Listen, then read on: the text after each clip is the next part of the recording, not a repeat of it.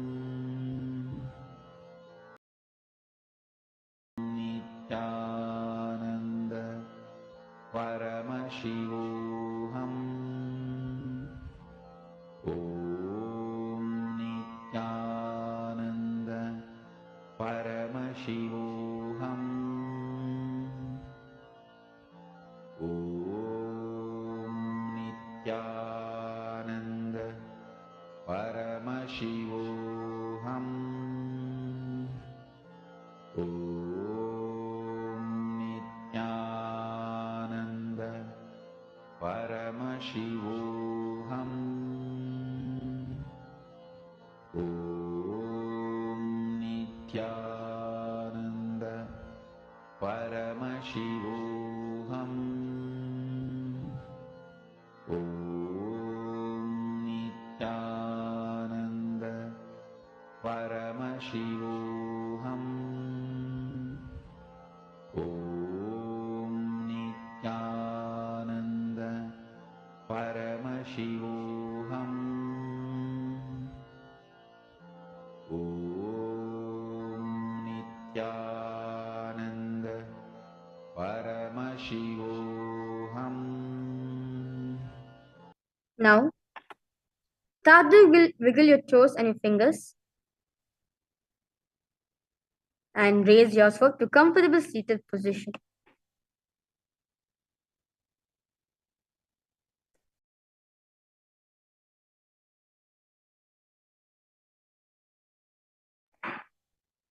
Congratulations for all the participants. You have finished the Ditya Krama sequence, the 308 asanas. So right after this, now we have infused our whole body with Paramashivata, hence Paramashiv's energy. The best way to retain this energy within ourselves is by doing the power manifestation right after this. So I request all participants to stay back, and we'll be now doing the power manifestation right after yoga. We'll be now closing this yoga session. I request all of you to sit in a cross-legged position with your head, neck, and spine straightened. Bring the palms together in front of your heart, Namaskar Mudra. Close your eyes. We'll be now chanting the Purna Mantra.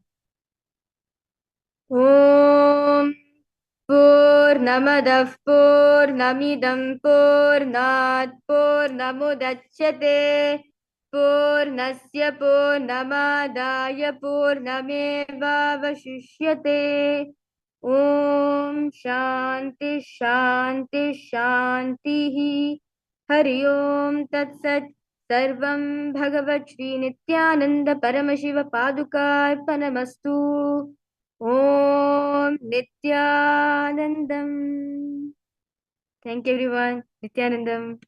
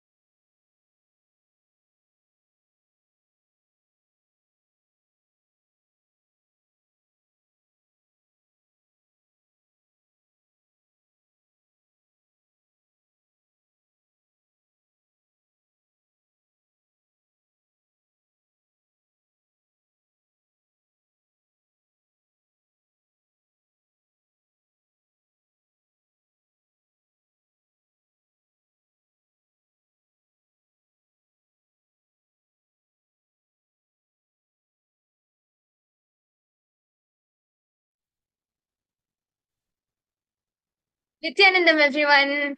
So nice to see all of you again here, ready for yet another exciting day of Paramashivoham ahead of us. After that very powerful and intense yoga session, let's go ahead and enter into the power manifestation session. Ma Maria, Ma Iqbal Bano, Ma Li Ching Chang. If all of you are ready, can you put a message in the chat section?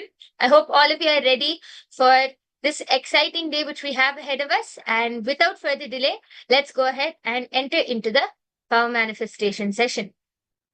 In the first session of today, we are going to be manifesting the power of seeing through the third eye. We are going to be identifying various images which I am going to be projecting in front of all of you. So let's go ahead and get started now.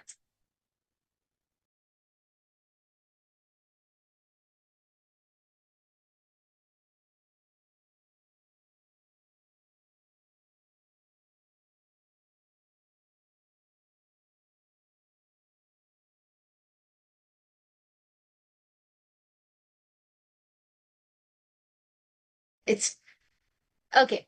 So let's first listen to the Shastra Pramana for this power of third eye, which comes from the Vijnana Bhairava Tantra, Sutra 34, Dharana 8. The Shastra Pramana goes, Kapalantarmanonyasa Tishtanmilitalojanah Kramen Manasodardhyat Lakshaye Lakshyamuttamam. Bhagavan Paramashiva says, by fixing the mind on the inner space within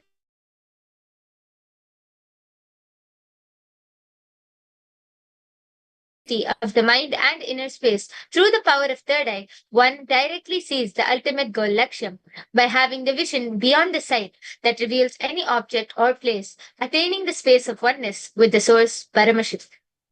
The next is the Apta Pramana, which is the time-tested experiences, the testimonials, experiences of our ancestors, the rishis, siddhas, munis, all of those great beings who experienced and manifested these extraordinary Shaktis. So this Apta Pramana goes back to the time of the Mahabharata, which is one of the greatest Hindu Puranas alongside the Ramayana. Just before the 18 days of the Mahabharata war started, Arjuna fell into a dilemma and turned towards Bhagwan Shri Krishna for help.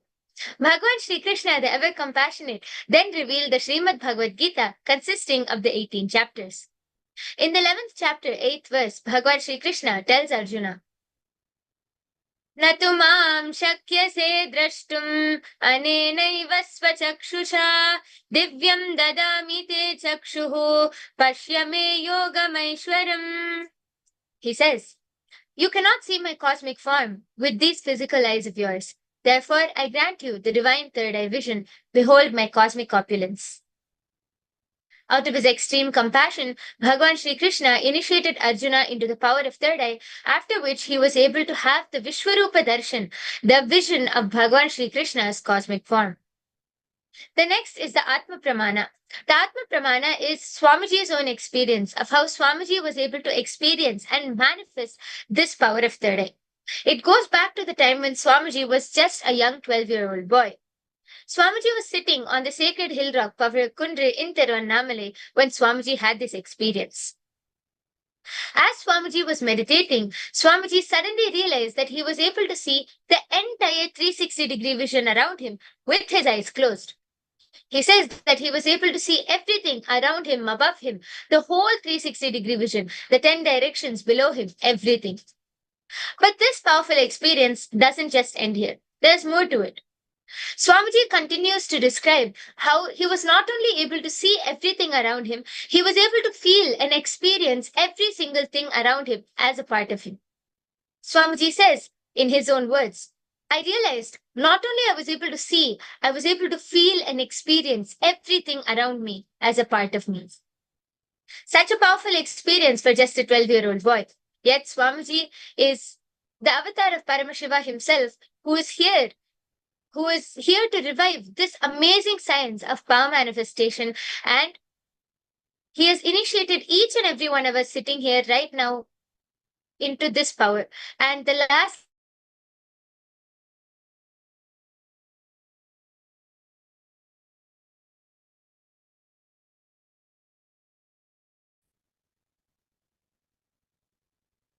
Yes, sorry for that. I hope I'm audible.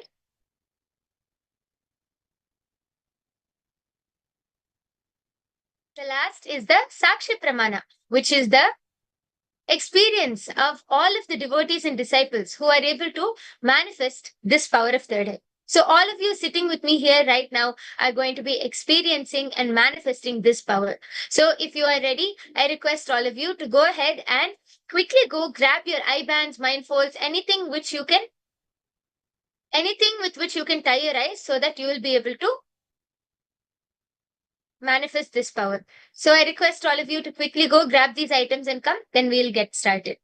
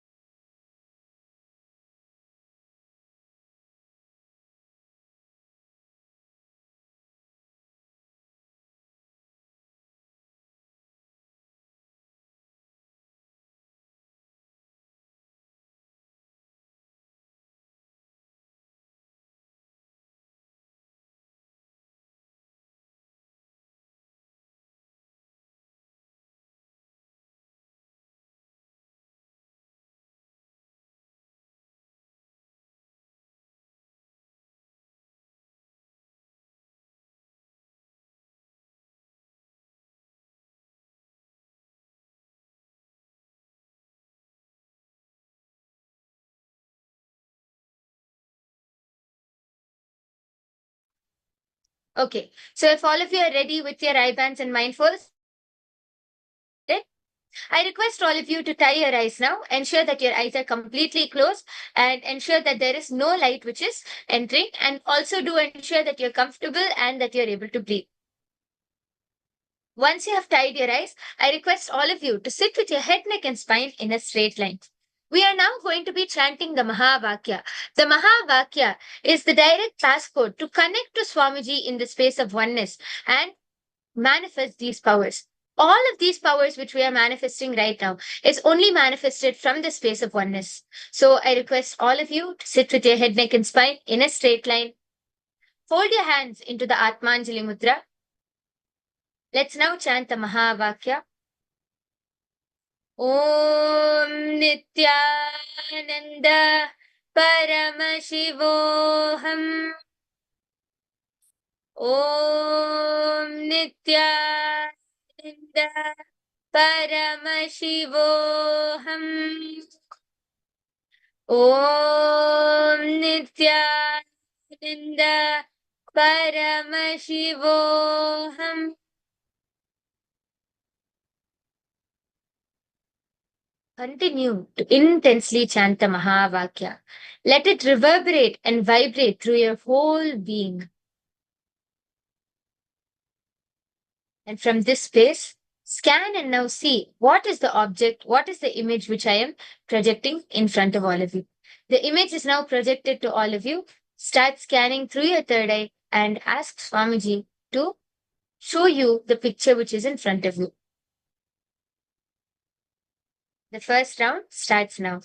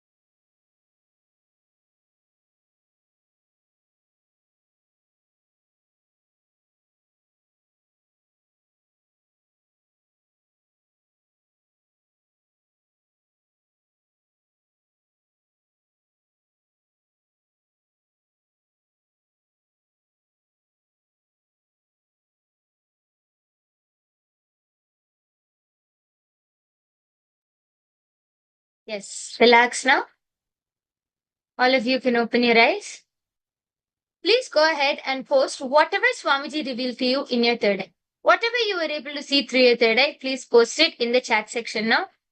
The color, the detail, the size, the image, whatever appeared to you in your third eye, please post it in the chat section. Then we can verify. Ma Iqbal Bano, Ma Li Ching Chang. Can you please post whatever you were able to see, Ma?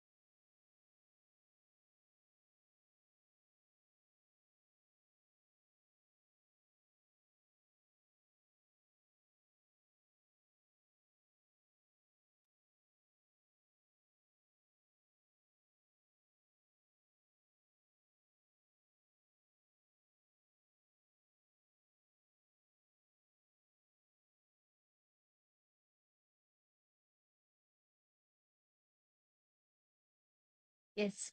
So, okay, so my Iqbal Banu was not able to participate in this round.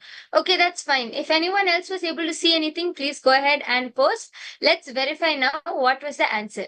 And yes. So as all of you can see, it's a beautiful picture of a water lily, a white water lily, as you can see. It has many petals. It has a yellow middle with it's on a lily pad, I think, which is green color and which is definitely, obviously, on water.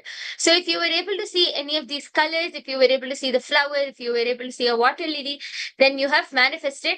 And a big round of applause for all of those who have manifested in this round. So please let us know what were you able to see, what was your experience, whether you were able to manifest or not, and how did you feel while manifesting.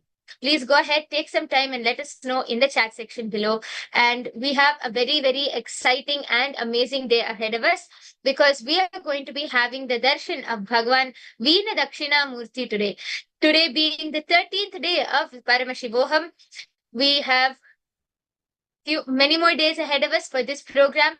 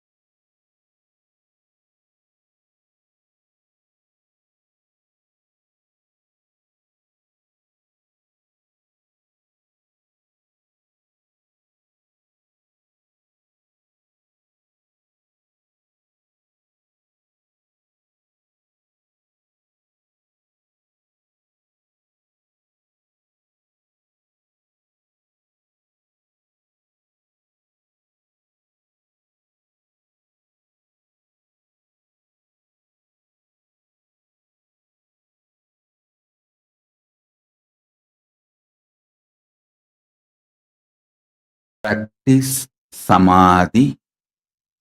Enrich the world with Samadhi.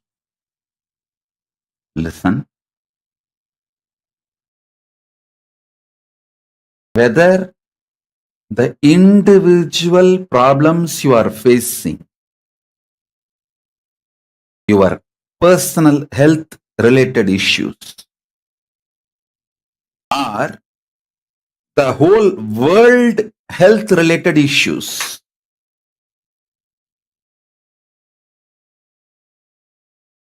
whether you are facing your personal economic problems or the world health crisis, whether you are facing personal relationship issues or the relationship issues between the countries globally, for everything, practicing samadhi is the most powerful solution. Please understand. When you practice samadhi,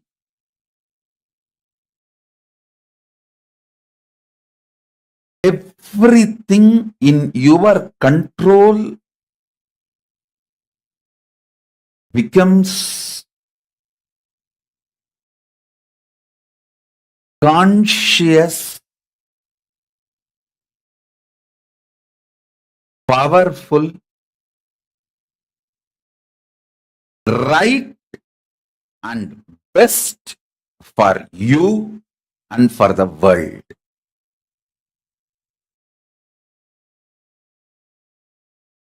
I'll give you an example. If you start practicing samadhi,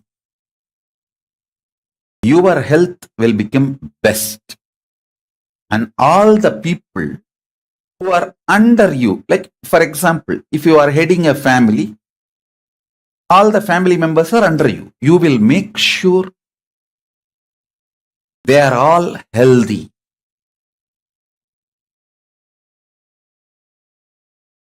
If you practice samadhi, you will keep your relationship with you best, and everyone who is under you, around you, all their relationships best.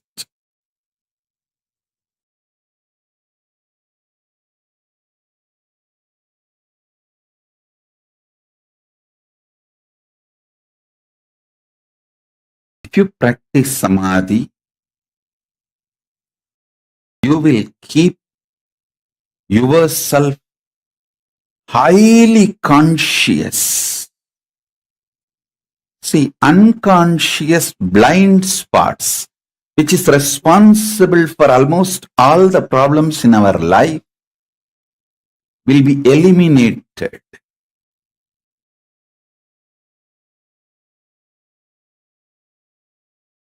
Nirvikalpa samadhi is silence, soaked in silence, soaked inside the silence,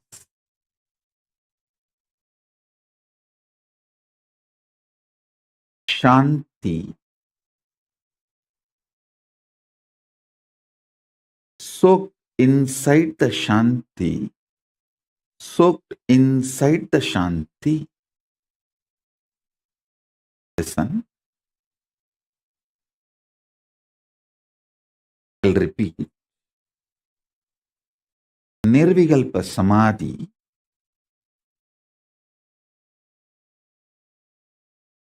is silence, soaked inside the silence, soaked inside the silence.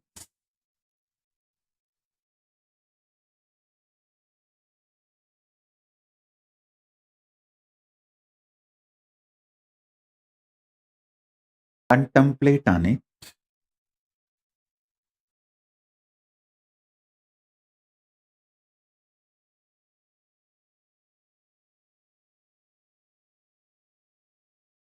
Contemplate on it.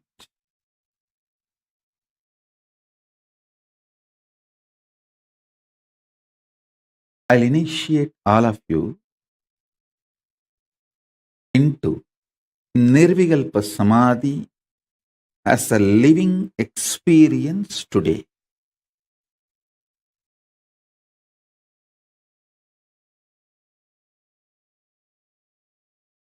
If you are a person using English as the language for your inner talk, use this line to meditate now. Silence, soaked inside the silence, soaked inside the silence.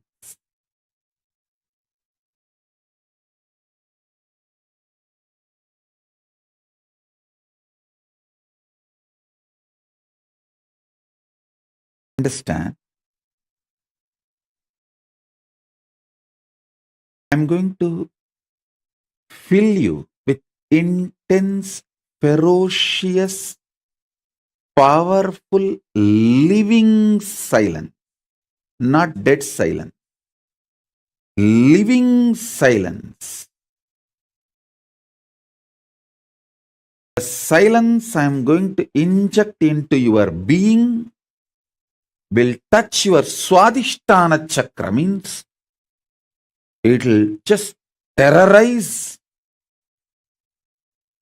the patterns and fears in you. The fears and patterns will melt down like how the metals melt in the extreme heat.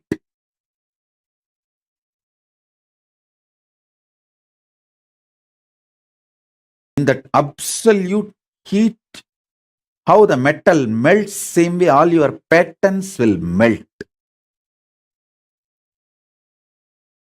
So it is not dead silence. So listen carefully. It is not dead silence. It's a living silence. I'll initiate you into this living silence. So you are liberated from the patterns. I tell you, freeing yourself from the fear gives you the power to negotiate in life. Understand? Everything is negotiation in the life. Whether the decision you take, what time to wake up, how to wake up, what to use to brush your teeth, what to use to wash your body, everything is negotiation.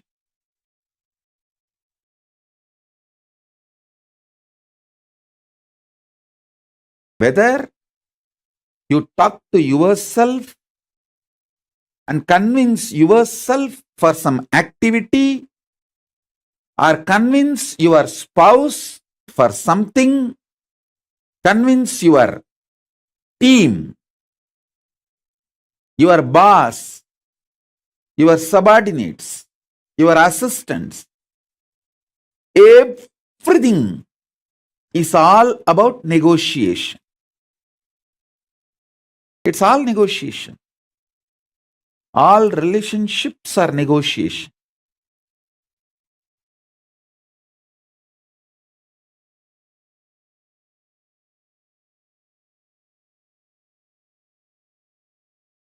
When your fear patterns melts away,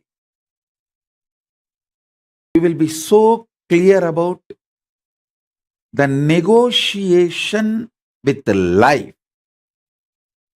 You will create such blissful, happy powerful ambience around you. And you will know very clearly with whom you should negotiate, what, how. You will be the boss of your life if you master your fears and ability to negotiate. That's all. That's all is life. So with this infusing Nirvikalpa Samadhi in you, melting down your fears, I will empower you with the negotiation power. Negotiation skills.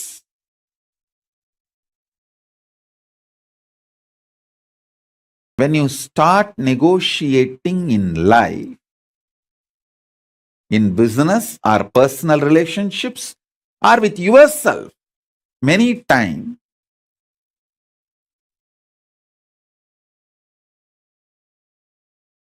even what time to sleep, what time to wake up, if you learn how to negotiate with yourself, you will be successful in all the lifestyle I am teaching.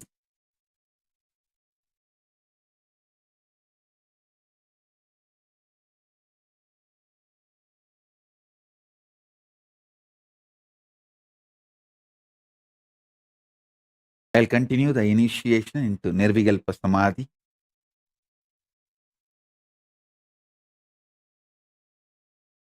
Sit straight. Remember this one line. Silence. Soaked in silence. Soaked in silence. Silence. Soaked in silence. Soaked in silence.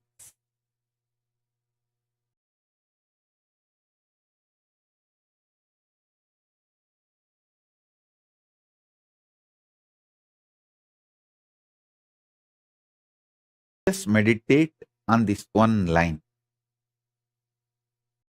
Om.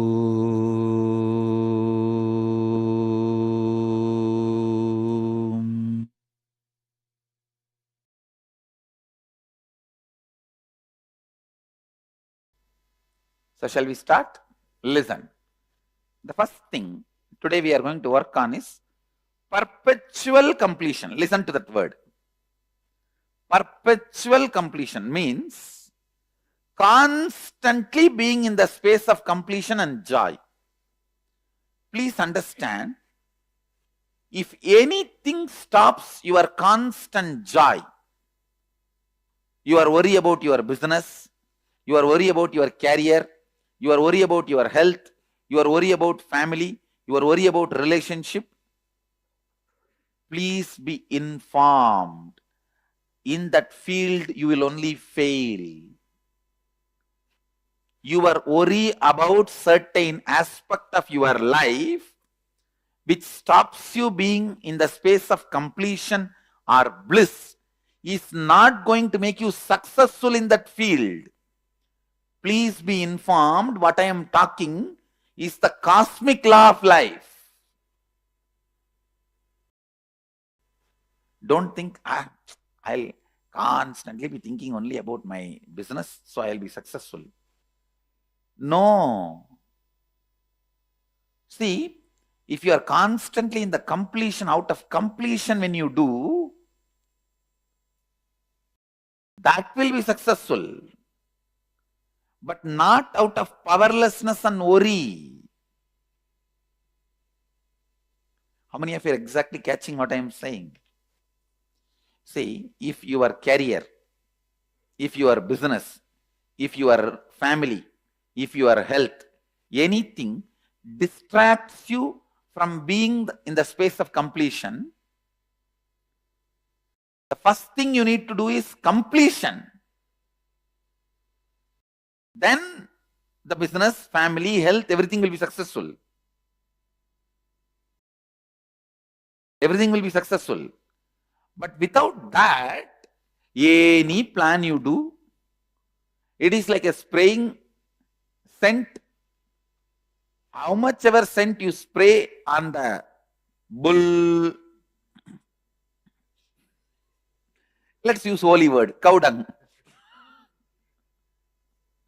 In West they use drastic word. How much ever you spray, you can't change the smell. Same way, how much ever you brood over on your incompletion, out of your incompletion, it will never lead to success. I'll give you more precise example. You have somebody has a health issue and he thinks, once this health issue is settled, I am always in completion. I'll be in bliss. It will never happen. It will never happen. Once this family settles, I am always in the space of completion. I will always be in the space of bliss. That is never going to happen. Once these office issues are settled, I will be always in the bliss. What Swamiji's bliss? I'll be more blissful than him. Please understand, whenever you postpone your completion for some outer happening, be informed you are not going to reach it. What I am talking is the simple, straightforward law of life. We always think, no. I'm happy in many things. Only this, that once that is done, I'll be happy. Please understand, completion, bliss, fulfillment, peace, joy. Actually, all these are different words for the same space. Is not going to come if you are waiting for certain situation to bring that into you.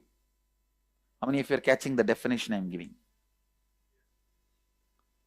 If you are waiting for certain situation to bring that into you, be informed. You are not going to catch it. You are not going to get it. That is not the law with which incompletions work. So be very clear. Perpetual completion is the first priority. Catch the perpetual completion, then you will see in your life the whole ball rolling. Whatever you want happening, whatever you want is just expressing. I tell you, how much ever you try to ask for the shortcut, the most shortest cut is bring authenticity and completion to you. Bring authenticity and completion to you. That is the only way power, energy, auspiciousness, fortune, everything good will express. Everything good will express. And I tell you, perpetual completion keeps your kundalini high as possible. And that only makes you do everything successful. Everything successful. Like whether the powers you want to have health, or the powers you want to give health, or powers you want to have wealth, or powers you want to have to give wealth, or the powers you want to have like a third eye opening, blindfold reading, or anything for yourself or others. Perpetual completion forms the basis. Please mark the word. Perpetual completion means continuously enjoying completion. Continuously enjoying joy. Continuously living happily.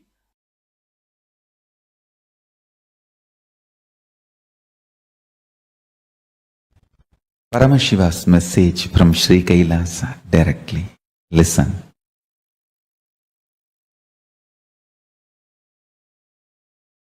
Principle P-R-I-N-C-L-E. Principle, knowledge. Listen, principles of principal knowledge. Principles of principal knowledge.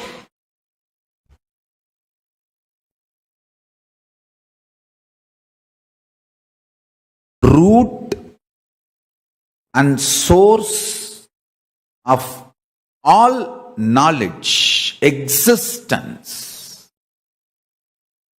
is Nirvikalpa Samadhi. Understand? The principle, source of the principal knowledge, principles of principal knowledge. I'm trying to put it in multiple ways. Straight, simple, in one line I can say, source of all knowing is Nirvikalpa Samadhi. It is too easy to achieve because every breath takes turn touching your Nirvikalpa Samadhi space. Means if you are breathing from Nirvikalpa Samadhi. If that Nirvikalpa Samadhi stops reflecting on your body, it becomes dead. Nirvikalpa Samadhi is a tattva. Only if that is reflecting. For example, if a sun is reflecting on the mirror, only that mirror is lit, alive. If the sun is not reflecting on the mirror due to some reason, the mirror will not be alive, lit. Your body is like a mirror. Only if it is reflecting Nirvikalpa Samadhi for some reason, it is alive. The moment the Nirvikalpa Samadhi stops reflecting, it is dead. So please understand. My mission is to teach the whole world the principal source of knowledge, principles of all the principal knowledge. Understand?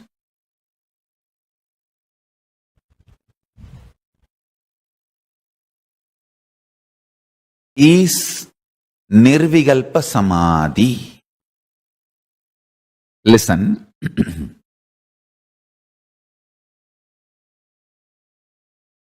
Whether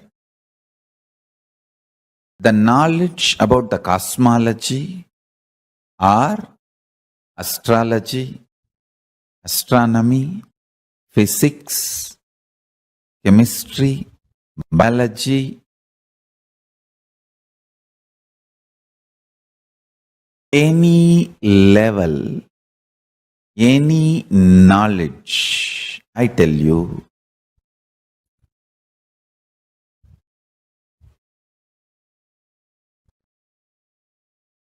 the source is Nirvikalpa Samadhi. If you can touch that,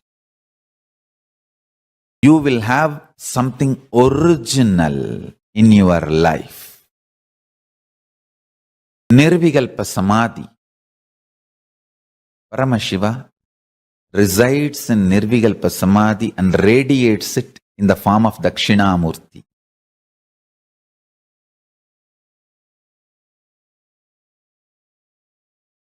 In all our temples, Dakshinamurti radiates the biology of Nirvikalpa Samadhi. Anybody wants Nirvikalpa Samadhi?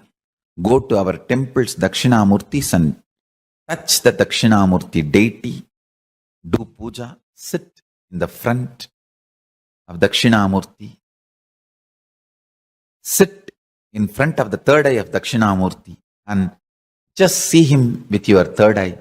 You will fall into Nirvikalpa Samadhi. He carries the very biomemory, conscious decision, will to be in Nirvikalpa Samadhi. In Nirvikalpa Samadhi, all will melts down. That tattva, Nirvikalpa Samadhi tattva, radiates as a living will in all our Dakshinamurtis. Understand?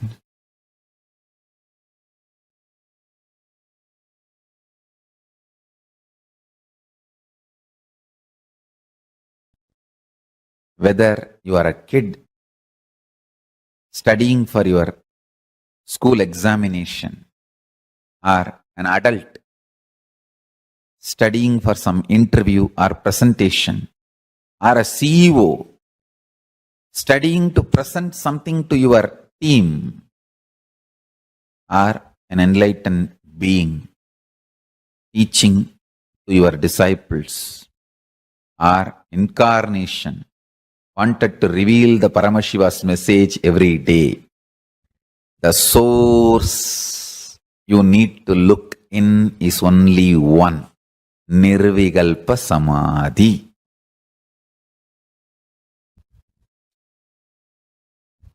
Nirvikalpa Samadhi makes a tireless inner space. So, it's an amazing combination of ultimate memory power,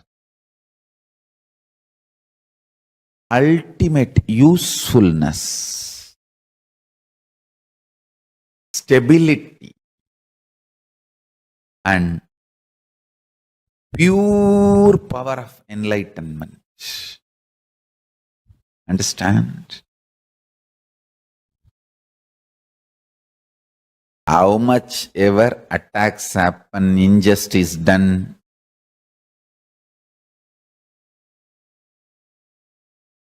you can see every day I come and sit, go on revealing original truths. Listen. Every satsang is I am opening my inner space, Kailasa, for all of you to taste. You can see very clearly all the assassination attempts, or lawfare, injustice, defamation, abuse, done in every level. Nothing touches that inner space. Tirelessly go on downloading the highest truths and go on radiating and manifesting.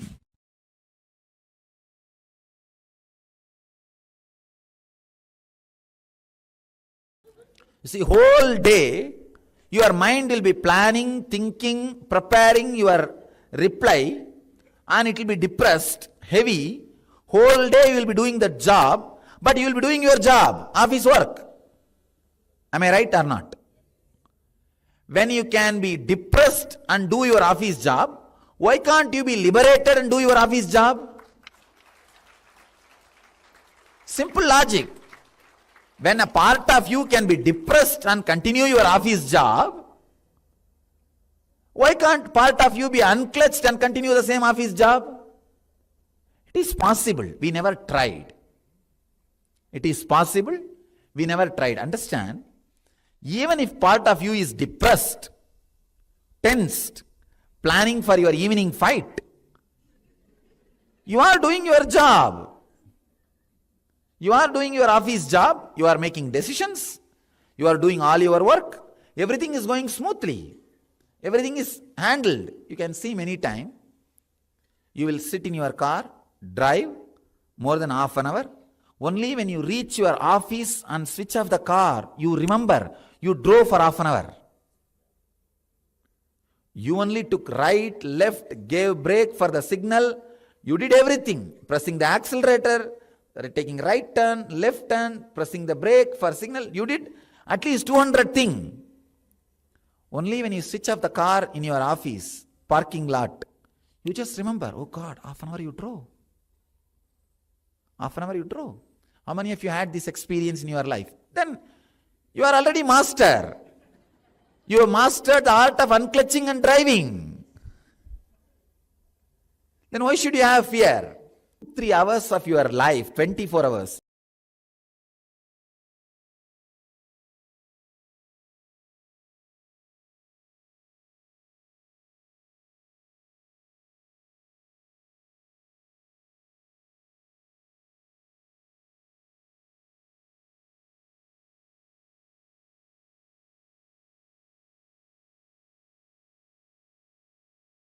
If you remember this and come back to your center, actually, when you unclutch, please understand, just understand that first. When you unclutch and sit for a few minutes, you will have a kind of a awareness in this area. This area you will settle down. Below the heart center, above the navel center. That is the area you will usually feel like you are settling. All I am saying is, when you again and again and again unclutch in your whole day routine, whenever emotional tsunami attacks you, unclutch and come back. Whether your boss firing at you or you firing at somebody, when you are imbalanced, come back. Come back to that center. Even if you come back and be in that center for 2 to 3 hours in a day, you will carry that flavor of unclutching whole day. All your decisions will be made out of that unclutching mood. All your decisions, your actions will be out of that nirvikalpa mood. See, carrying that nirvikalpa mood in your life is enough. You will be Jivan Mukta. You will be Jivan Mukta. Nothing else is required. Instead of carrying the depressed mood whole day, irritated mood whole day and working, I am just replacing that mood to this mood. Actually, what will happen, if you practice the replacing of irritation mood to this unclutching mood, within a month you will see, you just start rejoicing that unclutching mood. The time in which you stay in that unclutching mood will start expanding. The recovery time from any tsunami will start reducing. The first 10 days, the recovery time will be 2-3 hours. If you had a fight, it will take 2 hours for you to recover and come back to the center. After a month, it will be half an hour. After 2 months, it will not be more than 3-4 thought. 3-4 thought. Hey, all right, this is what, come on, get back, over. Nothing else. Recovery time, reducing the recovery time is Nirvikalpa Samadhi. Understand? I am making the whole thing practical day to day. If you lose something, think it is a Guru Dakshana given to me. Forget about it. I tell you, just the simple process.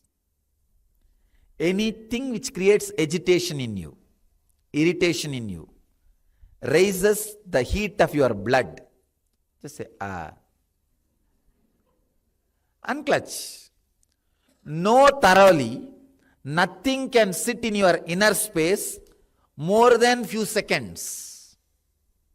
Understand? This is a basic truth. Just the moment you have the thought of moving the right hand, it has already moved. If it comes back, again move the left hand. If it comes back, all you need, only 2-3 few times, not more than that. You will see very clearly, no problem is more adamant than your fear that problem may come back.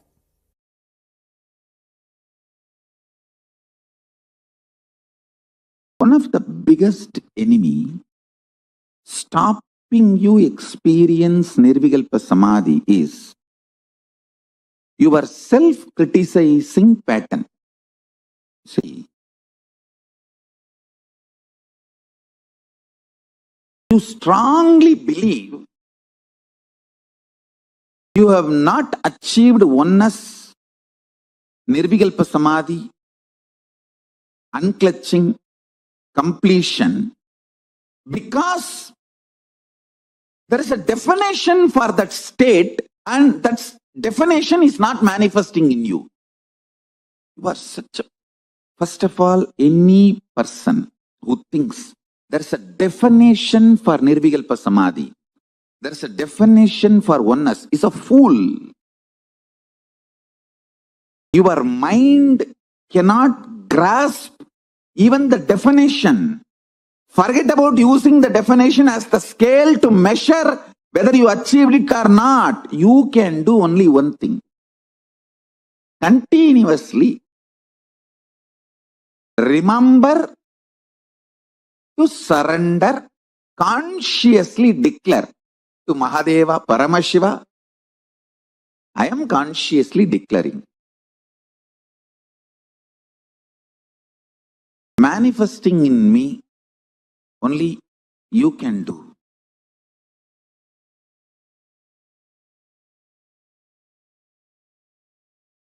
I'll tell you precisely, exactly right attitude. Declare to Paramashiva, Prabhu, really, I personally do not know much about the way you exist. But as per your declaration in Vedas and Agamas and my Guru's confirmation, I have some idea about how you exist. Whether that idea is complete or not, I do not know. But what I know as me, I surrender unto you. I offer me to you. Please, you take away me in you. You radiate. Let you alone exist. Let me experience absolute oneness, Nirvikalpa Samadhi, unclutching, complete completion, or whatever the highest state. I may not know the name or words to describe. Let me experience that. Declare it consciously. Remember one thing. Even if you are consciously enjoying somebody swimming, his brain activity, his neuron activity is mirrored in you. Even ordinary swimming, his neuron activities are mirrored in your brain. Can't you understand the great cosmic experience, existence, Paramashiva, when you surrender to him, will his neuron activity not mirror in you? Don't you understand?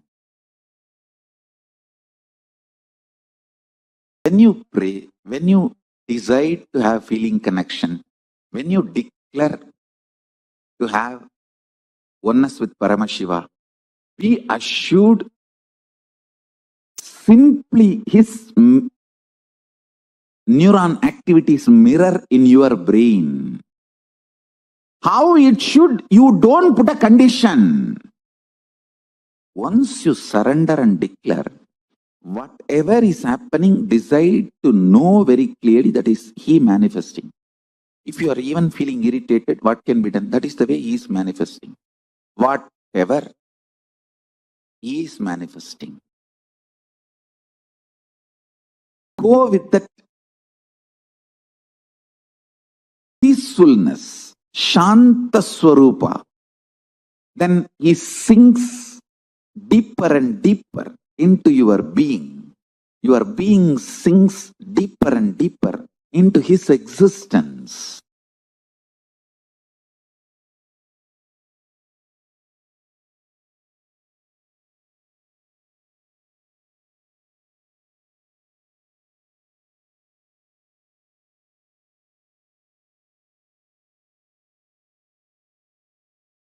Nithyanandam. Yes, I hope all of you enjoyed that wonderful session from directly with Swamiji himself. So, can all of you take a few minutes just before we move on to the internalization exercise? Can all of you take a few minutes now and share How was this session? How did you enjoy? And what was your experience while listening to Swamiji speak about these amazing truths? Ma Carolina, Ma Iqbal, Ma Maluhia, Ma Lin Chi Chang. Can you all go ahead and share your experience now before we move on?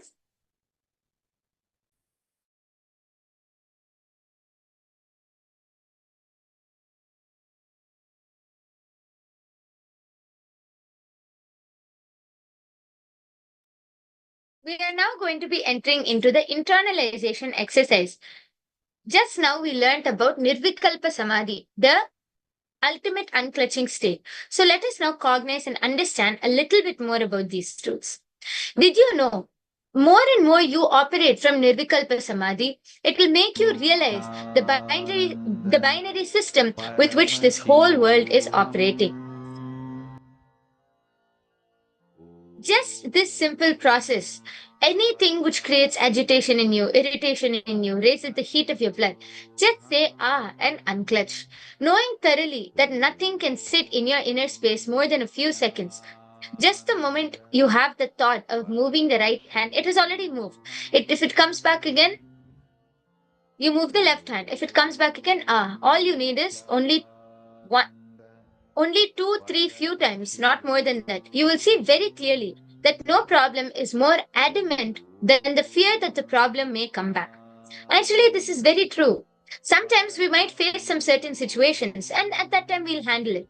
But after that, what we are more paranoid about the situation coming back, about the problem coming back, even when the problem is not even there.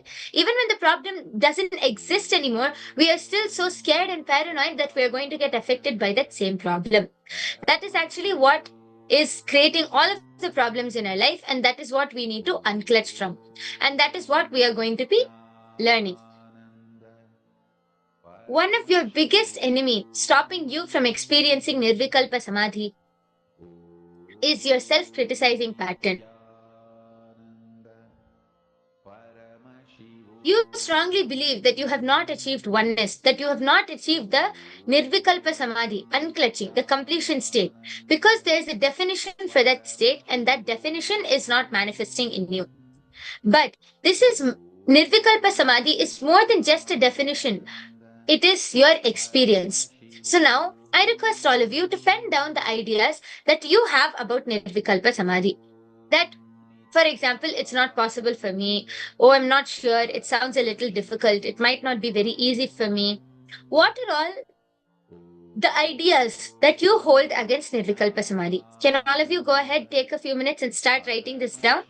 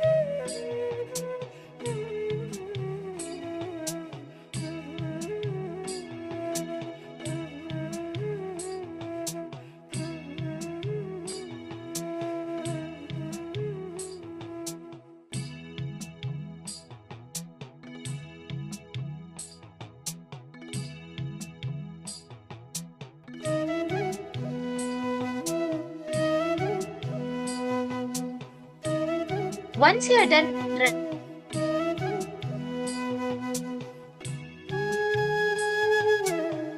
down, when you started to cherish the self-criticizing patterns within you. Once you are done writing down all of the ideas which you have about Nirvikalpa Samadhi, about unclutching, start penning down. When you started to cherish the self-criticizing patterns within you and re-live to complete it. Please go ahead and do this process.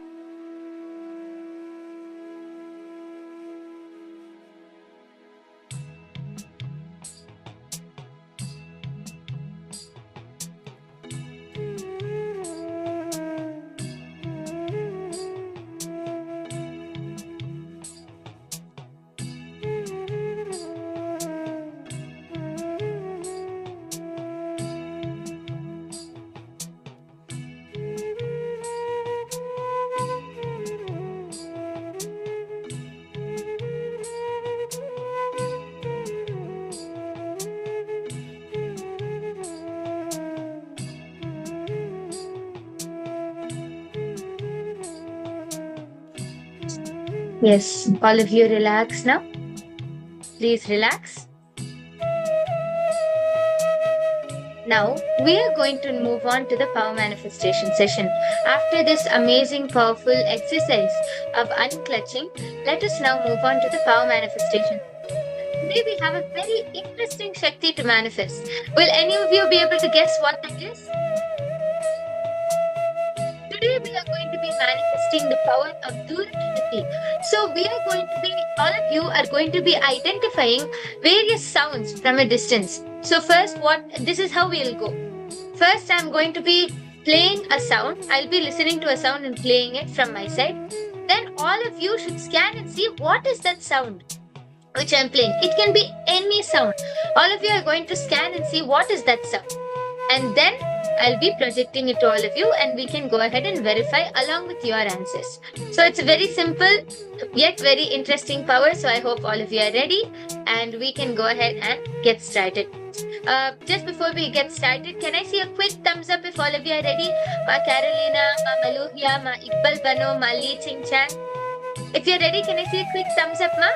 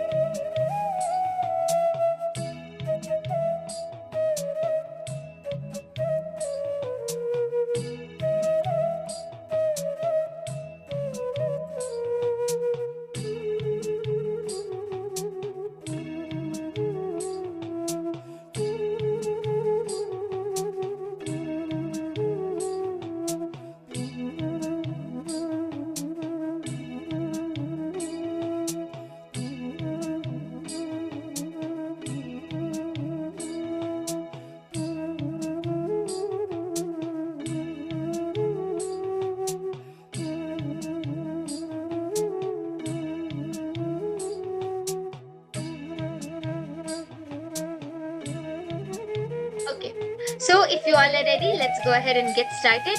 We are going to now enter into the first round.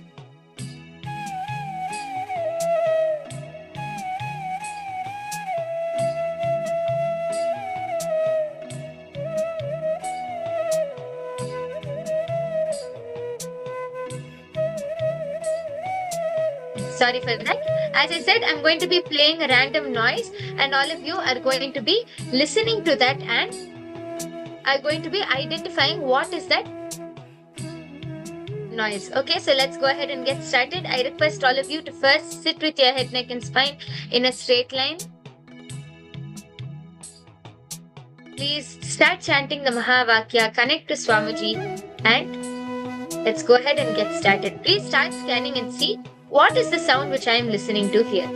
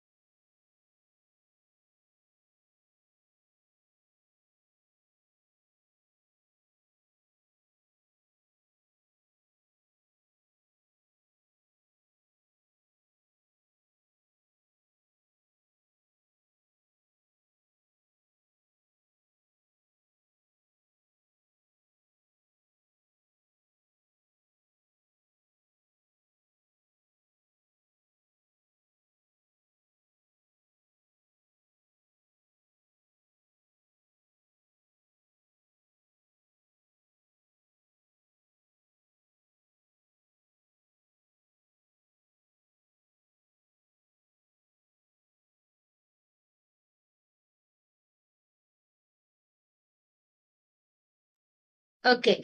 So I request all of you to go ahead and start posting now. What were you able to hear? What were you able to hear as a song which I was playing? Please go ahead and start posting. I see Ma Iqbal Banu has posted that she was able to hear Swamiji's voice. Yes. What else were you able to hear, Ma? You can explain the beat or the sound, the tune of the music, anything which you were able to hear. Please go ahead. I request all of you to post.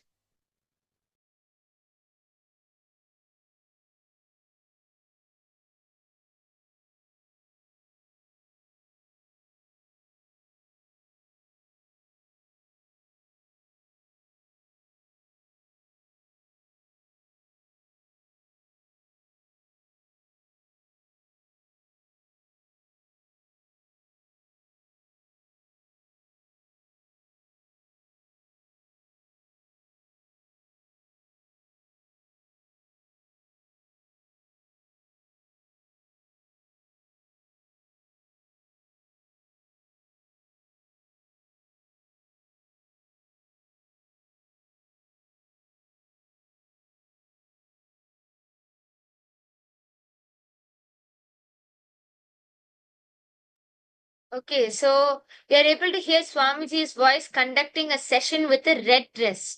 Okay, Ma, anything else? Please go ahead and post.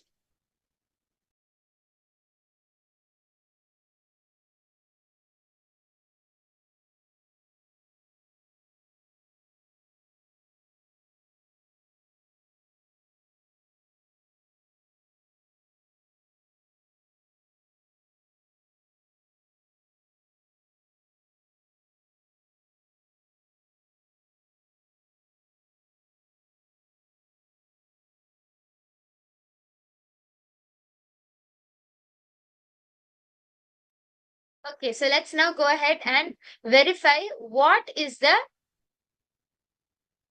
audio, what was the music which I was listening to.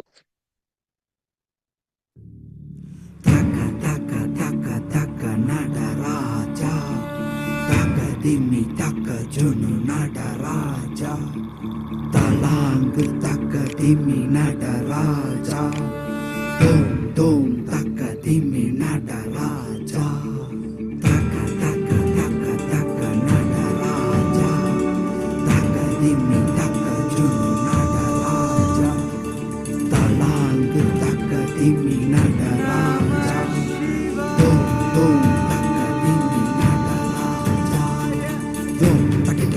Takita takatilika. Takita takita takatilika. Takita takita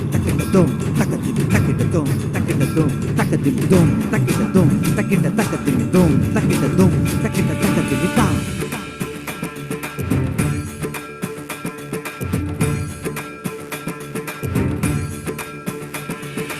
ஆடுகின்ற Yes, so that was the audio which I was listening to, and my Iqbal, you saw Swamiji, and Swamiji is there in this song. Swamiji is there. Swamiji is wearing a maroon. His Swamiji is wearing that maroon brown Purnakavi color, so not a red dress, but the maroon Purnakavi color. And as you can hear, it has a lot of active beats. And yes, so if you were able to see anything like this, if you were able to if you had any experience with the first round, please go ahead and let me know. And now let's move on to the second round. I request all of you to start scanning and see what is this, what is the music which I am listening to, and then you can start describing it in the chat section. Then we can go ahead and verify. Please go ahead and start.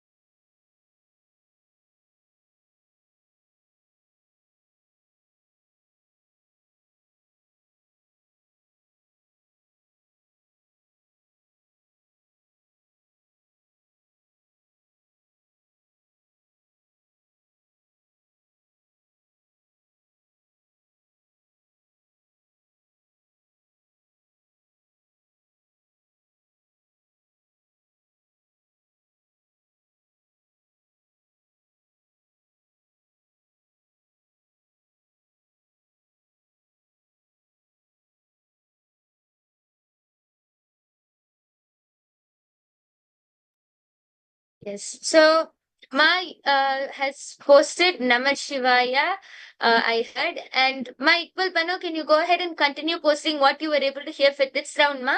Then we can go ahead and verify now.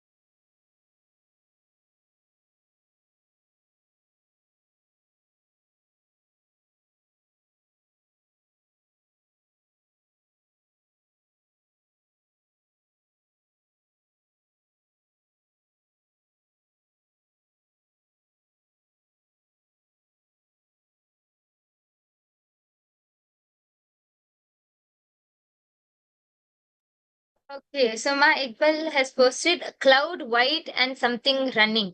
Okay, Ma, what was the sound which you were able to hear? Okay, it's around evening time. What was the sound which you were able to hear, Ma? Like the tune or the beat?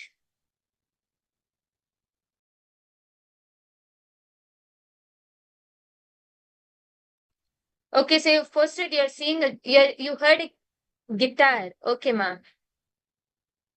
Okay, so why don't we go ahead and verify now what was the audio which which I was listening to?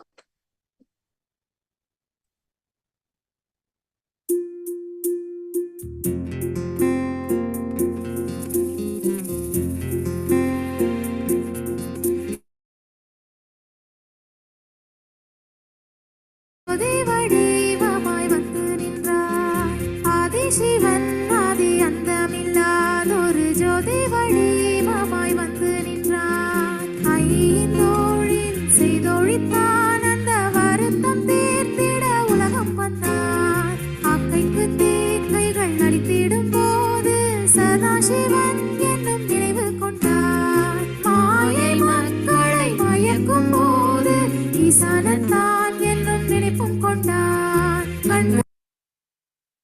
Yes, so this was a song, a very beautiful song, the Adi Shivan song written by Swamiji himself. So yes, there are white clouds in the video, Ma. So there are white clouds with Swamiji in the middle and all of the different designs and everything. And it sounds more of like a flute or a veena, which is there in the background. I'm not sure if there's a guitar, but I'm sure there's a veena and there's flute music. So I think you've heard one of the string instruments, Ma.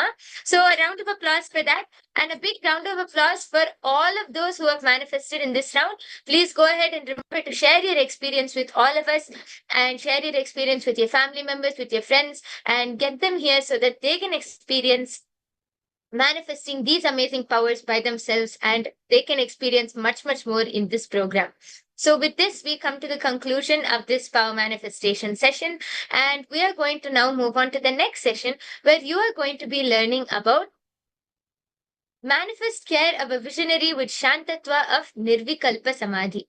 So I hope all of you are ready for this next session. Please sit back and enjoy as you learn about all of these great truths directly from Swamiji himself.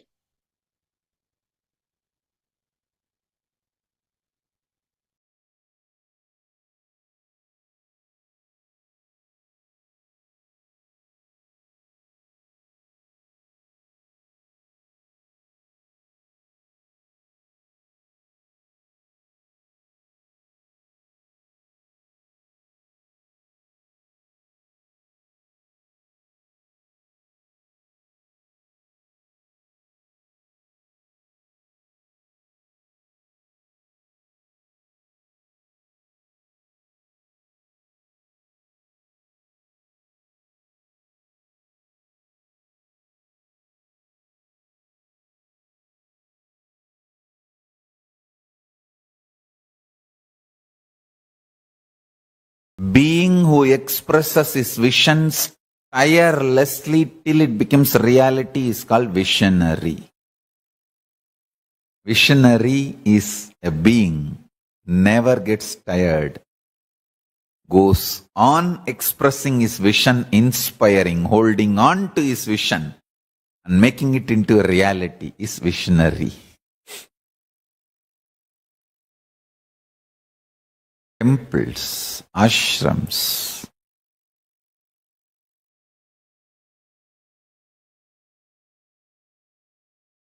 organizations, all this stands not on properties but on the intensity and the powerfulness of devotees. All this does not stand on properties but stands on intensity and powerfulness of devotees.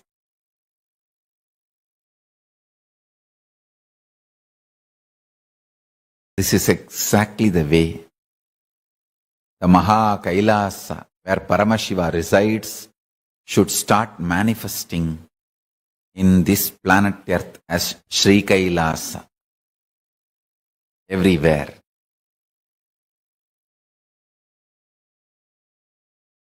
Listen. Unending patience. Again and again and again. Reviving. Reviving, reviving. Even though I operate within the time frame, the human frame,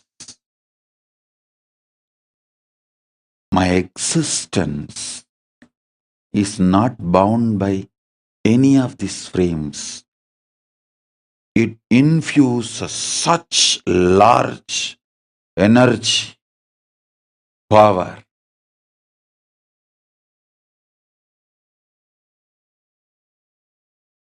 Eternal.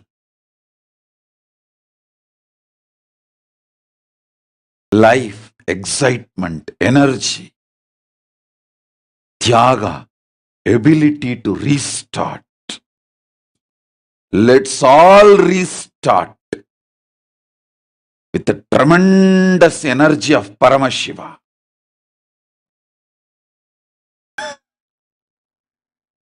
Let's restart everything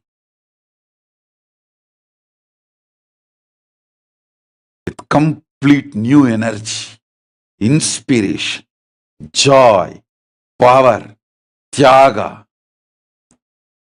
will, and ultimately Paramashiva's grace, very being.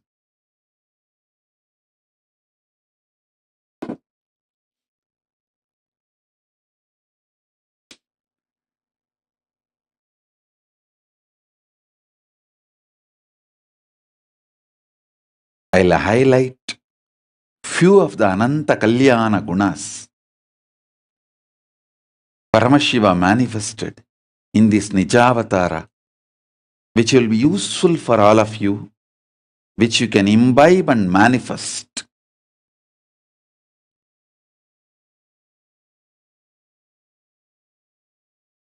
Absolute compassion and Paramashantatva. Because of extreme compassion,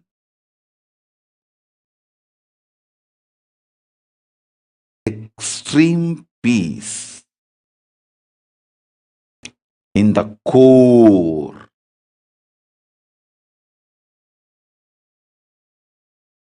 Not only not getting agitated by those so-called people who vomit poison and enmity, very strategically using them also as part to make Kailasa successful, to make my mission successful. That is what terrorizes those people who are vomiting poison, venom, and enmity. Listen.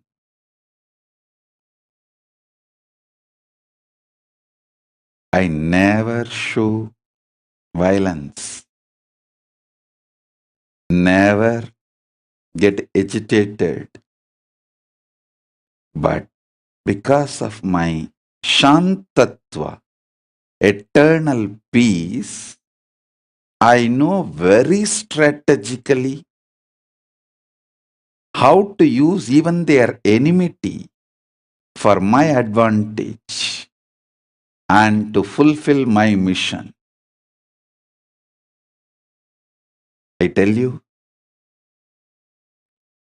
always decide how Paramashiva on the peak of Maha Kailasa is an eternal Shanta Swarupa, Paramashanta Swarupa and Paramashanta Nirvikalpa Samadhi.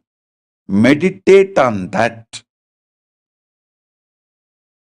During any agitation, anything tries to perturb you, shake you from externally or internally, just meditate on that form. How coolly he is sitting on the top of Maha Kailasa in blissful Shanta Swarupa and Nirvikalpa Samadhi.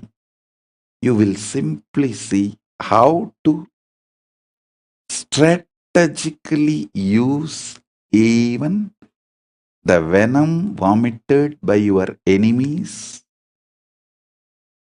I know how to make them part of my Sena without their knowledge. Understand? So even the agitation of the enemies, well used,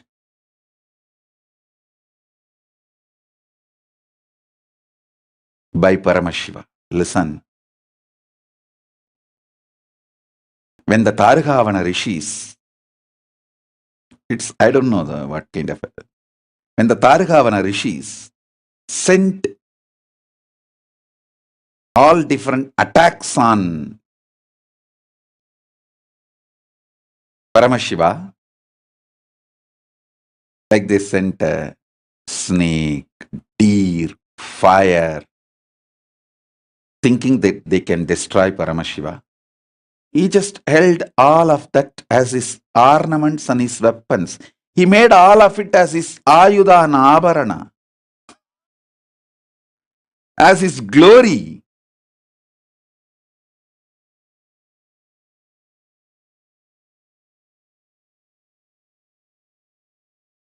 When Targhavana rishis, most powerful people, sent a snake and he held it like a toy and playing with it and controlling it, nobody else even dare to attack him. All of them know his power, his glory. They just disappeared. Nobody else even thinks about attacking him. Nobody even cherishes enmity towards him.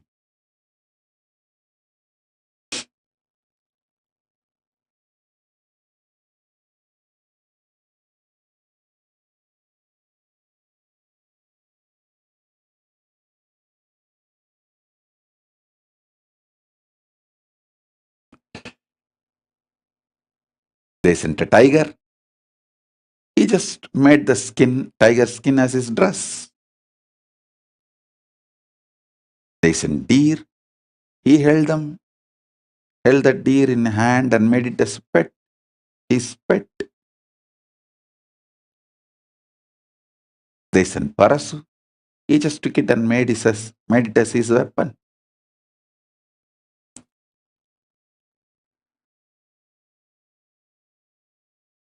Paramashiva is a living being, not just embodiment of few qualities. He is a living being. Karunamurti. Connect with him. He will shower his auspicious qualities on you. From the age of 8, my first book publishing, till now, even few hours before I am sitting and writing, and even though after setting a record, world record, that I'm the largest published author in any field. We have a book of records, Asia Book of Records. Even after the world record, I am continuing to write because I have something to share with you all. As long as Paramashiva has something to share with you all, he will continue to write through this Nijavatara. Same way. At the age of 5, during this month of Margari, my Acharya, he used to give regular satsangs in Tiruvannamalai temple, Unnamalai Amman Sannidhi, on Devaram, Tiruvasakam, Agama, Shaiva Siddhanta, all these Hindu scriptures. One day he made me sit and asked me to start speaking.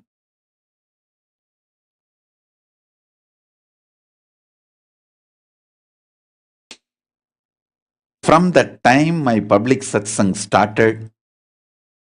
It is now 40 years of public satsangs. In this also we have set world record. The largest number of hours public discourses given. We have already set Asia Book of Records, and we are going to send both to Guinness Record, because even in Guinness Record, this is the record. Nobody else has set this record. We are able to break all the records, earlier records. Even after setting the world record, I don't feel tired or bored to speak. I have so much to speak. If I am stuck and sitting without words, not because I don't have anything to speak, I have too much to speak. And I am just waiting, thinking where to start. Understand? I am not stuck because I don't have something to speak. I am stuck because I have too much to speak. It's only traffic jam. If the words are not moving, not because words are not there, but because of the traffic jam.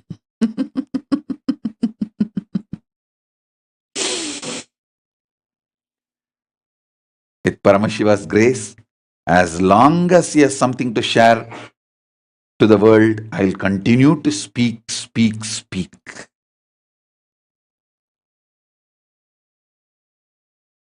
Tireless life. No boredom.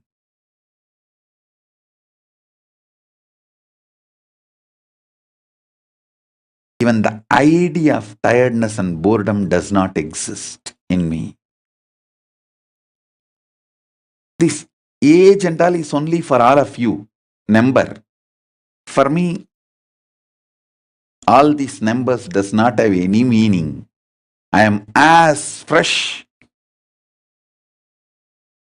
as my Guru made me sit on the stage in Arunachaleshwara temple, Unnamalai Amman Sannidhi at the age of 5, and asked me to speak with what enthusiasm. The grace of Paramashiva manifested as words through this Nijavatara. Even now the same enthusiasm, the joy of the child,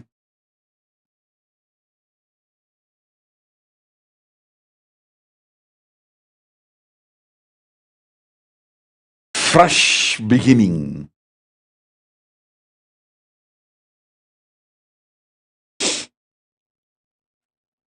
And I know, because it is from Paramashiva, it will be there forever.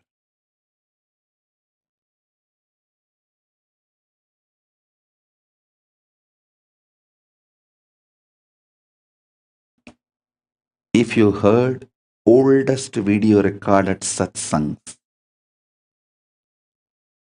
meditation instruction, when I guide meditations, and here today you will hear the same instructions for each meditation technique properly, without a word changing and without even the tone or the tune will be changing.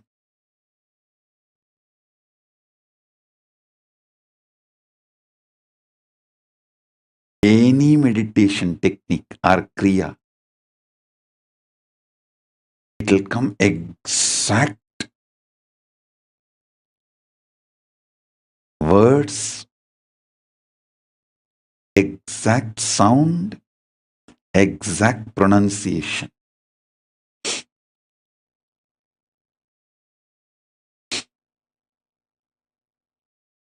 Because it is coming from Paramashiva, it will be there forever.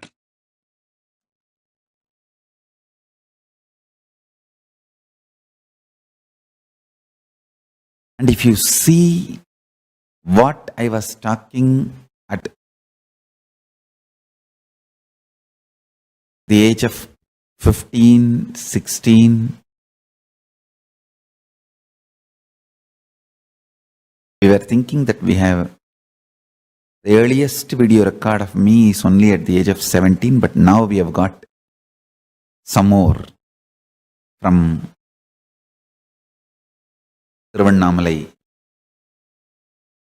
Older means the clips and recordings, audio, video from the age of 14, 15. The earliest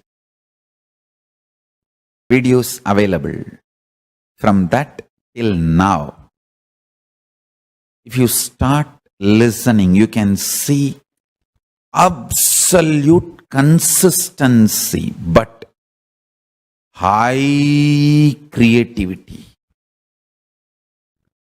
Absolute consistency, nitya, eternity, expressed in such extreme creative ways, Ananda. Understand, it is just because of Nirvikalpa Samadhi. Anyone who thinks I am little intelligent, even my enemies think. Even the people who cherish enmity towards me can't deny my intelligence. Core of my substance and core of my existence as Paramashiva is Paramashanta Swarupa. The core of my existence and core of my substance is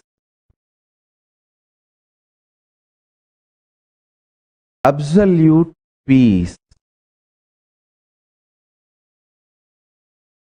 alive, living, vibrant, absolute peace, Paramashanta Swarupa. This Paramashanta, absolute peace, is delicious, healing, intelligence awakening. Listen to every word I am uttering. This Paramashanta, absolute peace, which is the core substance and core existence of me as Paramashiva, which is in all of you who feel you exist. Whoever feels that you exist, I, the individual existence in all of you, I am alive as Paramashiva. The core existence, the core existence and core substance of me as Paramashiva is Paramashanta. Not my habit, not my quality, but as core substance of my existence, I am Paramashanta. Meditate on this truth. This Paramashanta, which is in me and in all of you,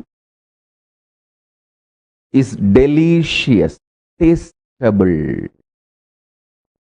palatable, enjoyable, experienceable. It's most delicious.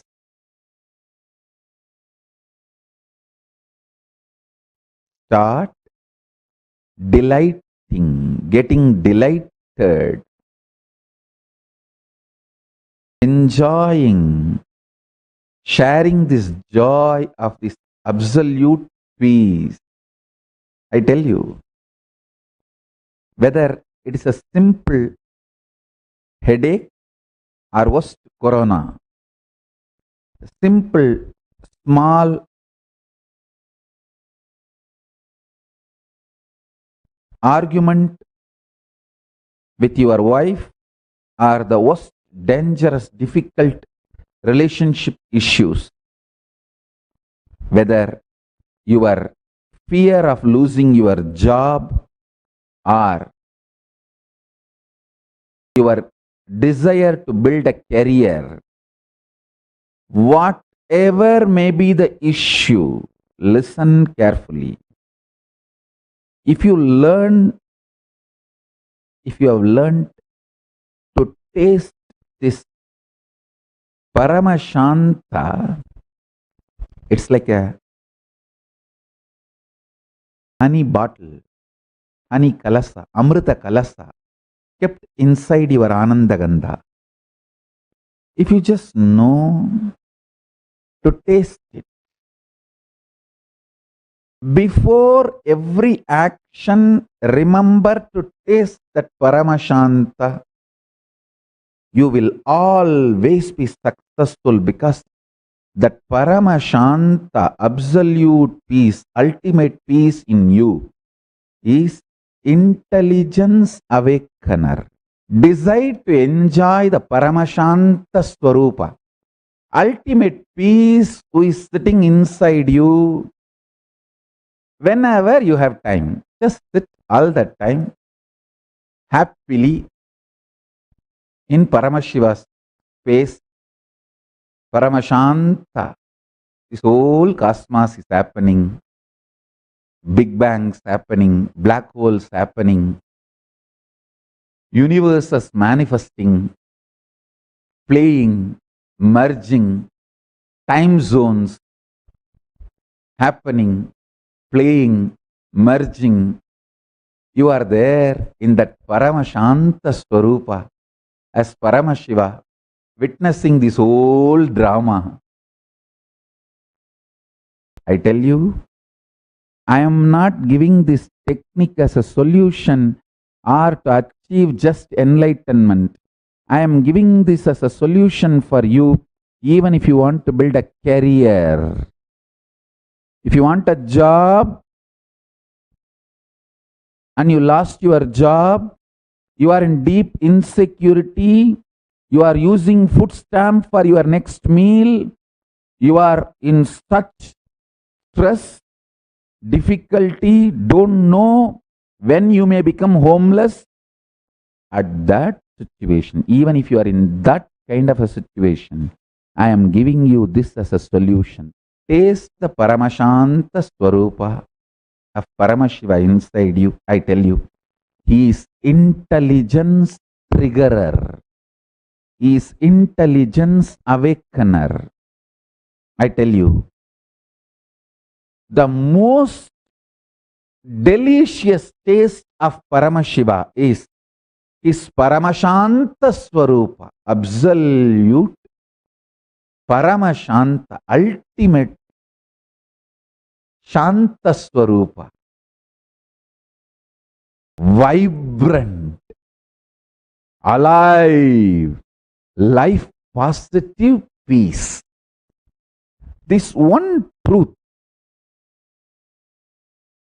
whether you are going to take any medicine for your physical, mental problems, or you are getting ready to have a argument with your husband or wife, or you are getting ready to give an interview for your future career, job, or you are getting ready for your education or the major decisions of your life, or you are getting ready to choose your future life partner, husband or wife, or you are planning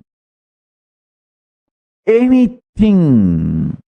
Before doing anything, take few minutes and taste the Paramashanta Swarupa, which is beyond religions, country, nationality, gender, sex, race, creed, beyond anything, beyond everything. Just connect with that Paramashanta Swarupa. There are multiple methods I have given to connect with that Paramashanta Swarupa of Paramashiva. Use any one of that method and connect.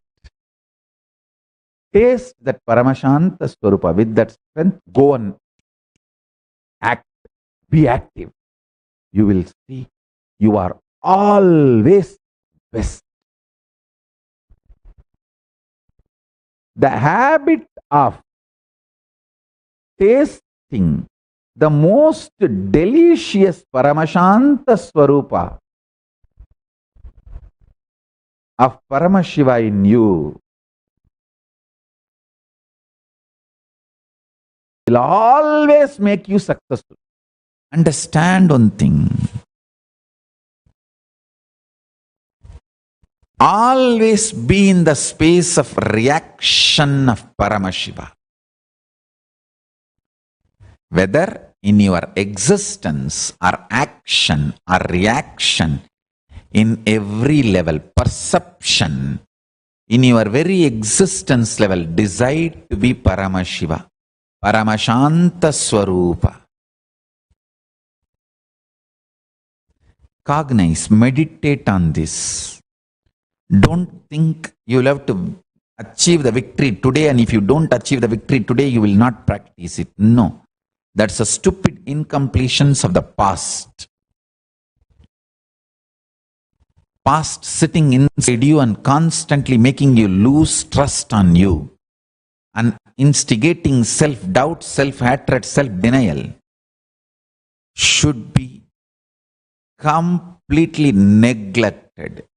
Disrespect your past. The reaction and reactionary assumptions you gathered from the past, do not allow them to live, work, be alive or active inside you.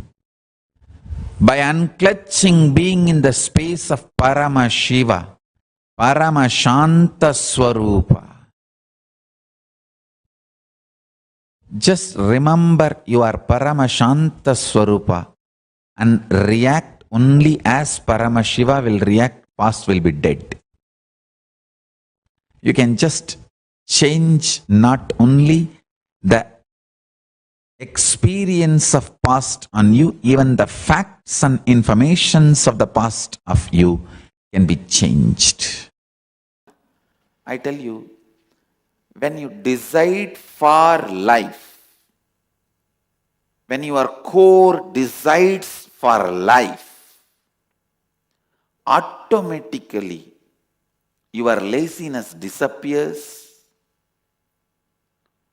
your boredom disappears, again and again and again, tirelessly standing up, tirelessly standing up.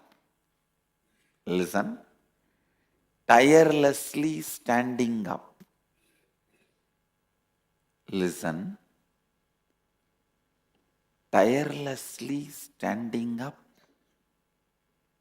again and again. Kuruvannevega karmani jijivishechadagum samaha. Deciding to live again and again, tirelessly standing up again and again, naturally aligns all your acts into the concept of life you carry. So all your commission and omission of the acts align themselves to the idea of life you have. To the idea of life you have. So your commission and omission of acts become complete with the idea of life you have. That's all. So understand, deciding for life again and again and again, not entertaining laziness, not entertaining boredom, being in the space of constant excitement, being in the state of constant passion, compassion, excitement. So understand, the only way to be free from karmas, the bondage created by acts, by deeds, the only way is decide for life. Decide for life.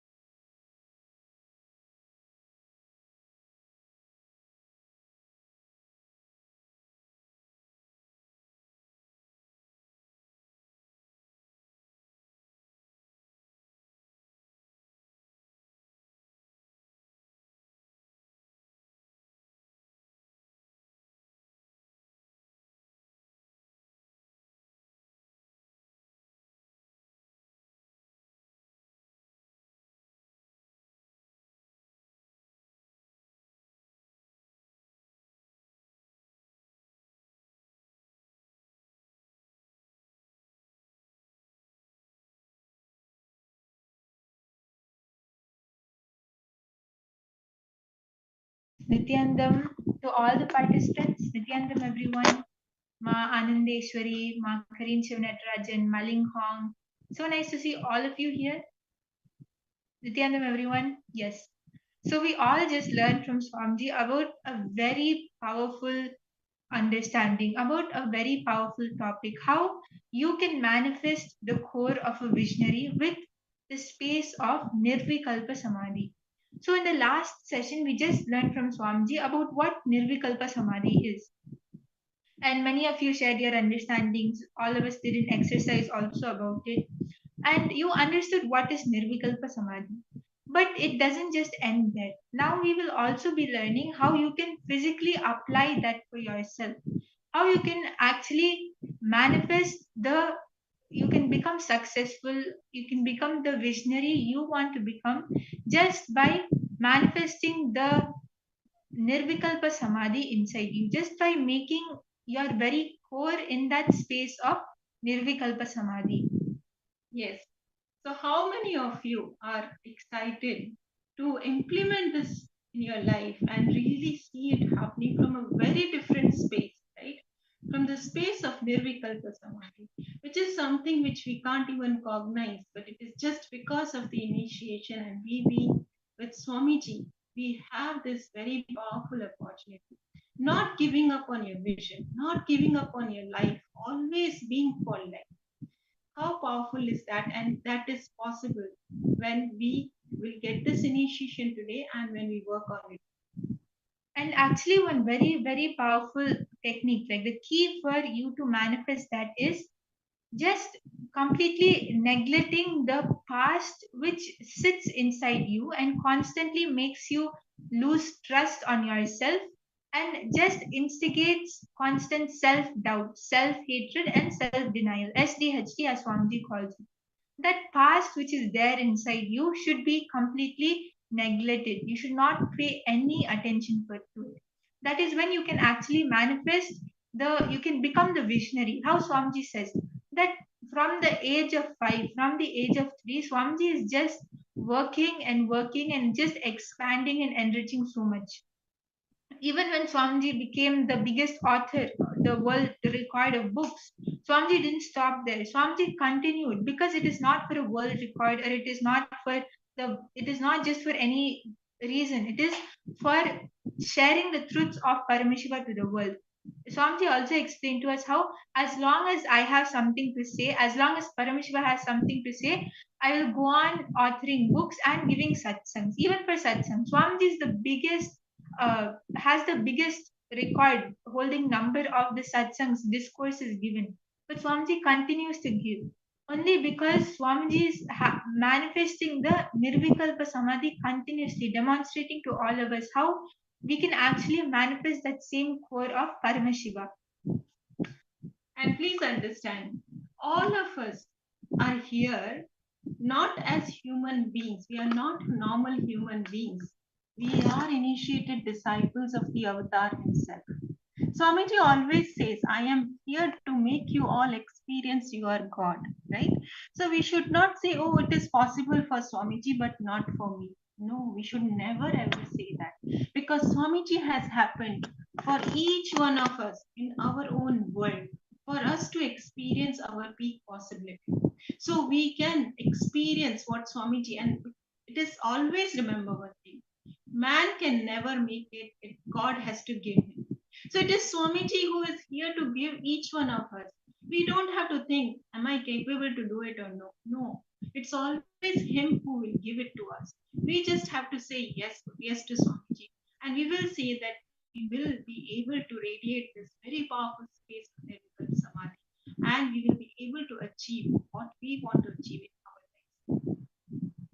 Now, I request all of you to please bring your pens and papers. We are going to be starting an exercise, and over here, all of you are going to be completing with all of that self-doubt, self-denial, everything which the self-neglecting parts of you which you carried from the past. So you're going to be deciding to live again and again, tirelessly standing up again and again. Whatever it is, how many ever times you fail, How many of the times you face obstacles, deciding to stand up again. And naturally, that will align all your actions to the life positivity which you carry inside you. So, for that, the first thing which you have to do is pen down the situations where you have failed in the past, or at least where you feel you failed. For example, you were giving an exam, and the benchmark for your admission was 99.94%, but you missed by a 0.01%, and you were not admitted, or you had to retake the exam like this. Okay, so you felt, oh my god, I failed, this is not, I can't do this, and I have just failed, I give up. Like this, all the situations which you experience where you fail, I request all of you to please start penning this down now, because you will see, you will actually have many parts in you where this has happened, and where you have that unconscious feeling. You might not consciously remember it, but that unconscious feeling which keeps piling up is what holds you back, is what gives you the neglecting, self doubt, and self denial from the past. So you're going to be consciously digging out and penning down all the situations which you experience. So I hope everyone is able to understand. Ma Ratna Prabha, Ma Amrita Bandini. If you have any doubts, you can post on the chat.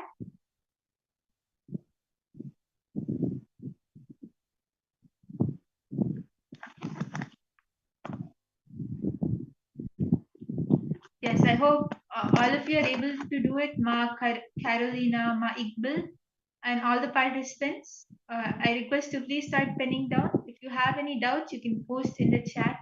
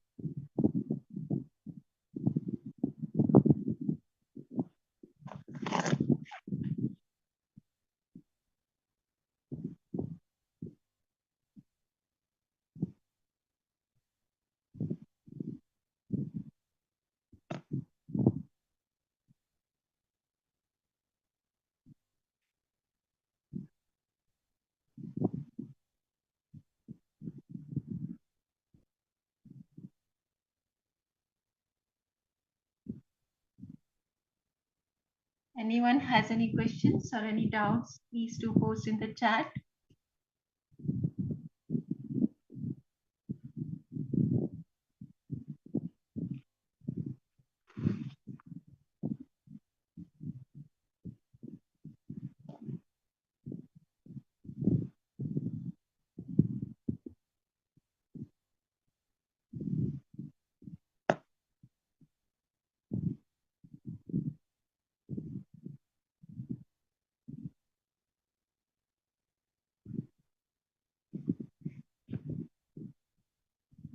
So I would like to repeat for all of you who have missed step number 1. We are penning down all the situations where you feel or you perceive that you have failed in the past. So we will just write down those situations.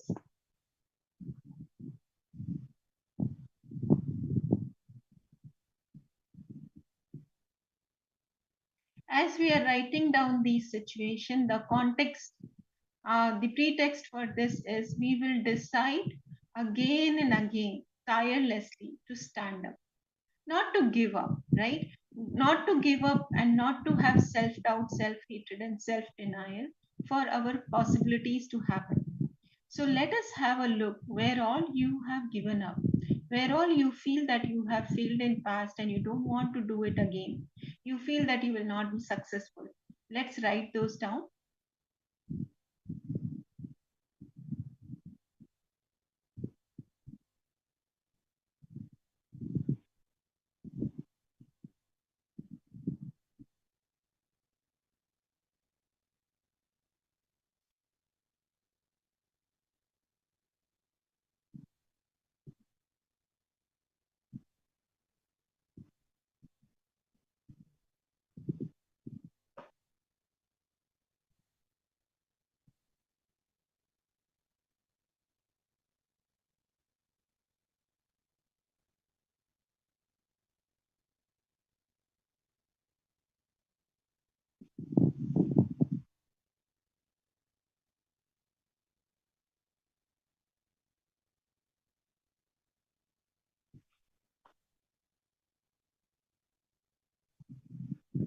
Yes, now once all of you have finished penning down, we are going to be moving on to the next exercise.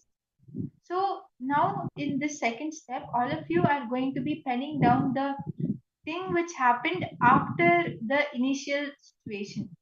So basically, the next situation that happened after you faced the failure. For example, you were not able to pass in your exam. So after you missed the admission examination, you tried the next test. You tried the next examination, the entrance test, and you qualified for that one. Or you would have, you would have tried, you would have studied more. Like this, all the next steps which you took, the next situation which you faced, what happened next after that particular moment where you felt you failed. So I request everyone to please start penning down now.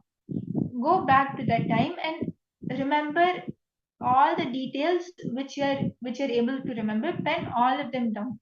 Write it down like the whole situation is happening. Just see, okay, after I failed in the exam, after I lost by that 1 mark, I felt really bad, I felt really sad. All of this you would have written down that I felt I was a failure. Then after that, what happened? Okay, then I went, I studied again, I wrote the exam. I was not sure if I would even pass this time, but I anyway wrote it. Or you were feeling that yes, I can do it. Like this, what was your cognition, what were you doing, the whole situation. You can start penning it down now. For each of the failures which you wrote, start penning down what happened after that situation. So it can be either you decided to work again on it, or you decided that okay, I have failed now and I will not be doing it. So what was the action which you took after that failure?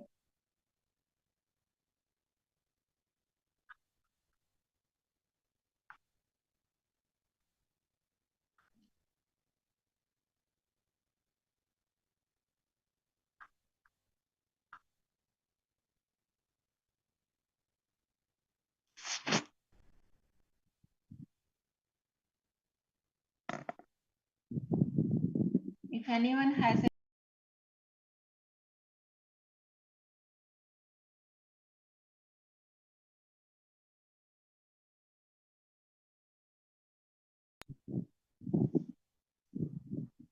Yes, so I hope everybody is clear. We are on step number 2 now. In step number 1, we wrote all the failures we had experienced in past, and this is step number 2. In this, we are writing down the next situation which happened after the failure. After you failed, what was the next thing? Did you retry doing what where you failed? And did you pass in that? Or did you give up in that? What was the next situation? I request all of you, please write that down.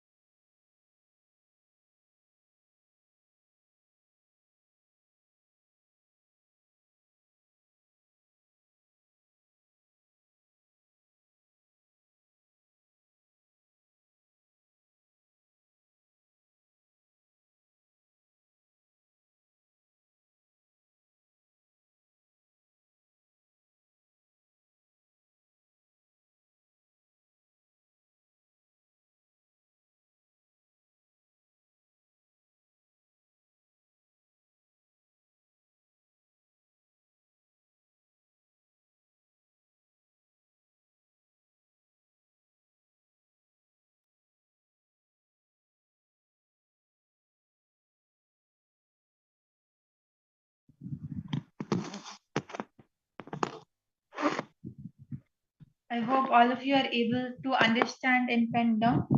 We are now going to be moving on to the next step. Now, what you have to do is just look at both the columns which you wrote, at the situation where you felt you failed and what happened after that. Okay, after that, you retook the exam and you were successful, you actually passed. And just see how every time you have fallen, you have actually stood up. As Swamiji tells us, always we only think of the 10, 20 times where we fell, where we have fallen, where we have failed. We don't see the 21 times where we stood up, because only when you fall, only when you stand up can you fall the next time, right? Only when we fall for the 19th time we can stand up for the 20th time. Now just don't put all your awareness on the parts where you failed, on the parts where you fell. Look at the 21 other times where you stood up, where you were actually successful. See that, okay, yes, I did initially fail, but just see how you actually went, studied, retook the exam, and you were successful. You were able to stand up again. Like this, everything which you have penned down, look at it from this perspective. And you might be feeling that, okay, yes, now I'll do this and I will really feel that, yes, I can do this. It is not just failures. Life is not full of failures, it is full of success as well. But what will happen after 2 days? What will happen after 3 days? Just restart the process. That's all. As Swamiji tells, once in 3 days, you just need to restart, because we have control over the next 2 days. You know that, okay, yes, this is going to happen tomorrow, this will happen the next day. We don't know what would happen in the next 2 months or in the next 2 years. So if you have control over the next 2 days, decide to apply it for the next 2 days. Decide to see where all you have actually been successful and hold that powerfulness inside you. After 2 days, again, if you feel the same way, then again stand up, again do the exercise. You will see that this will slowly build that space of nirvikalpa samadhi inside you. You will actually see how you are becoming more and more successful. You are able to manifest that core of a visionary inside you, as Swamiji tells all of us. So just look at all the incidents now and decide to see the perspective where you have actually stood up. Not the 20 times where you failed, but the 21 times when you were successful. Everything which you do, just see it from this perspective.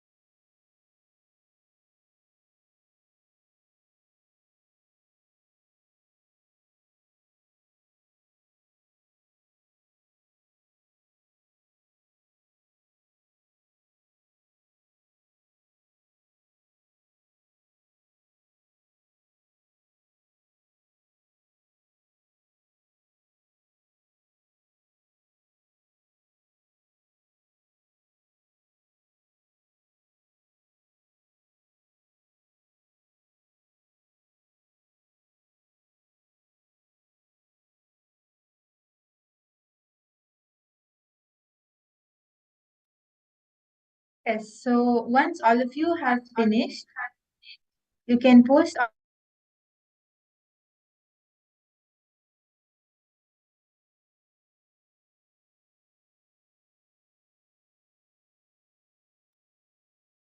Yes, once all of you have finished the third step, you can post on the chat so that we know that everyone has done the exercise and all of you are able to understand. Because this is something which will really help you in manifesting your reality. It will give you that powerfulness to go ahead and try, do what you really want to do for you, what you want to manifest. And now we will be starting the power manifestation. And in this round of power manifestation, we are going to be manifesting the power of Dura Drishti. Dura Shruti. Being able to hear anything from a remote distance. So this is actually a very interesting power. Just by connecting to Swamiji, just by remembering Swamiji in your third eye, we are going to be being in the space of oneness with Swamiji, and Swamiji will flow through you. And whatever audio, so now in this round, I'm going to be playing an audio over here, and you will connect to Swamiji, and you will remotely be able to hear the audio which is playing over here. Just like how all of us manifest the power of remote vision, where you can view an object from a far distance, you can even hear an object from a far off distance. And what all of us have to understand is the third eye is not only for seeing, it is not only possess the capability of seeing. The third eye is not just an eye, it is a gift of Paramashiva himself. So the third eye can see, it can hear, it can visualize, you can do everything just through your third eye and much more, because the third eye is beyond the human body. So using your third eye, you will even be able to hear the audio which is playing remotely. So now we will be starting the power manifestation. I request all of you to please come and gather in front of the camera. Make sure you're seen, make sure you're visible on the camera so that you are able to manifest.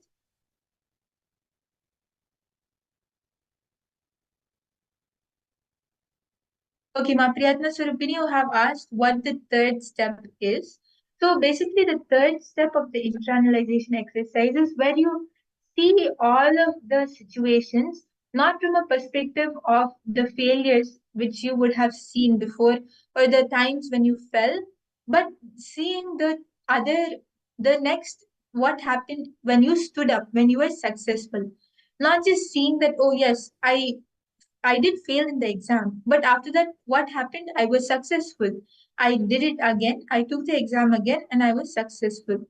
Like this, all the situations where which you pen down.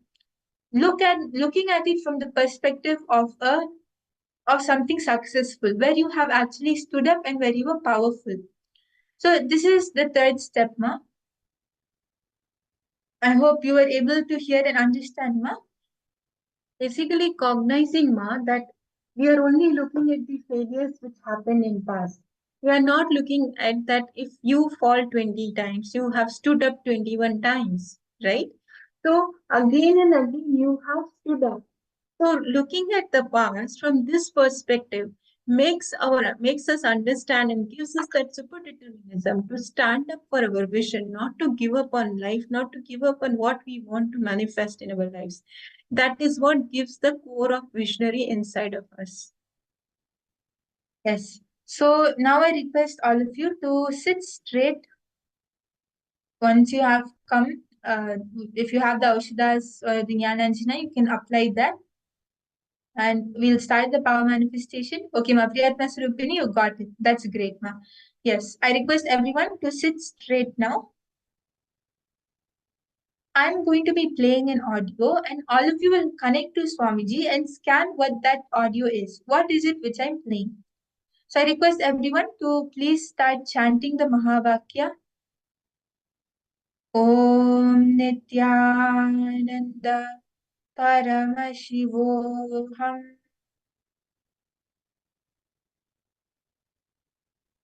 Remember Swamiji in your third eye and start scanning through your third eye. Listen to the audio which I'm playing.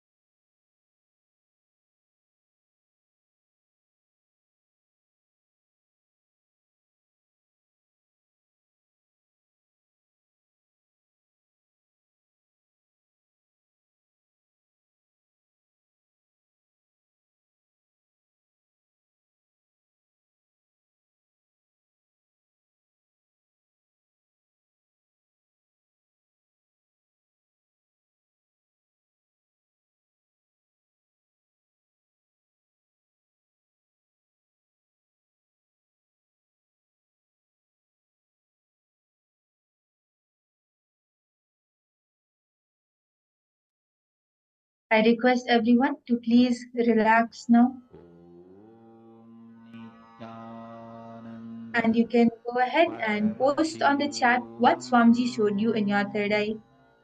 What your third eye revealed to you? What were you able to see?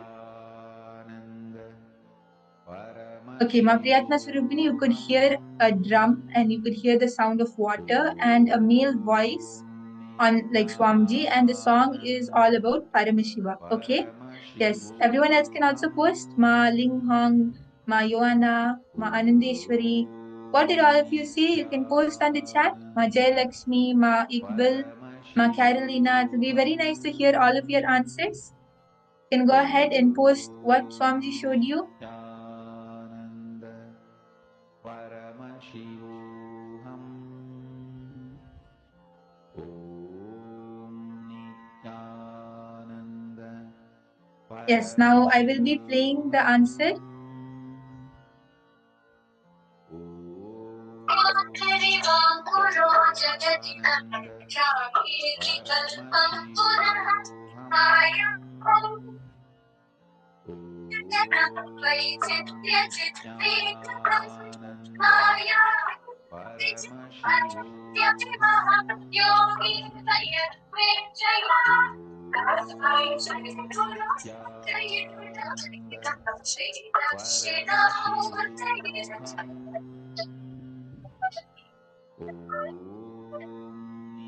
Yes. So the answer for this round was Dakshinamurti Stotram. And there was a flute in the background. There was a girl's voice which was singing it. And there were drums also in the background. Yes. So Mahapriyatna Surupini, you heard a drum in the back and you saw that the song is about Paramashiva. So this is about Dakshinamurti, which is a form of Paramashiva himself. So it is a partial manifestation. That is really nice. Yes, all of you can verify your manifestation. Ma Iqbal, okay, you saw a sky and you saw galaxy. Okay, that's very nice. Yes, now we will be moving on to the second round.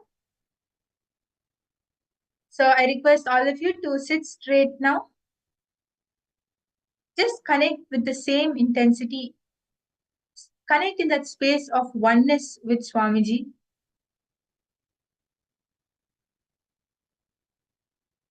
Start chanting the Mahavakya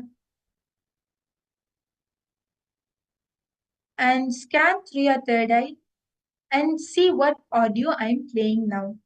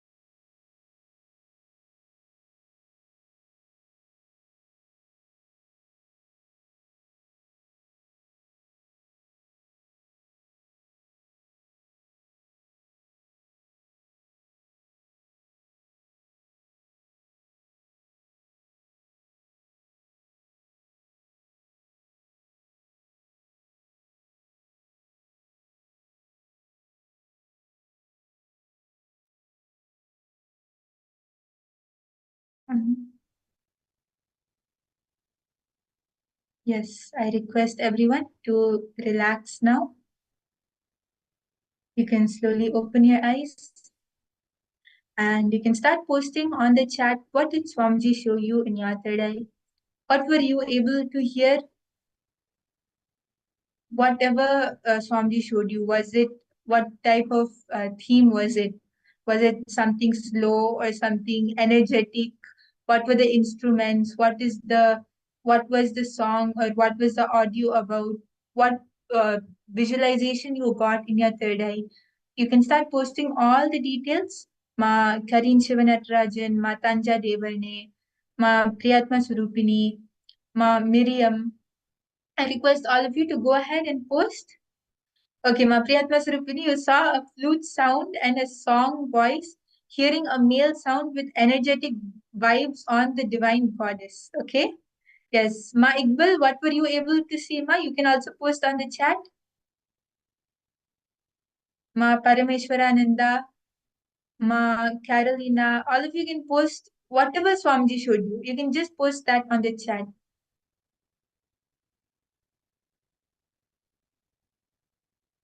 Yes, now I'll be playing the answer.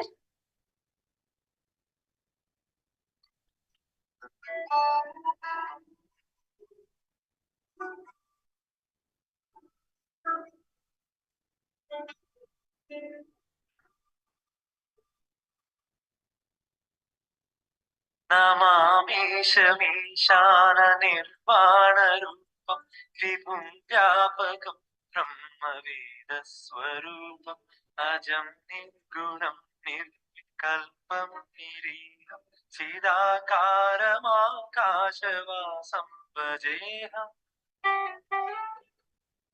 నిరాకారముకారమూలం తురీయం హిరాజ్ఞానగోద్దీతమీశం Girisham करालं महाकालकालं कृपालं गुणागार संसारपारं नतोऽहम्.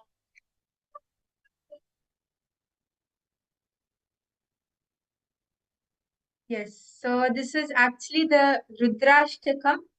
It is an Ashtakam just for Lord Rudra, a manifestation of Paramashiva. And as all of you could see, there was a male voice in this, and in the background there was a piano which was playing, a flute was playing, a veena was playing. So, Ma Priyatma Swarupini, you saw a flute sound and you saw a male sound and vibes on divine goddess. So this was vibes on Paramashiva, the divine god, and you saw a flute sound and a male sound. So that is a manifestation, Ma. Amazing. That is very nice, Ma Priyatma Swarupini. Yes, all of you can verify your manifestation. If you saw the sound of any of these instruments, if you saw a flute or a piano or a male voice, or if you saw Paramashiva, all of this is a manifestation. So you can go ahead and verify.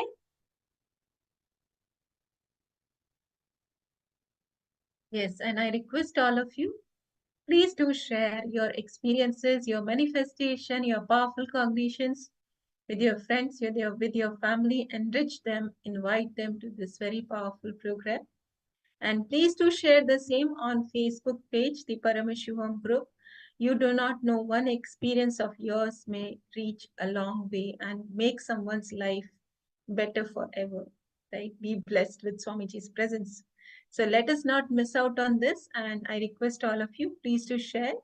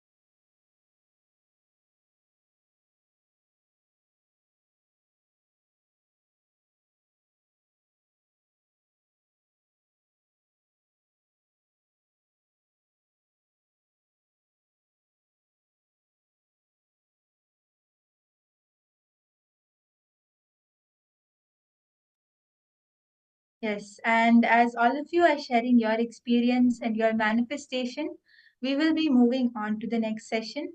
And in this session, we will be learning from Swamiji about Maunam Vyakhyanam.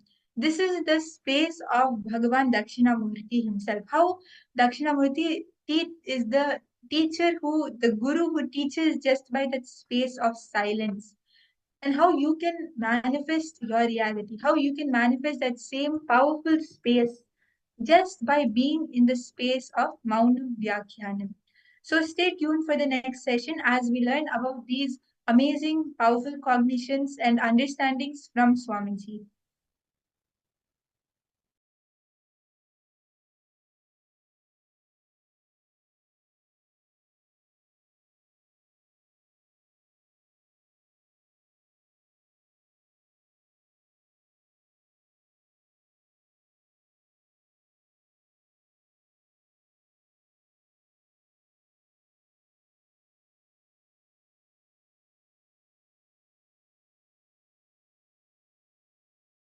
Principles, policies, strategies about your own existence in your personal life, private life, secret life, public life, social life, in every level, the strategies, ideas, principles you evolve to raise you socially, economically, politically, powerfully,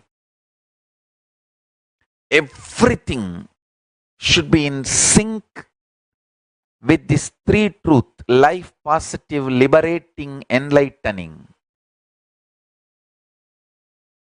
Every dream you want to have ultimately should make you understand to go beyond the dreams. Every dream you want to realize should make you understand to go beyond the dreams.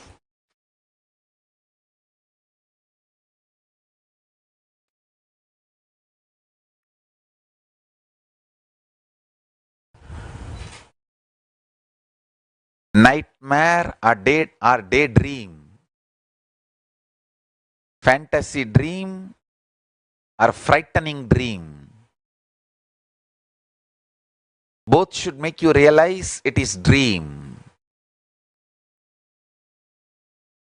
Life should constantly make you more and more strong. That is what I call liberating realities.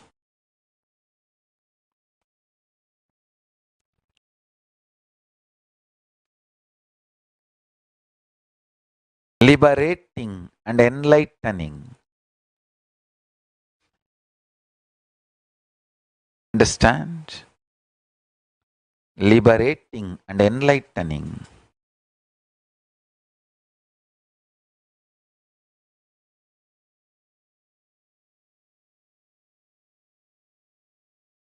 One thing I understood thoroughly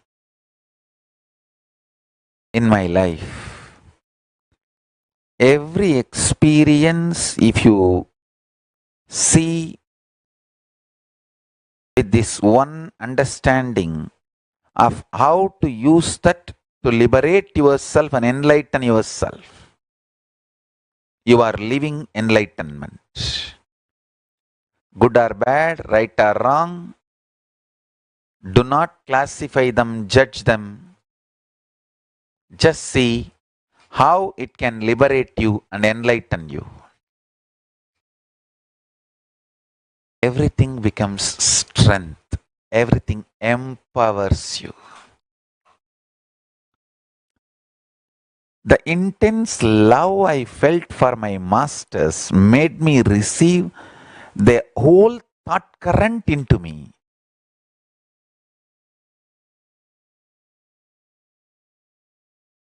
With each master, the quality time I spent made me master the thought current they were teaching. Not just the quantity of time, quality thought current, quality time, the See, intensity of the love is quality time. Number of hours is quantity time.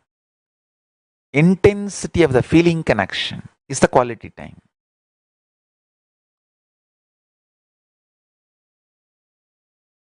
The quality time I spent.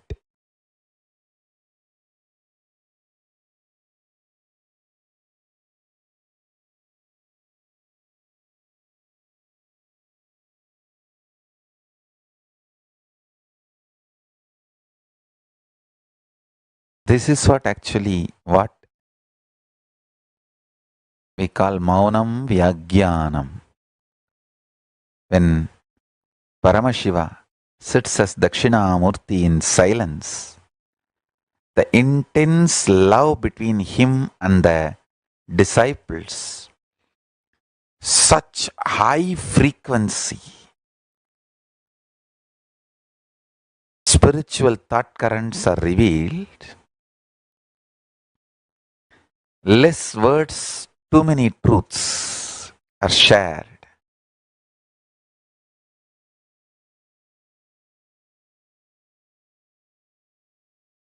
Like a formula style, the sutras are revealed and the sutras get applied and evolve and multiply as thought currents. Hindu way of education, beautifully that Gayatri mantra expresses. There is no brainwashing, there is no spoon feeding of ideas, nothing. It just says, let me meditate on the consciousness which kindles truth and knowledge in me. Om Bhurvuvah Suvah Tatsaviturvarenyam Bhargo Devasya Dhimahi Dhiyo Yona Prachodayat. Let me meditate on the consciousness which awakens more and more intelligence, consciousness in me.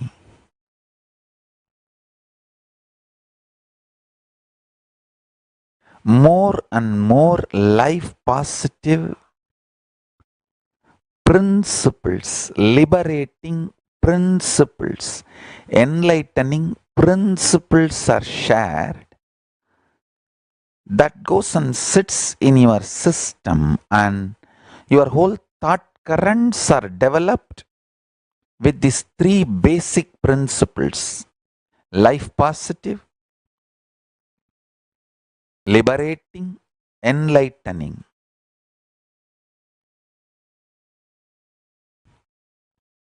When somebody understands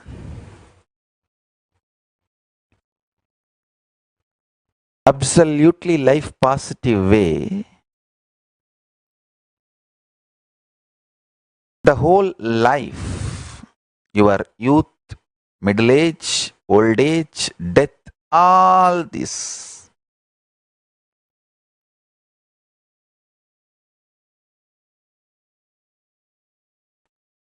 you will have completely different understanding, which will be liberating, not suffocating, enlightening, not engaging. I tell you,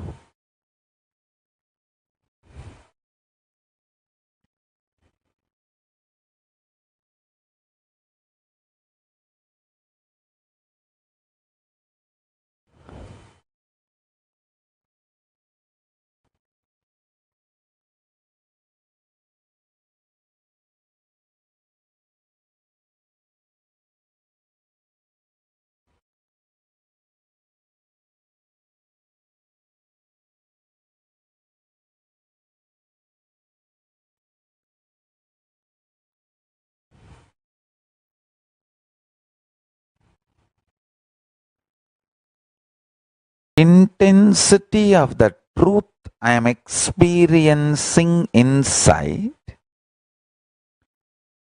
is so high mapping them to the words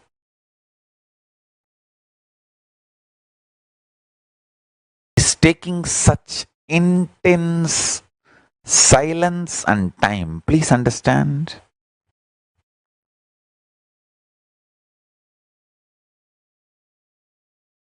Ordinary words can be written, printed on ordinary paper, but the currency can be printed only in the special paper. Same way, the great truths I am trying to reveal to all of you can be printed only on silence. Dense silence is the material on which I can map these great principles I am trying to reveal.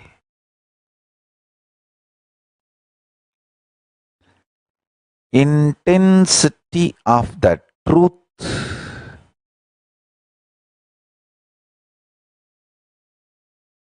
I am supposed to reveal to all of you demands absolute peace and intense silence as the base material on which it can be printed. If you can bring little bit of peace, unclutching, silence, patience, shanta in your inner space working. I want all of you to know, no problem you perceive can be sorted out by thinking. I guarantee. Drop the false idea. You can solve your life problems by thinking. No! You can solve all the problems of your life by bringing silence in your inner space and making the problems redundant. Hey, listen.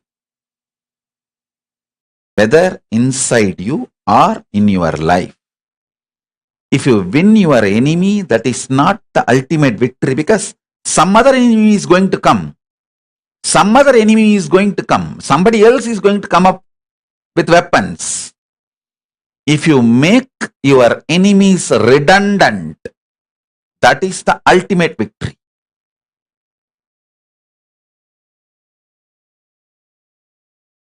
Today I want to expand on few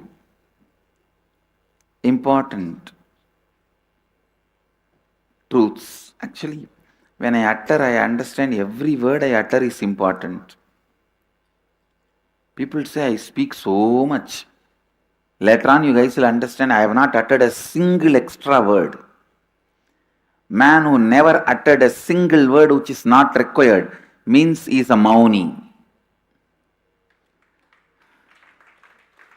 Later on, you guys will understand I lived in eternal mauna and I am living in eternal mauna because I have not uttered a single word which is not required, which is not important.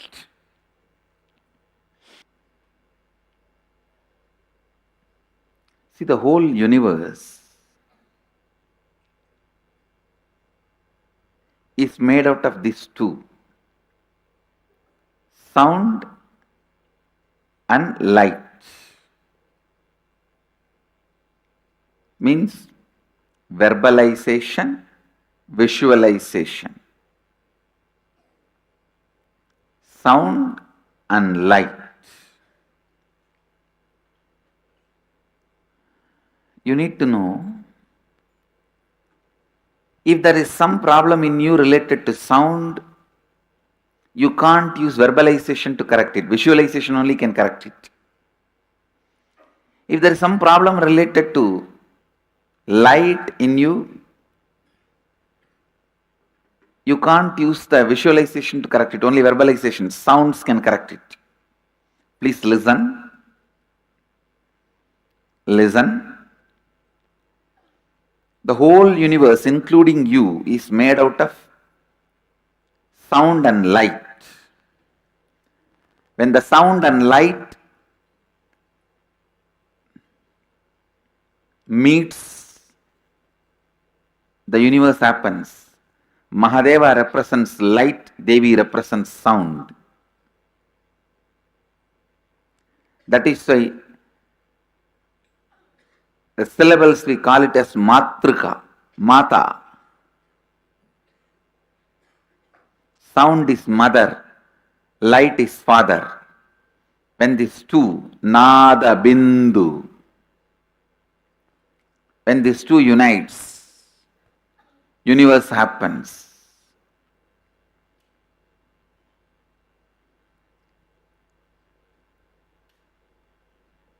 Science of Srividya, the ultimate knowledge, is knowledge of using sound and light and achieving the space of Shivoham. That is why all the powerful sounds are used, and in a very powerful way, the lines are used. See, all forms are nothing but lines.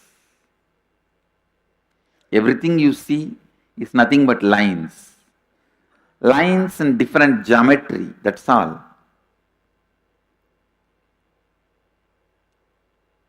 If you draw the line straight, two line, and it looks like a ladder. If you put the same line like this, it looks like a snake. It is just different lines. And listen to this.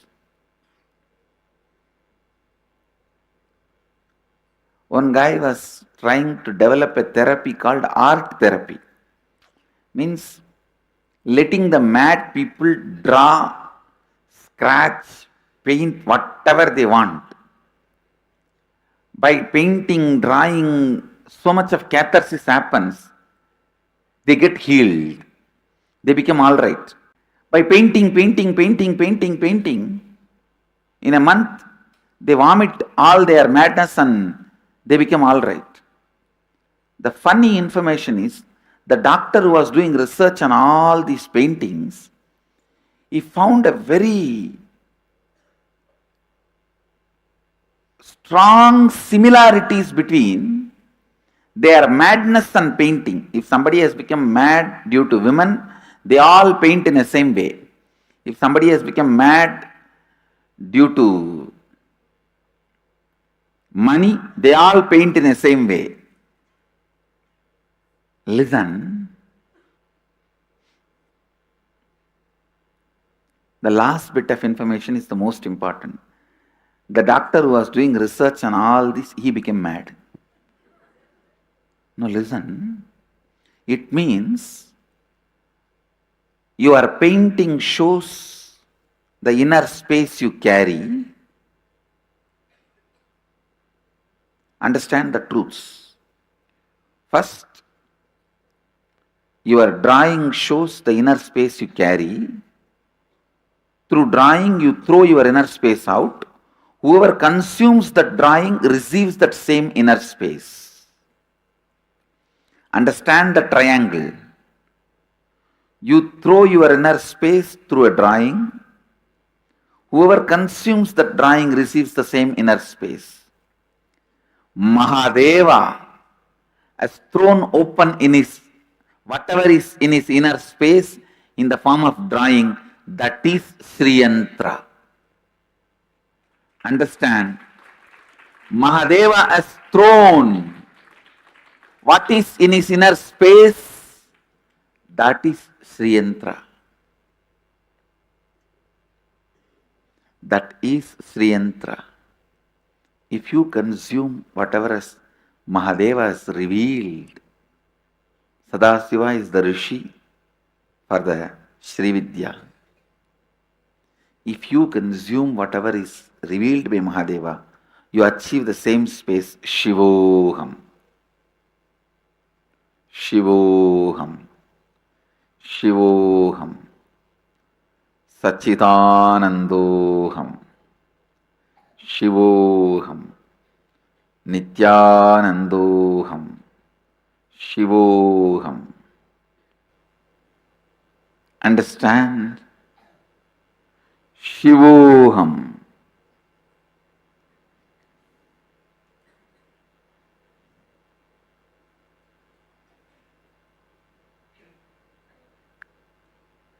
Shivoham is the sound, verbalization of Mahadeva's inner space.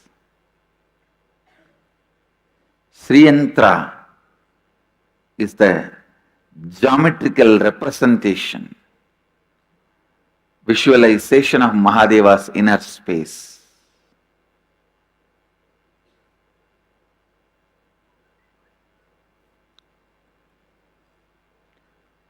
With this yantras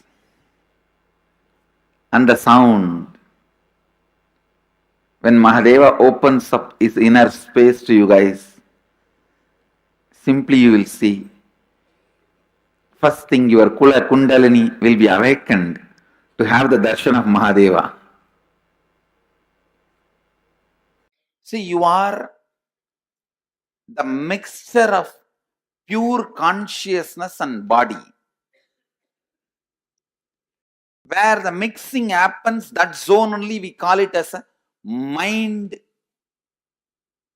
For example, this is consciousness, this is body. When this mixing is happening, the body side which is touching the consciousness is mind. Consciousness side which is touching the body is biomemory.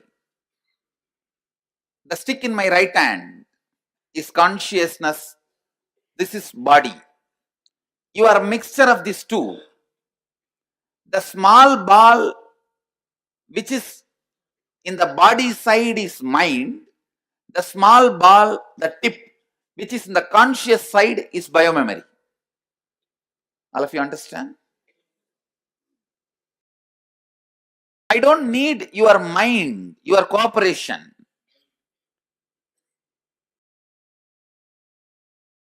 It is not necessary your mind needs to be controlled, any of which you can't do. Because I am going to work on your biomemory, not on your mind. But for me to work on your biomemory, physically you are required here. Physically you are required here, available for me, because your biomemory is centered on body. Even though it is the conscious part, because it is centered on your body only, you are still alive.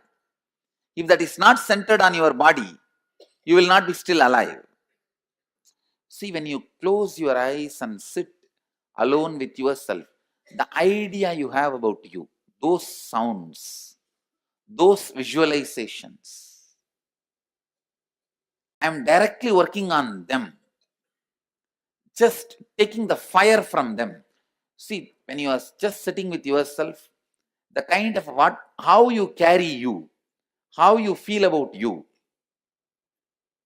that component only I am burning. That is exactly aham, I. That part, that area only I am burning, purifying, reprocessing. That's or I can say reprogramming. To be more and more conscious, to operate from the space of Shivoham. Please understand, the first thing I'll be releasing is that deep suffering you carry about you. When that gets released, the peace and joy you experience, that's what we call Shiva Bodha, ecstasy of being Shiva. Actually, you are nothing but just the words you believe about you and the visualizations you carry about you. Understand? The words you believe about you and the visualizations you carry about you.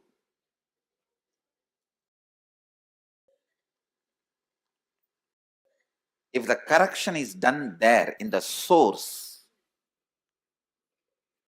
if the purification and reprogramming is done in the source, that's it.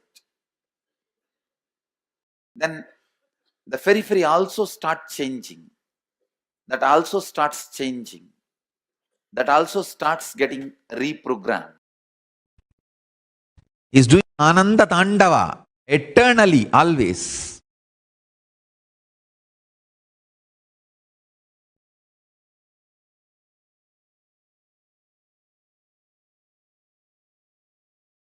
You can't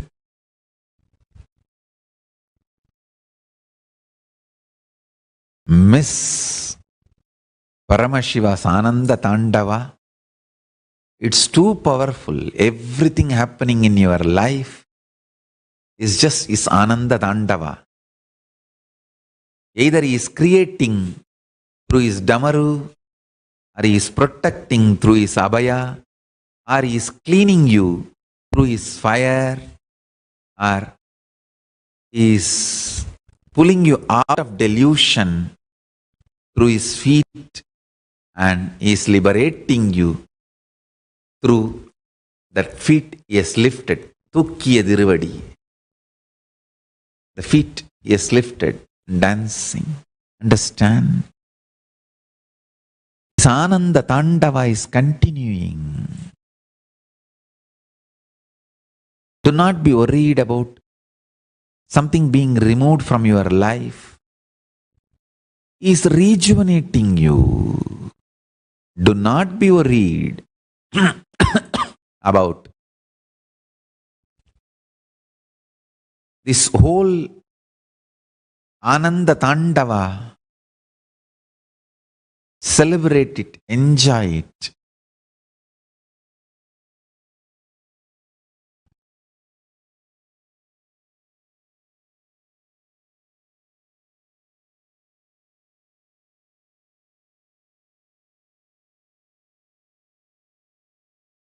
Extremely powerful enlightenment. Paramajnana of Paramashiva will explode in you this moment. Just understand the Paramananda Tandava of Paramashiva. The Ananda Tandava of Paramashiva. Paramashiva in Nithyananda Tanda. And this whole Tandava happens in absolute space of Mana Unmana, where extreme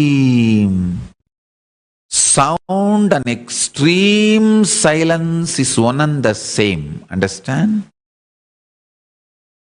The ultimate sound and ultimate silence is one and the same. That is the space I am calling Paramashanta Swarupa, Anahata Dvani. Sound which is uncreated. Means extreme sound and extreme silence. Infinity, hertz and 0 hertz, both is one and the same. That is the Damaru of Paramashiva. Damaru of Paramashiva is 0 hertz and infinity hertz, both. together. Meditate on this. When you start talking intensely to Paramashiva, just this three, listen. Forget about everything else. Paramashiva is real. And you start talking to him. You can be complaining, you can be crying, you can be talking, you can be enjoying, you can say, thank you for what you have given me, or you can be angry, saying that what have you done to me? Older than the sun, newer than the fresh breath you are taking inside. So you can talk anything you want.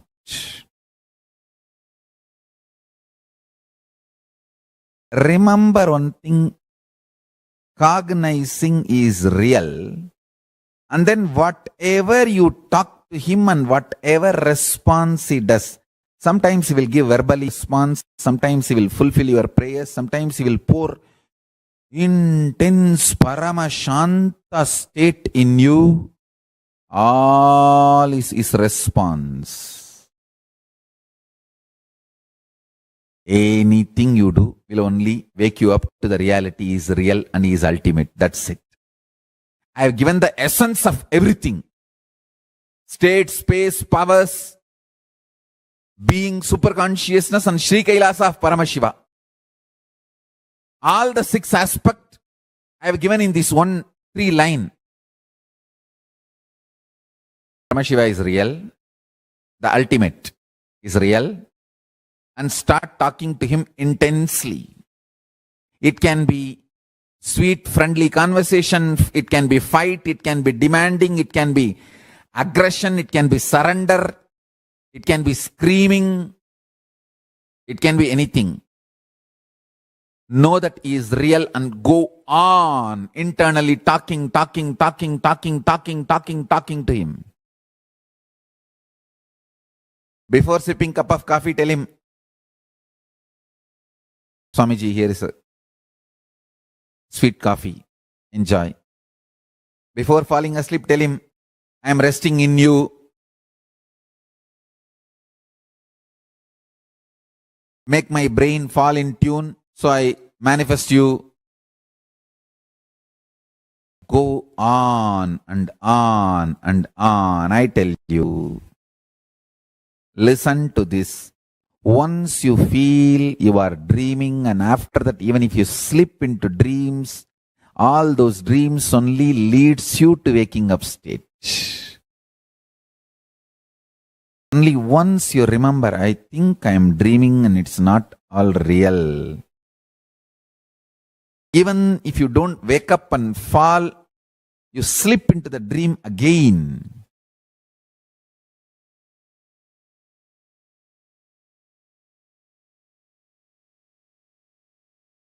After that, every dream you go through,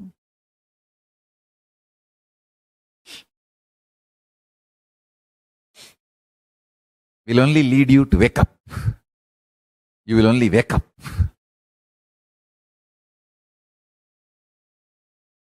Understand?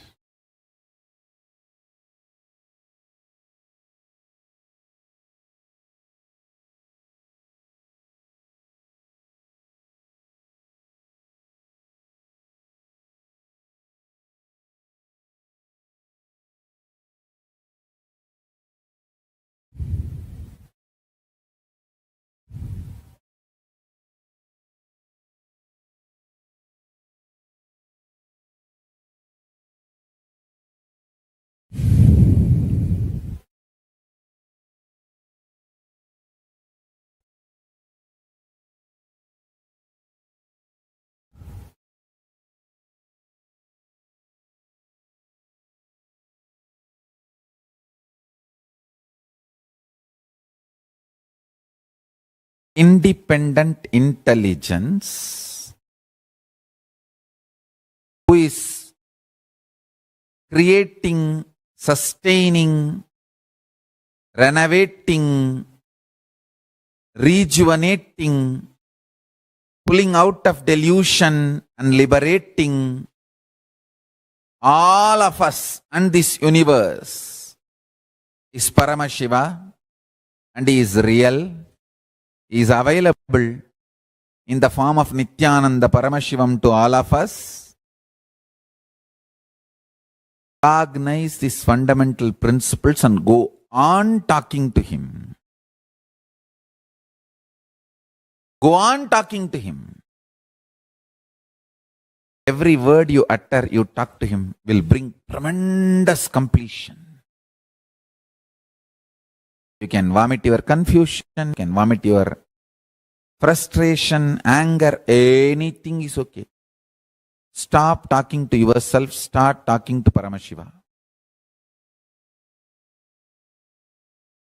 Maybe this is what I'll give us today's essence of satsang. The title for today's satsang is Stop Talking to Yourself, Start Talking to Paramashiva. Talking to yourself, you will create more and more guilt, anger, confusion, frustration, incompletion. Talking to Paramashiva, more and more you will feel intense Paramashanta. Your whole nerves will get intense Paramashanta, extreme joy, patience, activism. Understand? Activism in life. Paramashanta gives you activism in life. You all mistake aggression as activism. No, aggression is activism in the negative direction is aggressiveness. Paramashanta flowing in positive direction is activism.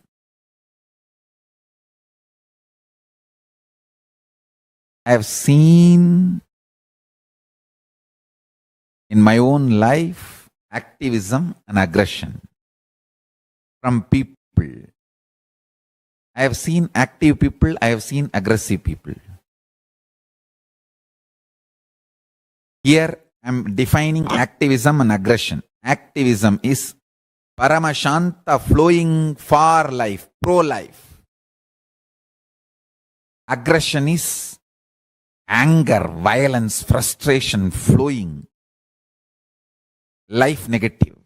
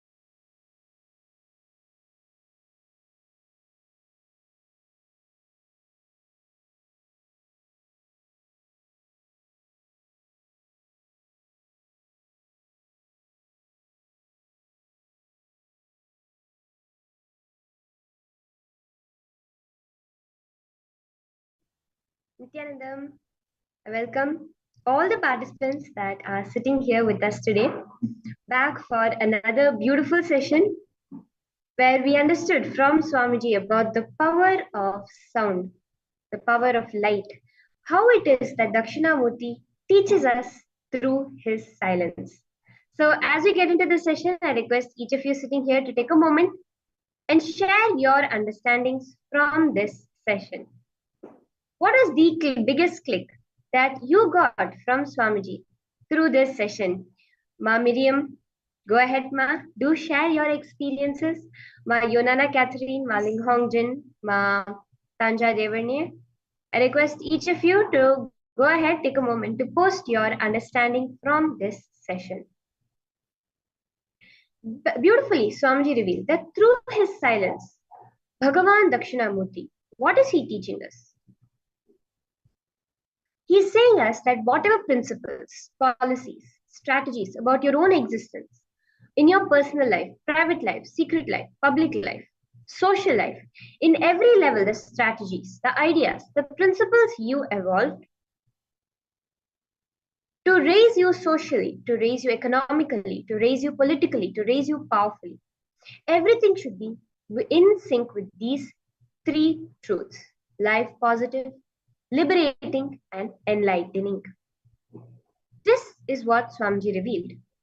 Whatever strategies, principles you're building about your life to raise you in any aspect, it should be life positive, liberating, and enlightening.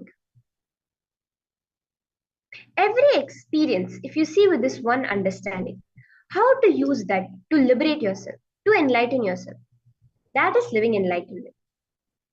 See here, Swamiji says we should not judge things as good or bad, as right or wrong.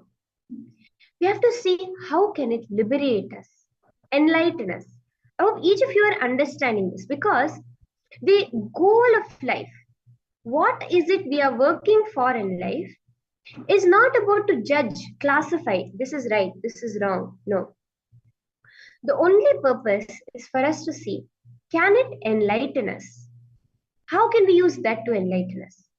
So the first step we have to do when we understand about Bhagavan Dakshinamurti's silence, how can we start to stop looking at the various situations in our life based on right and wrong? So first, for us to start, pen down 10 experiences in the last 24 hours, the last one day. Any 10 experiences that you had, you judged as right or wrong.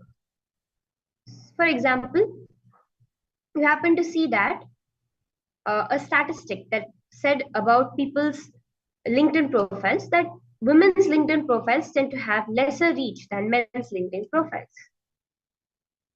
You judge that as a wrong thing. It's wrong. Or else you had to catch a bus and you were actually running late for the bus, but the bus happened to wait for you. And you're like, you said, that's so good. That's so nice of the person. That's such a good thing, a right thing that he did. He waited for me. I hope all of you are understanding this exercise. Do post. Okay, Ma Miriam, you're saying stop taking to yourself, start talking to Swamiji. I want to pray because Paramashiva, I don't know. That is perfectly all right, Ma. See here, actually Swamiji says, we fundamentally do not know who Paramashiva is. We do not know who God is, who that ultimate is, right? The only way we can connect to the ultimate is through the living master. That is why the living master takes a form, a body, like yours and mine, that we can relate to, for us to experience that ultimate. So, Ma, when we say start talking to Swamiji, we do not understand Paramashiva. When we say talk to Paramashiva, we cannot understand anything from that. And that is why Swamiji says start talking to Swamiji, because that is something we can all understand, right? We can all understand Swamiji. We all know he's a being who has come down in a body like yours and mine. And that is why Swamiji says, start talking to Swamiji. I hope this is clarifying, Ma, what you had asked.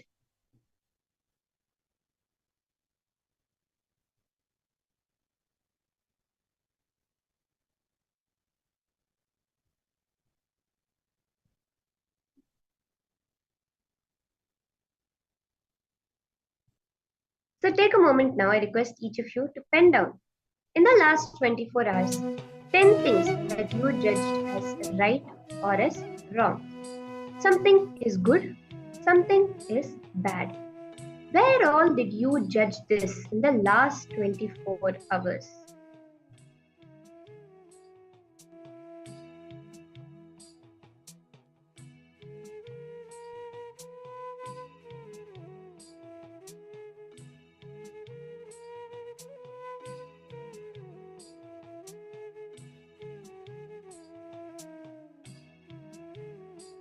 Any of you have any questions, any doubts? If you're not understanding this process, feel free to share.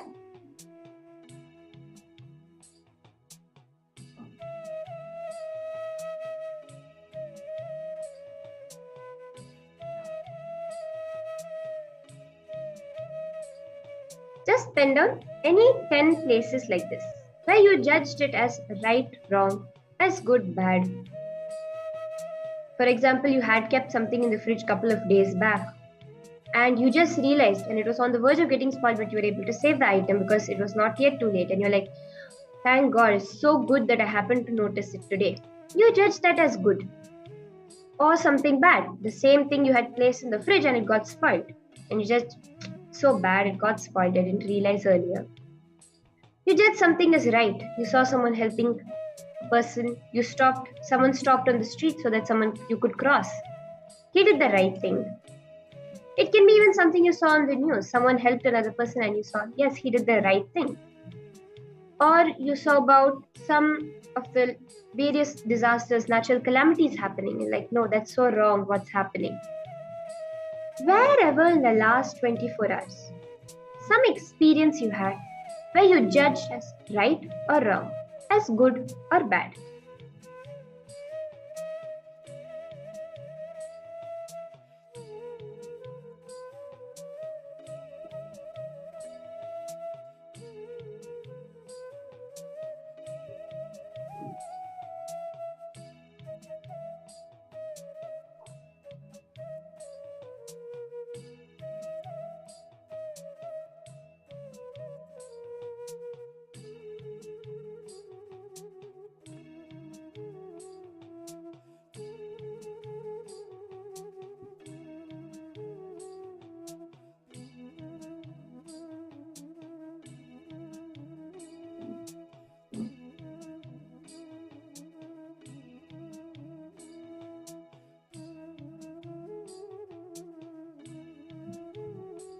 Pen it down very elaborately, in detail.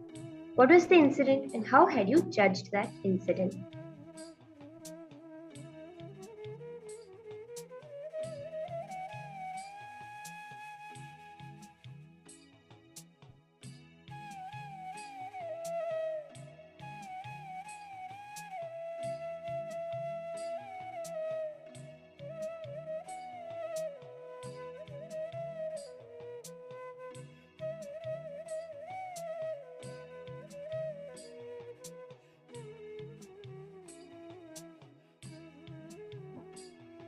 I hope all of you are done penning down any such 10 incidents. It can be something very simple or something big too. Just go ahead and pen it down. I hope all of you are done. If you're not yet done, you can post in the chat. Take a moment. So before we move on to the next step, do post if you're not yet done with this step, or else we will continue.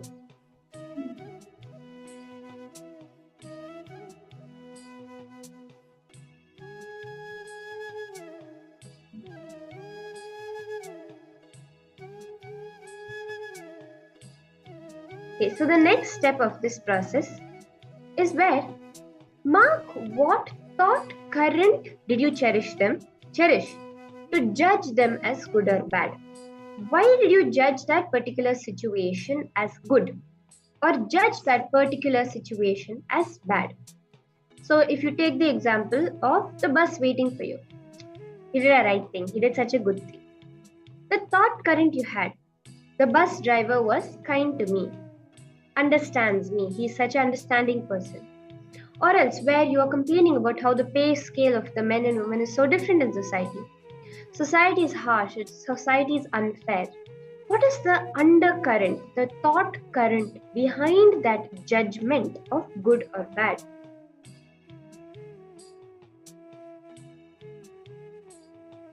When you judged some situation as bad, what was that thought current that caused you to do that? If you judged something as good, what is the thought current that caused you to do that? Take a moment to pen this down. Again, if any of you have any questions, any doubts, feel free to go ahead and ask in the chat. If you're not understanding the second step too, go ahead and post it. Ma Priyatma Surupini, Ma Miriam, Ratnaprabha, if you're not understanding anything, feel free to go ahead and post it in the chat.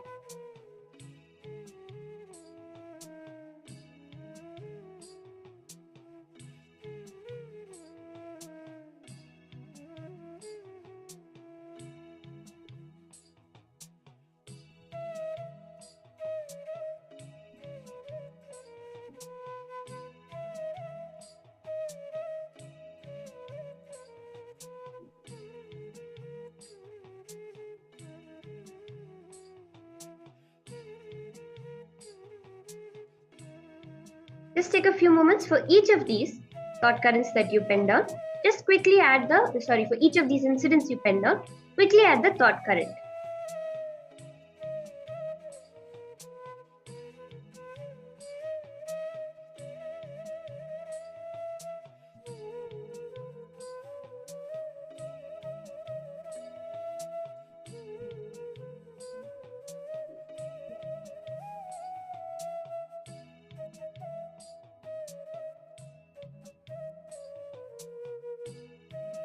Okay, you don't know whether. Yes, ma. So if you can post the incident, ma, I'll be able to help you also in identifying the thought current. Ma, Miriam is saying current, I don't know, is this thought flow. Ma, if you can just post the incident also, I'll be able to help you identify the thought current. But yes, ma, it is sort of like the thought flow. What was it caused you to come to the conclusion that the particular incident is good or that the particular incident is bad? That particular incident is right or it is wrong. What is the flow of your thoughts, the current of your thoughts that caused you to arrive at that conclusion?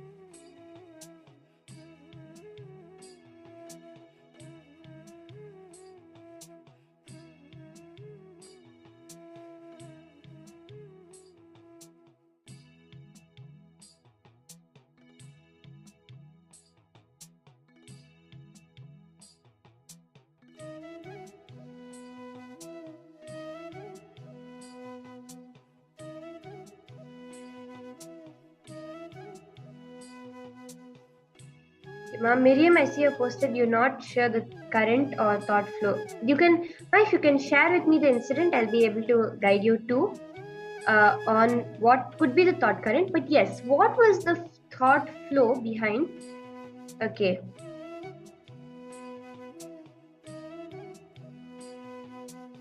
You feel that you can't live alone, but you must live alone. So are you judging this situation as right or as wrong? What about this incident? Do you feel is right or do you feel is wrong? See, the whole process that we are doing is where Swamiji is beautifully taking us through. Are we judging any particular incident as right or are we judging it as wrong? And whether we are judging it as right and wrong, now what is the thought current causing us to create that judgment about the particular incident? So this is exactly what Swamiji is guiding us through. So you can also post like what made you come to the conclusion that it is either right or that it is wrong.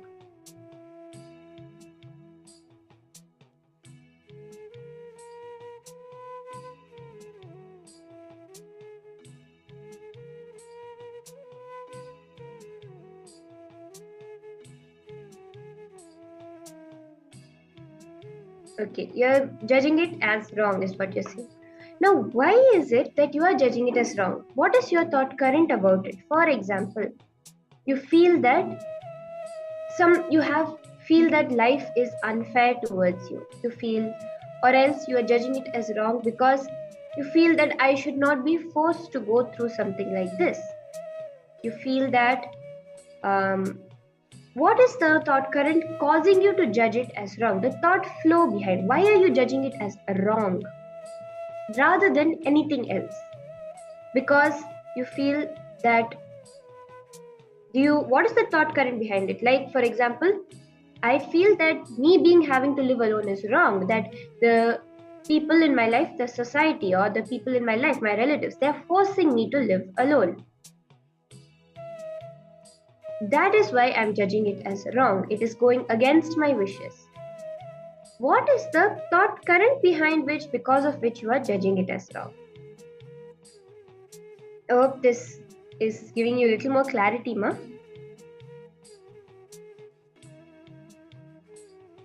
See now, for each of these incidents, from the liberating principles of Bhagavan Dakshinamurti, look back to each of these incidents. How often have you experienced that same thought current? They are doing this against my will, it is wrong. Wow, he's helping me even though he doesn't have to, he's right. Wherever you have seen these thought currents coming up again and again, bring completion. Okay, Ma Priyatma Sripni is saying, you feel wrong in incident, later after I get a powerful cognition, my thought process gets changed. Ma, that is what this whole process is. That means completion has happened in that process. But for completion to happen, Ma, that thought current itself should leave. So it's not about just a particular incident. Wherever in your life,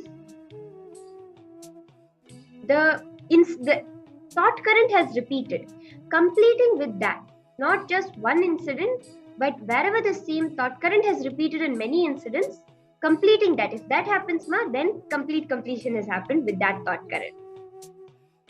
Wherever you're seeing not yet the completion has happened, now you can sit and bring the completion in that. Okay, Ma, Miriam, you're saying that you feel that it is wrong because normal people live alone. See, Ma, now bring completion to that from the context of the liberating principles. Who is to define what is normal? Where is the insecurity coming up from? Whatever it is, use the powerful cognition to bring completion in this thought process. Are you understanding, Ma Miriam? Use completion, bring completion in this thought process. I can't live alone, I must. It is wrong that I feel I can't live alone. Normal people do live alone. This thought current you have, where have you seen it coming up again and again? Complete with that. Complete with that source incident, where the first time you felt, I can't even do something simple which normal people can do.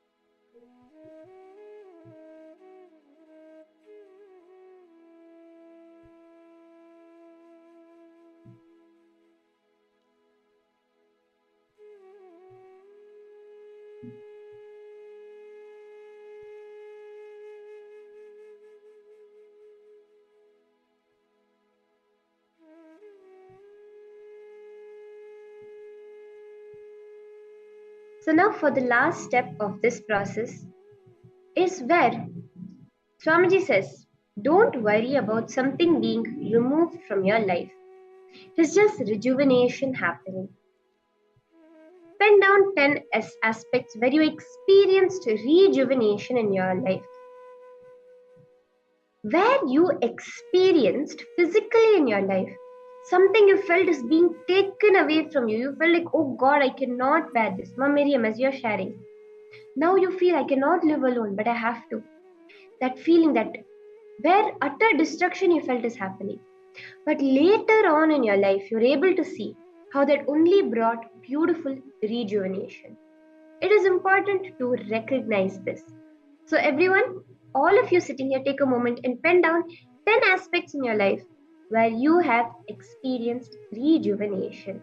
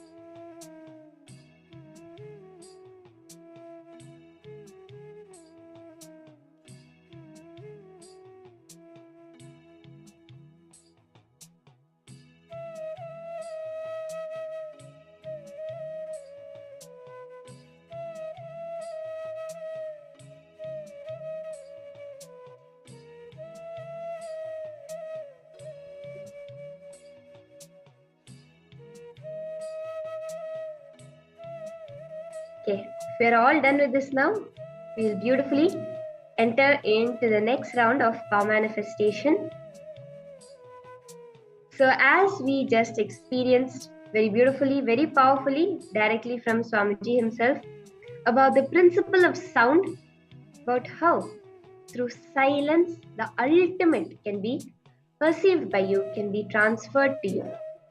We'll be now doing a beautiful power manifestation as we started with the power of Durashruti, the power of being able to listen to something from a distance. So I request all the participants sitting here first to post if you're ready. Ma Miriam, Ma Sarala, Ma Priyatma Surupini, Ma Purusha, Ma Ling Hongjin. I request each of you to post in the chat yes if you are ready to start this round of power manifestation.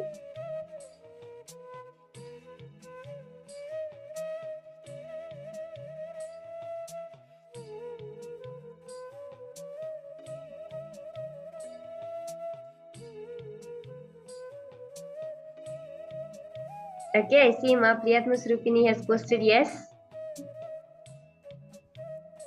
So we'll start now.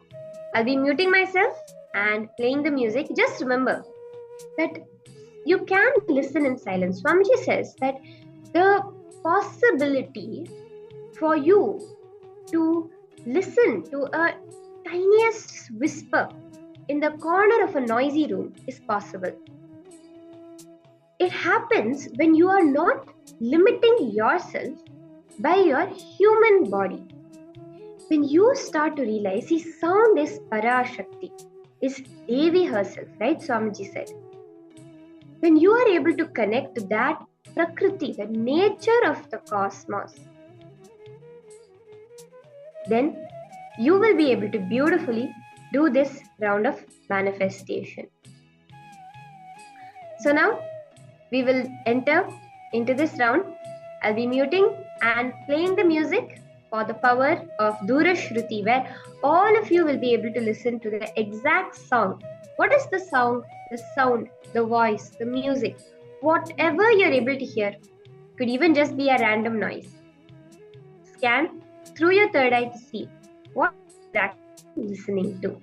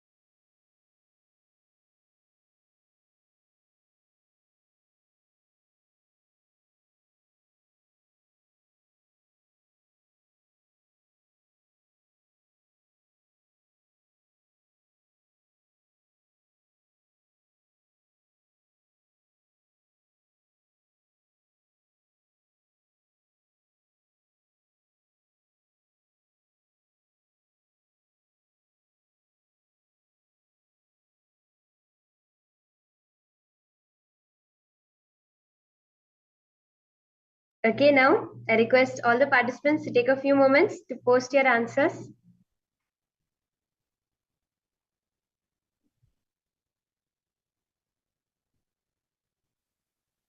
Take a few moments just to share only your answers.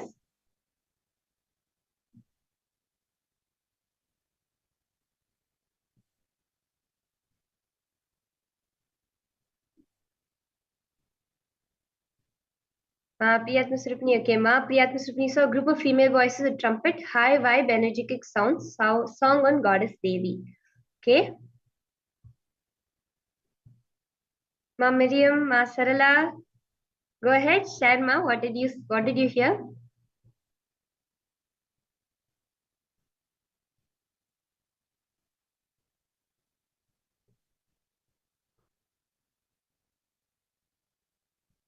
What did Swamiji reveal to you in your inner space? See if you heard any noise, any sound, even if it was pure silence. Whatever it is, just write it down, type it down.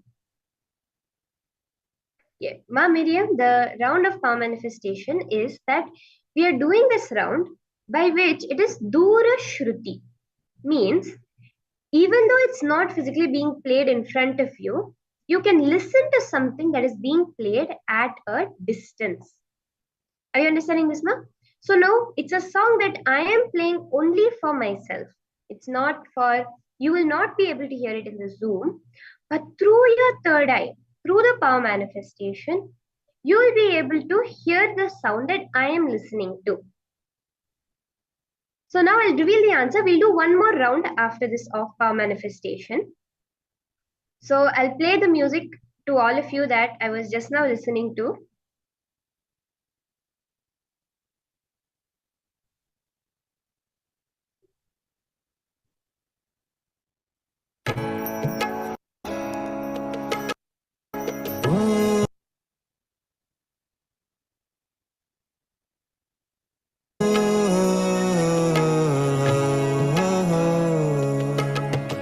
Shiv, Kailash.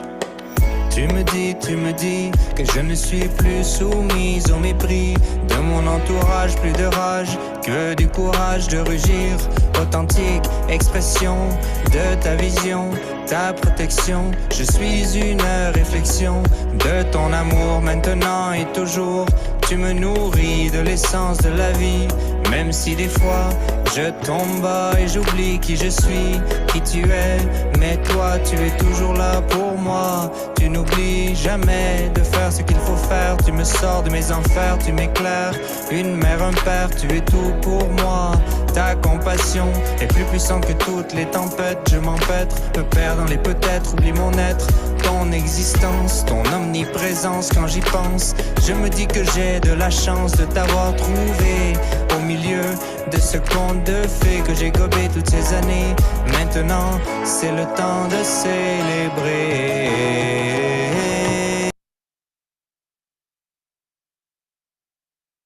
So this was the music that I had played for you to scan. The music that I was listening to actually for each of you to be scanning. So let's do one more round of this manifestation.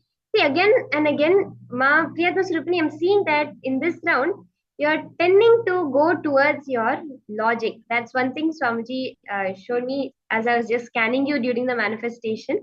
Go completely with the flow of it, Ma. Sometimes what Swamiji shows you is actually a French song on Swamiji, and it's actually a male's voice. So, Ma, just go with the flow, exactly what Swamiji is revealing to you.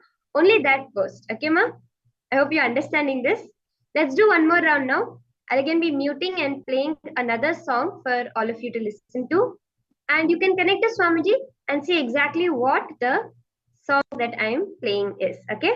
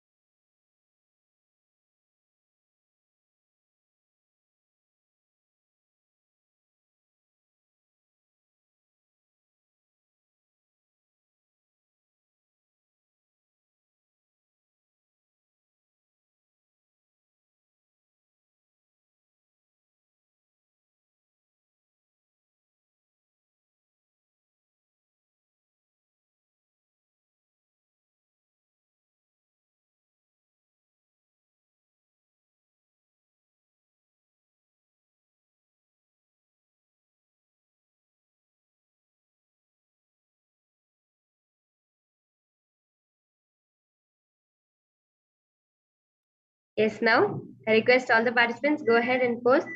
See, Ma Miriam, you're saying it's been 3 days I'm in this program. I don't manifest anything until now, only black. I have one question for you, Ma. Just a simple question. Just understand this concept. As a child, when you were born, when you first started to walk, how long was it until you could walk comfortably? How many days did it take, Ma?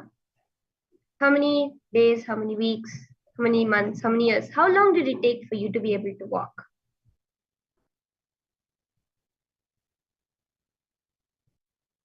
Or even for the average kid, average child to start walking, it takes about a year to 2 years before the child can walk completely. 2 years of trying again and again, again and again. That is what a child would fall about 100 times a day, but it never gives up. That is what results in it walking eventually. That's why we are all walking today. It takes a child 5 years to be able to jump, to be able to lift its feet off the ground in a jump. But we cannot feel, the child cannot say, oh, for 3 days I've already been walking.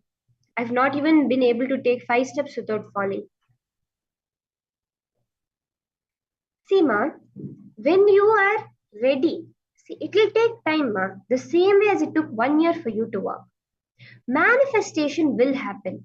It is about the trust, the completion space you hold, Ma.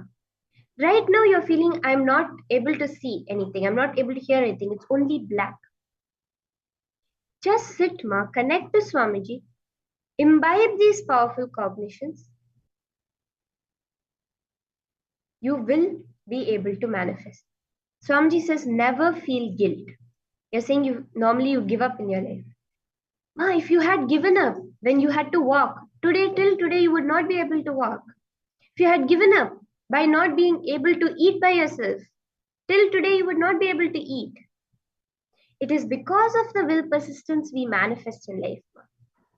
Just few days, actually, we'll be having one beautiful day where Swamiji will be revealing to us the secrets on will persistence. Do stay on for that, Ma. You will see just being in this presence is enough, Ma. Don't feel, oh God, nothing is happening. I'm not even able to do the exercises properly. It's okay, Ma. It's all right. You being in this Vatavarana, this ecosystem, this space will start to heal you. Sit for darshan, Ma. You will see beautifully how manifestation just starts happening for you. So let's all now listen to the answer. Okay, Ma, Priyatma Sripani, you said a song with pleasant music, a male singer heard a waterfall sound. Okay, Ma, let's listen now to what exactly was the sound that I was playing.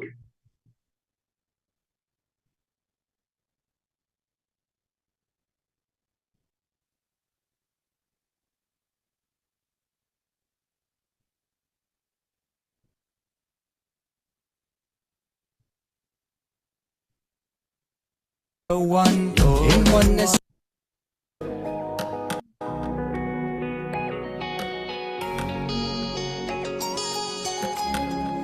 Your truth is so subtle, but your expression we can't miss it. The laughter always blissful, your memory my heart is full of.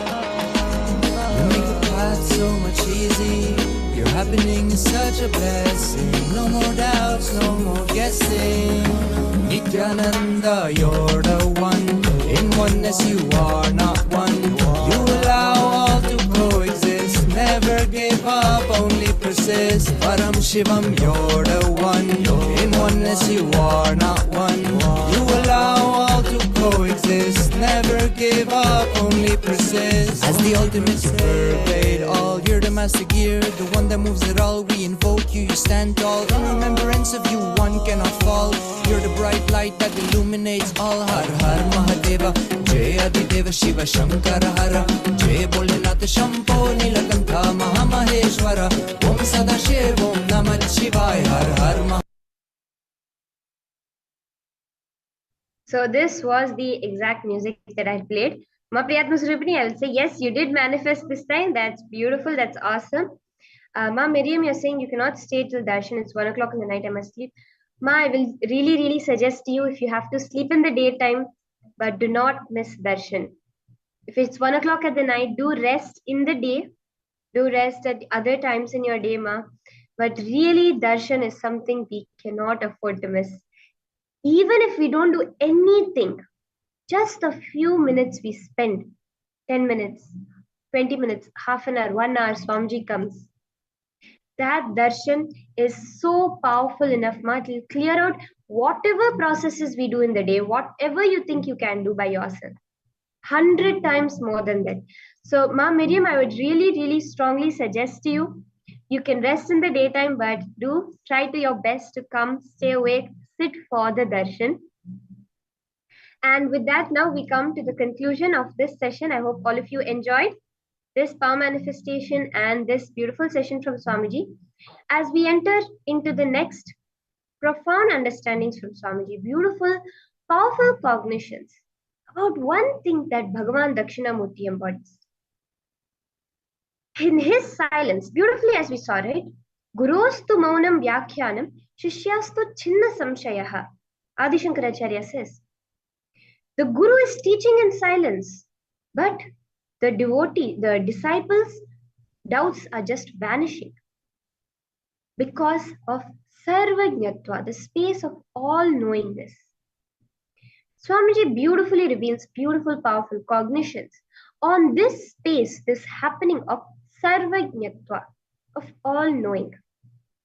Let us now listen directly from Swamiji about this powerful cognition, about this power manifestation of sarvajñatva.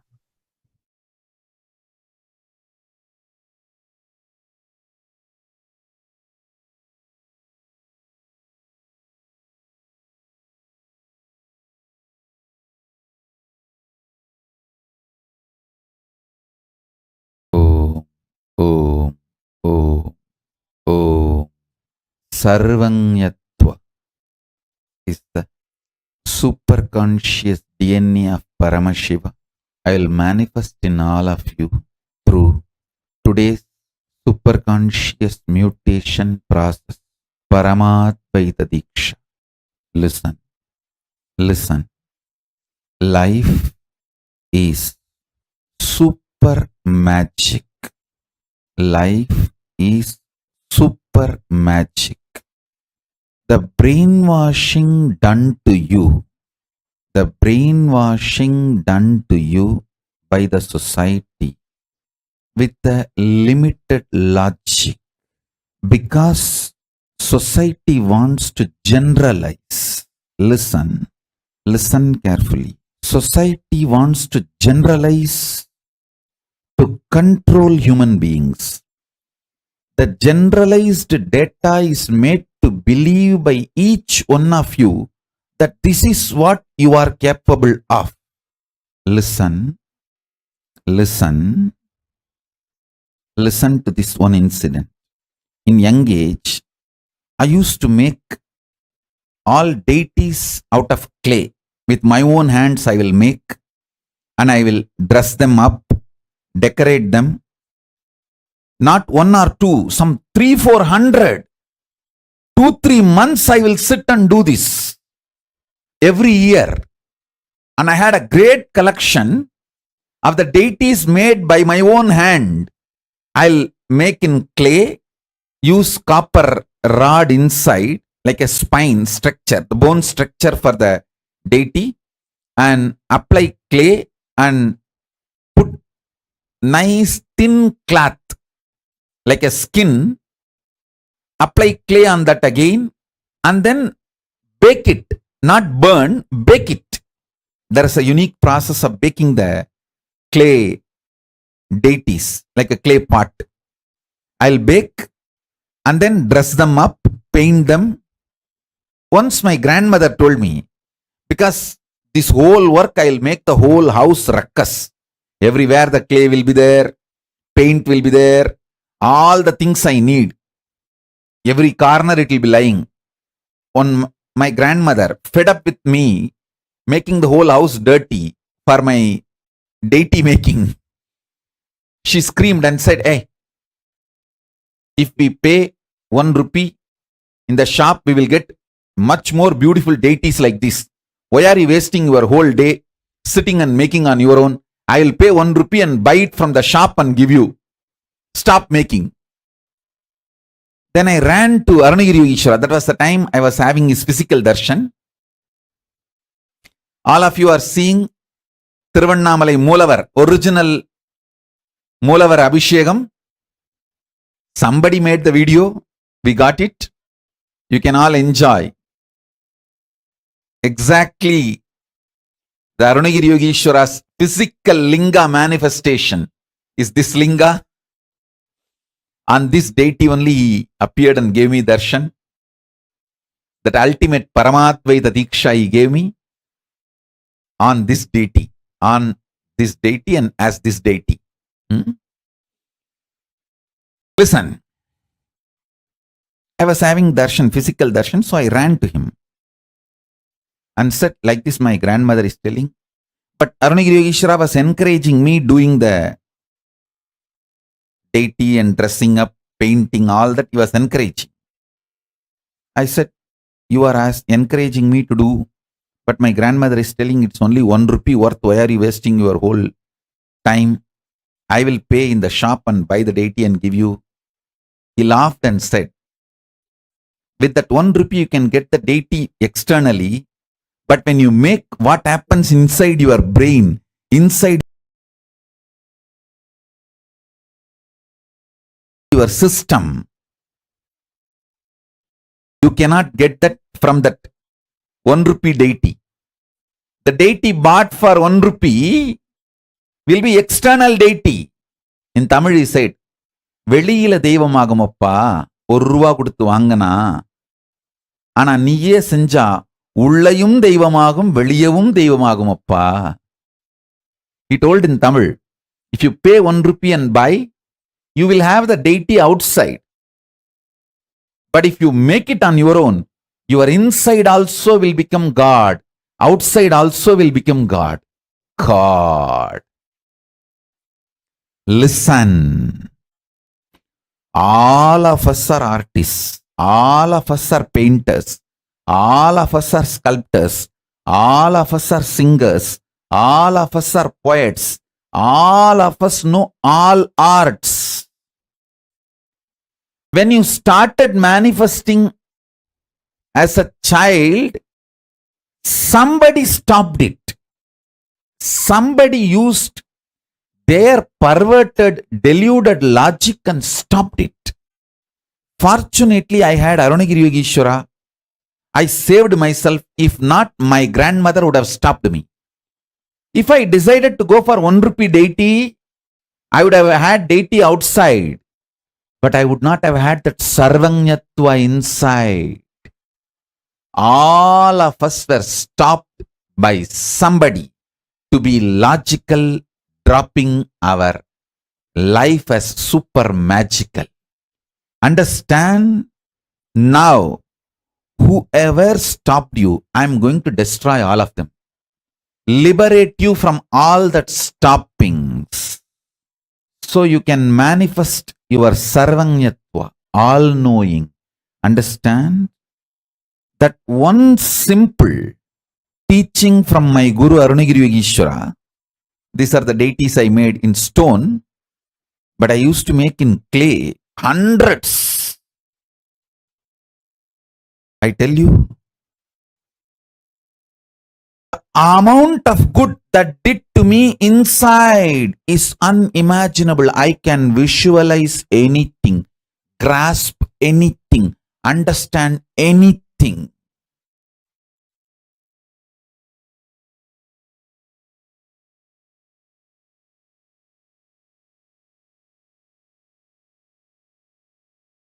Actually, whole Thiruvannamalai temple, I can just download it from my brain in 3D version. Whether thickness of the wall or carvings depth or the deities, everything I can just reveal it in 3D. Not just 2D, 3D I can reveal, including measurements. Because that is the way my brain works. I tell you, All of you are hardwired for this. All your brains are hardwired for this. Your life, your consciousness is magical. Unfortunately, you are forced to believe you are logical. If I obeyed my grandmother and decided to go for 1 rupee deity and stopped making deity, I would have lost something very profound in my life. I would have stopped something very profound. I don't know how many of you remember in your life when you stopped becoming magical and started becoming logical. If you remember,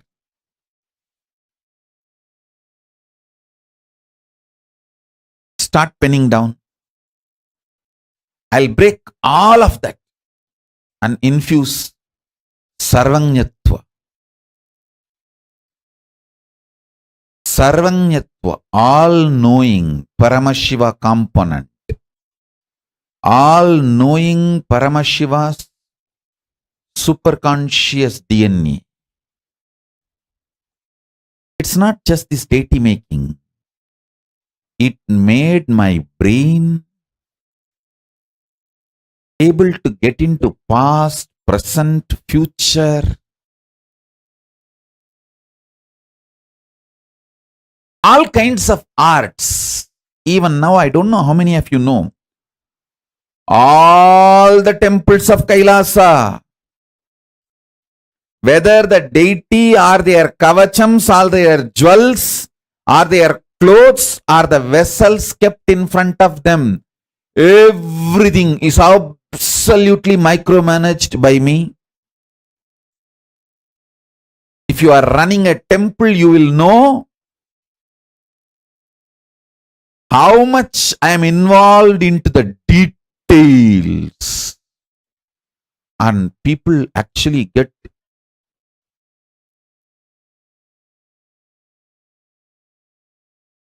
consciously slapped when they see the amount of memory I have and the way I get into the details.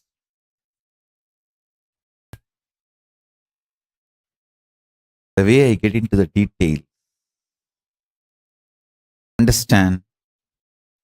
It's not just in temples. Now, the way I get into the details in the treaties with many governments, the many MFAs, Minister of Foreign Affairs, many country statesmen, they ask our ambassadors and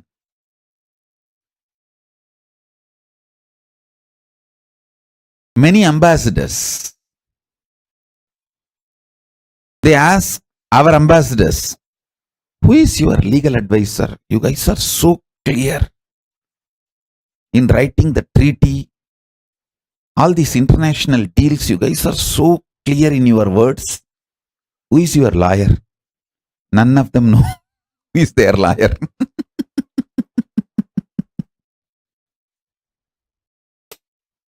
Understand? Getting into the details have become my lifestyle. I'll manifest that Sarvanyatva in you. Listen. Knowledge means knowing the fundamentals of some field, stream. Expertise means converting that knowledge into practical benefit. Listen. Like in the field of science, pure science, applied science. Pure science is formulas, foundational principles, fundamental truths. That's a pure science.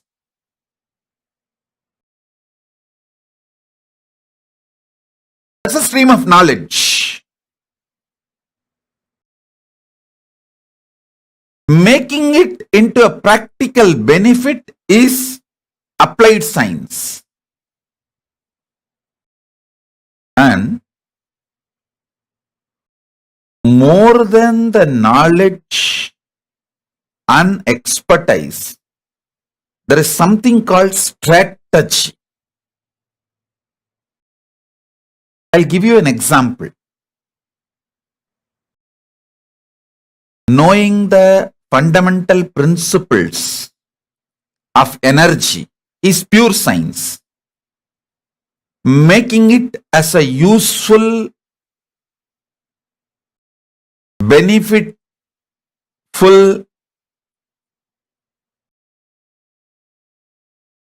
applied science, like making our lives better and comfortable from the fundamental principles like electricity or atomic power. That's applied science. Listen, knowing the principles of energy is knowledge. Making it as a day-to-day experience, expertise that about the knowledge and using that knowledge to make our life better. That is applied science. We can call that as expertise. Beyond these two, there is something called strategy. The fundamental strategy makes you map the knowledge and the benefits of the knowledge, pure science and applied science, to make your life better, your purpose and your vision, your goal to become reality. The core strategy of the cosmos is Sarvanyatva. If you know the core strategy of the cosmos, you will simply know multiple principles, foundational principles, and multiple ways those principles can be used, made as a reality. We can use these principles to make our life better. Sarvanyatva is not information, facts, applied science, or even pure science. Sarvanyatva is knowing the core strategy of the universe. What is the core strategy of Paramashiva when he decided to manifest this universe? I tell you, only to people who are very loyal to me and close to me, I reveal the strategies, my strategies. Only people who are very close to my heart, means who are very loyal to me, only to them I reveal my strategies. Same way, only to those who are loyal to Paramashiva, he reveals a strategy about life, about cosmos, about universe. It's all boiling down to being loyal to Paramashiva.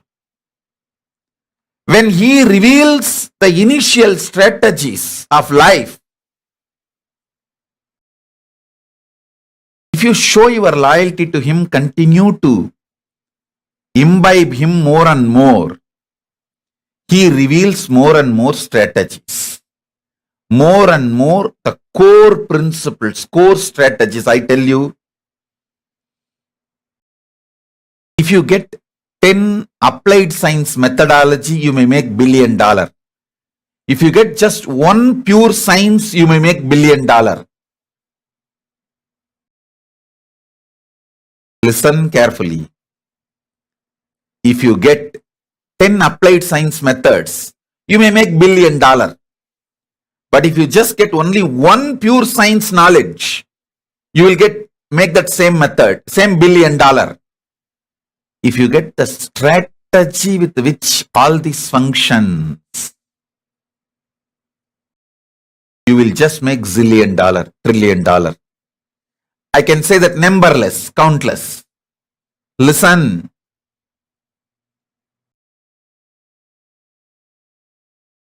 Strategists are the owners of life. If you know the strategy of the cosmos, you own cosmos. About anything, you know the strategy, you own it. Strategy makes you own it.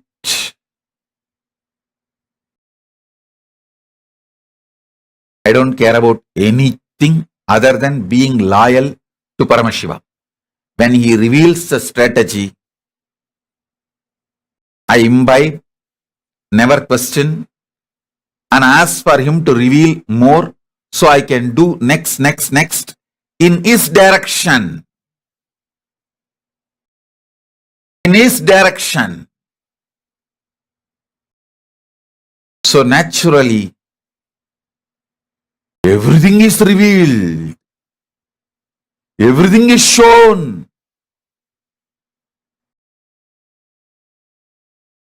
Whether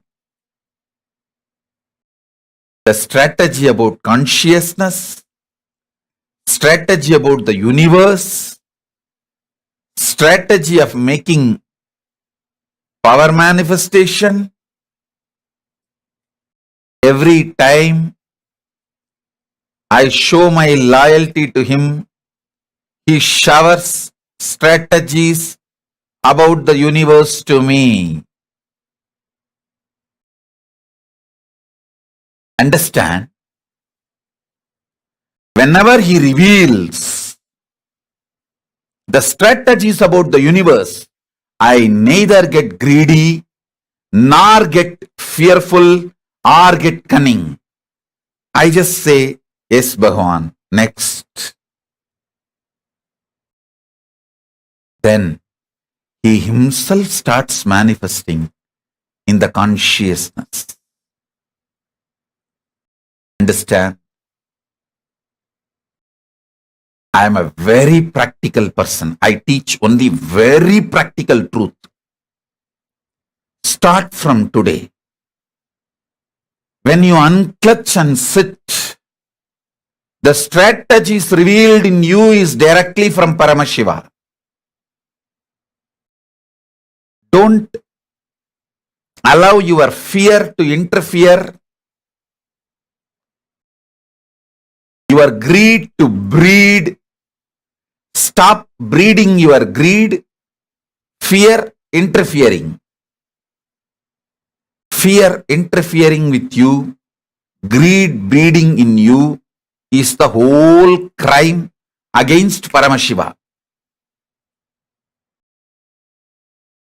You can start today. Learn unclutching. Start spending 10-15 minutes a day in unclutching. When you are unclutched, you will see in the beginning fear interfering, greed breeding.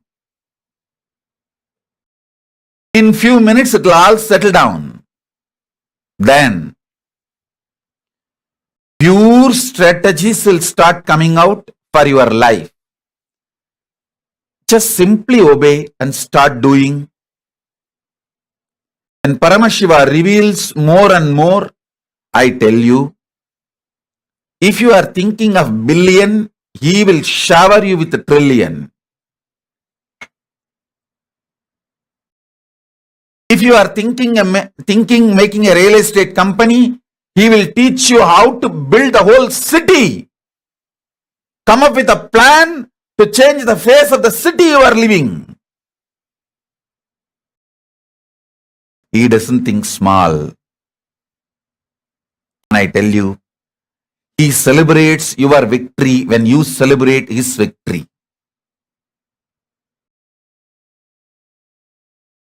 What is Paramashiva's victory? Nothing but you being in samadhi. That does not mean he makes you poor. He showers more than the wealth you want. Anything beyond your imagination. Every time.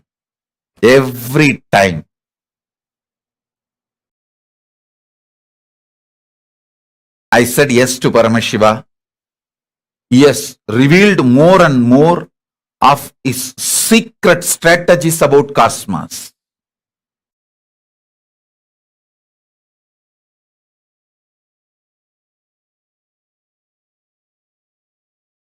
I wanted to explain the science of Sarvanyatva. See, all-knowing. Normally, your brain, when it thinks consecutively, cohesively, coherently, each of these are layered, consecutive, coherent, cohesive. If your brain can think one, next one, next one, next one, and coherent, after this, that will happen, after that, that will happen, cohesive.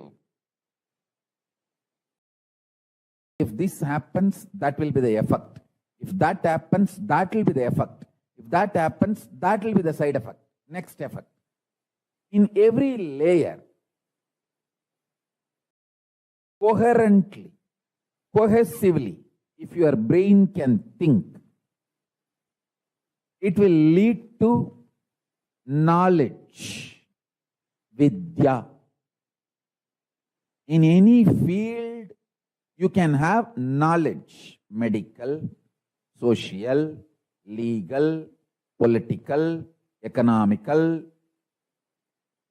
In any field, you can have knowledge if your brain can think coherently and cohesively. In Hindu tradition, we know the science of making your brain grasp the whole cosmos, the whole cosmic happening. When I was developing the software for Sarvanyatva, Sarvanyatva means the power to know everything. Successfully, I have also made many of my Gurukul Balasans to manifest this power for a particular period. When I was training them, initiating them, they started manifesting this power. It was very successful. Listen.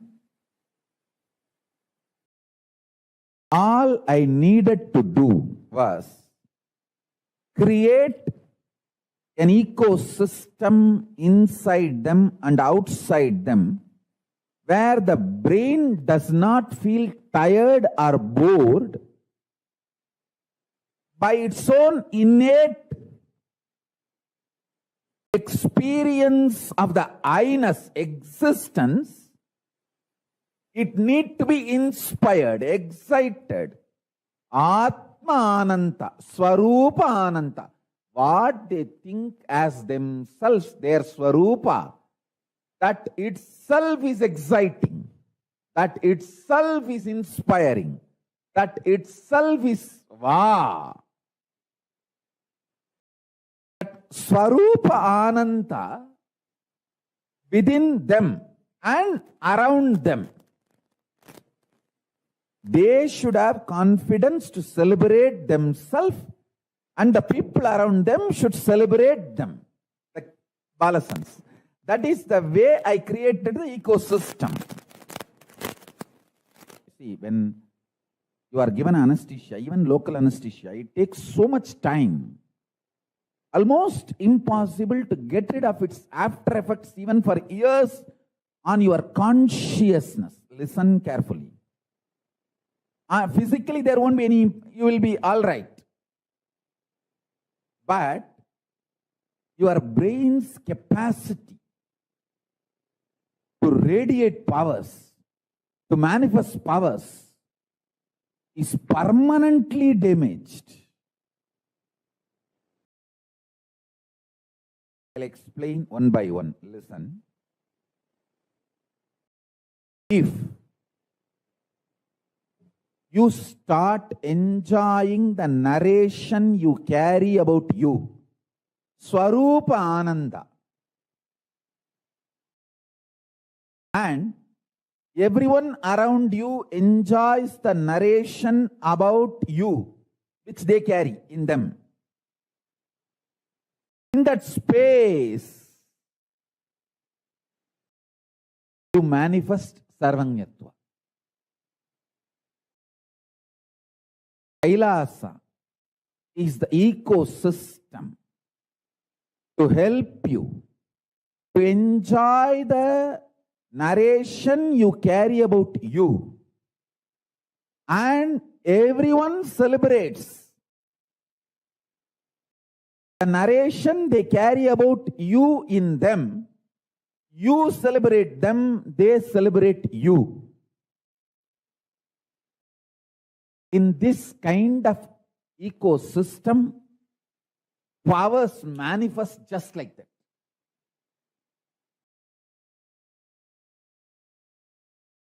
That kind of an ecosystem makes nectar flow in your Sahasrara chakra, in your crown center. Even when your guru initiates you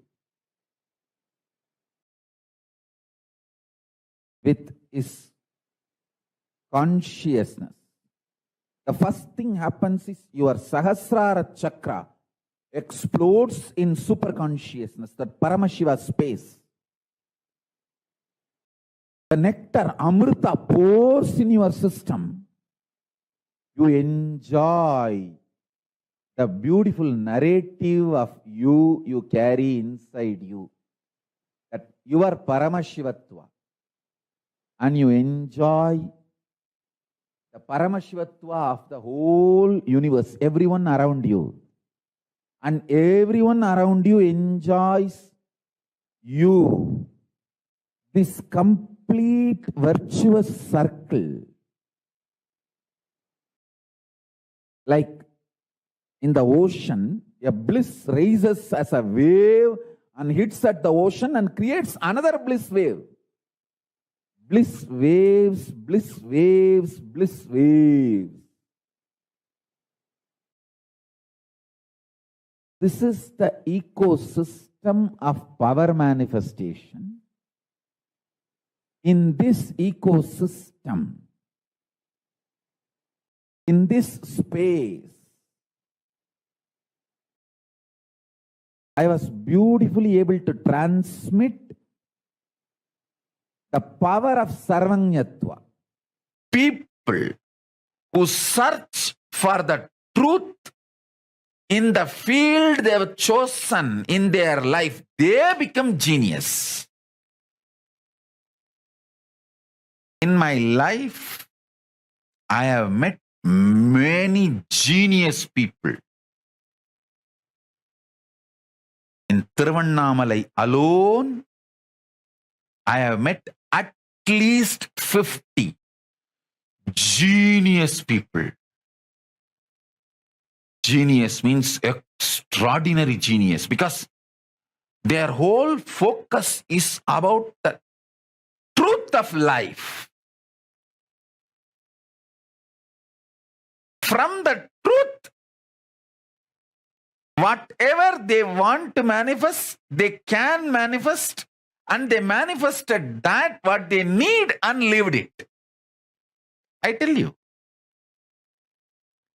Annamalai Swamigal had only 2 loincloth and 2 towel his whole life. But I have not seen a more richer person than him. In my life, I have not seen anybody else richer than Annamalai Swamigal. Because he manifested the 2 cowpin and 2 towel from his conscious sovereignty. His decision to exist on the truth of life is a genius, I tell you.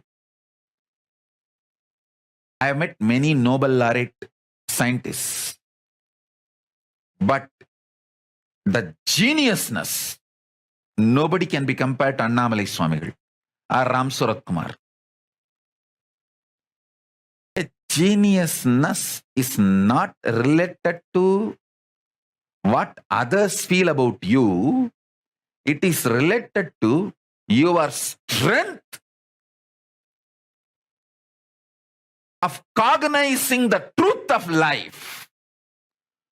Your brain's capacity to cognize the truths of life and manifest them in your life in a very cohesive, coherent way.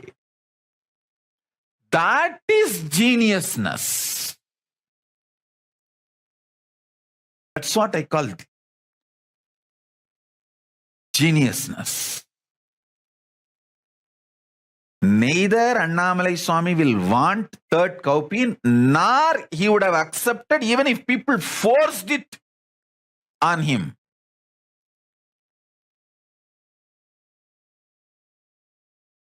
Listen, I am not saying you also live with just 2 cowpin and 2 clothes. No. All I am saying is manifest billions and trillions without losing your geniusness. Genius means your capacity to cognize the truth. You have 25 heads, as I explained now. You have 25 heads.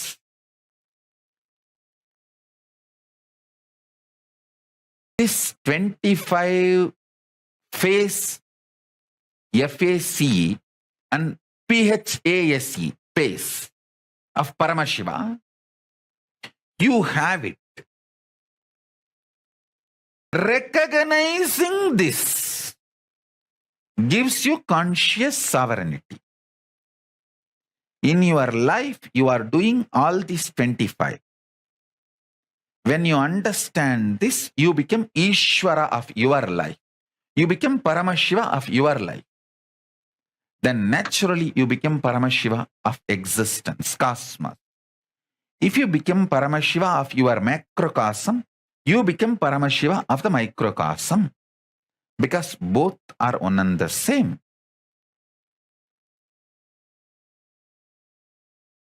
Ability to cognize this is geniusness. Geniusness is not just stealing some theories here and there. Geniusness is not about stealing some concept, principles and rebranding, rewording in your name and getting Nobel Prize or this prize, that award, that recognition, this recognition. Geniusness is ability to cognize. You are doing this 25 in your life.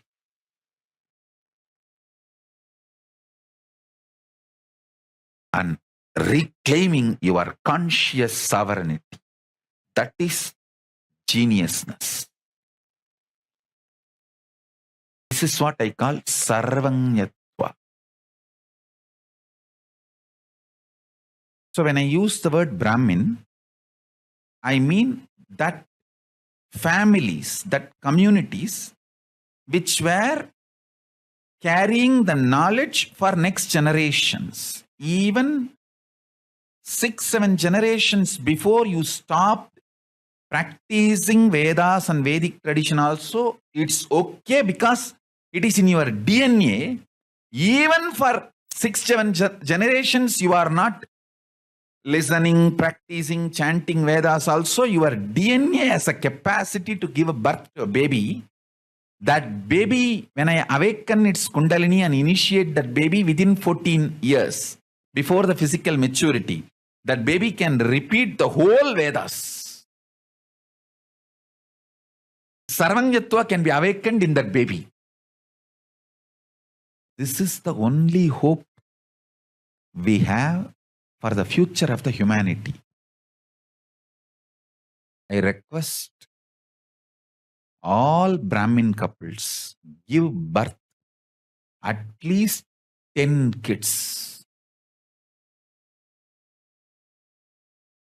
If you are from these communities which were the knowledge carriers, who have been endowed, empowered traditionally to carry this knowledge and transmit it to the next generation, Ayers, Iyengars, Dvivedi, Trivedi, Chaturvedis, Adishaiva Shivacharyas, Adishaiva Velalar. Among the Jains, the Digambara. Among the Buddhists, the Theravada and Tibetan. Any of this knowledge carrier community give birth at least to 10 kids. If you are not able to bring them up, send them to Kailasa. I'll bring them up in a best way. Still, when I remember, my eyes became watery. These village men and women who were my gurus,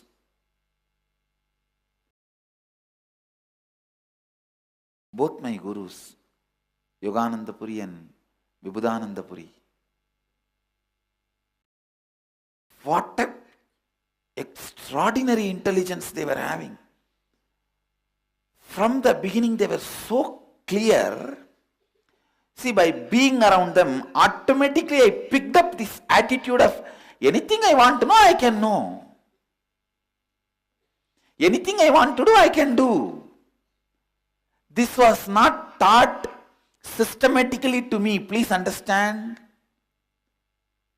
Like how in our ashram, if you live, you will simply get the confidence to do completion and to do nirahara samyama, because you will see every other person will be doing nirahara samyama. Every other person will be sitting and doing completion. You will not have neck pain to wear this big mala because every other person will be wearing.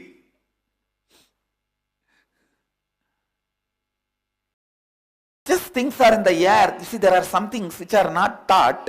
You pick it up from the air.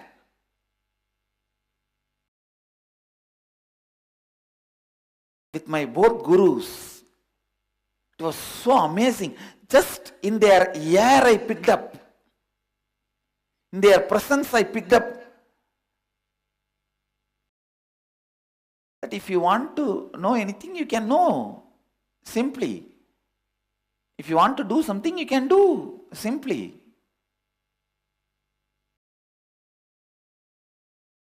I never know whether it is a swimming or climbing the hill or anything. Human beings need to be taught. I always thought, you want, just jump and do it. Not just the swimming and trekking. Everything. I still remember one day I went to Mataji, Vibhudananda Puri, and told her, the temple, such beautiful deity is there. It is so nice. I want like that. She said, you make it. I did not even ask how. And immediately, from my neighbor, I got one mold of Lakshmi and made a clay mold out of it.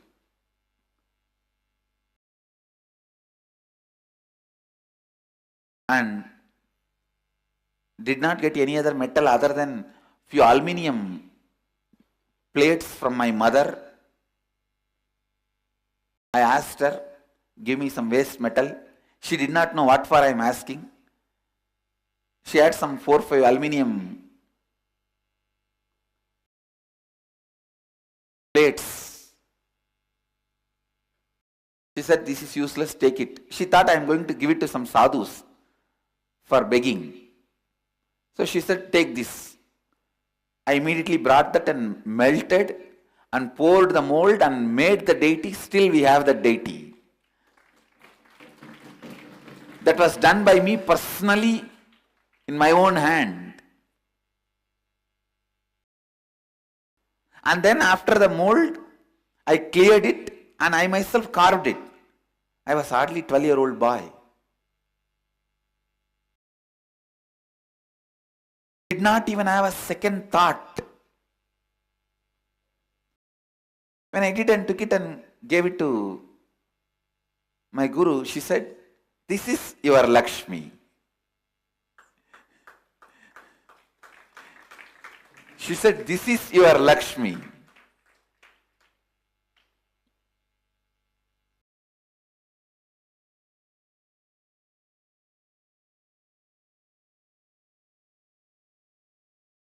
Ability to look into anything and the space of completion to look into anything and no incompletions about anything,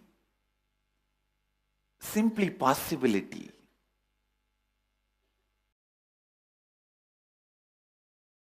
Everything is doable and do it. Not only doable, do it.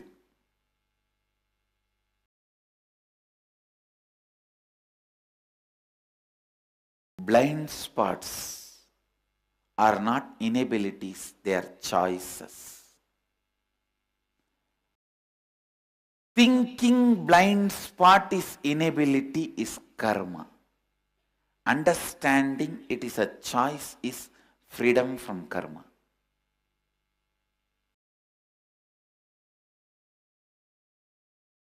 Don't even know about inability and possibility and simply you are living, making everything possible is vikarma. I neither know it is difficult for some people, easy for some people. I simply did it like breathing, like living. Still we have that Lakshmi deity with us. When I went and told the deity is so beautiful, I want like that one deity, she neither discouraged me, nor she started explaining how to get it. She said, make it, you can.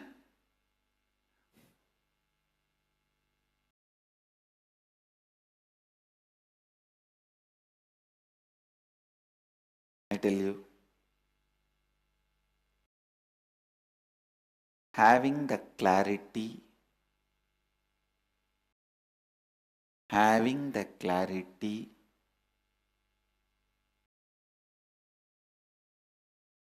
anything is possible.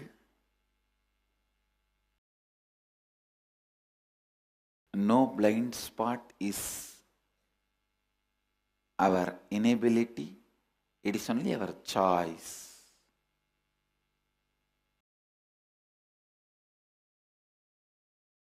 Is sarvanyatva. Have this clarity. Anything is possible. Fundamental education need to be given for a child is the child should discover its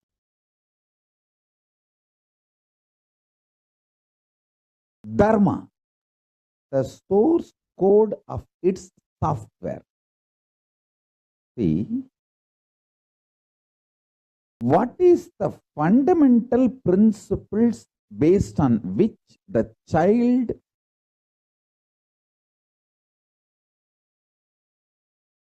has printed its body? What kind of food excites? What kind of routine inspires? What kind of thought current gives fulfillment? What kind of actions and reactions happen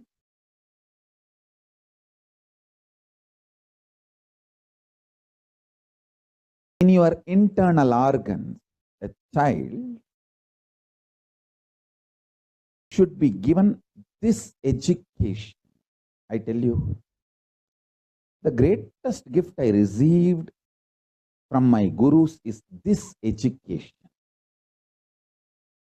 Once I understood the first principle of me, I just know everything.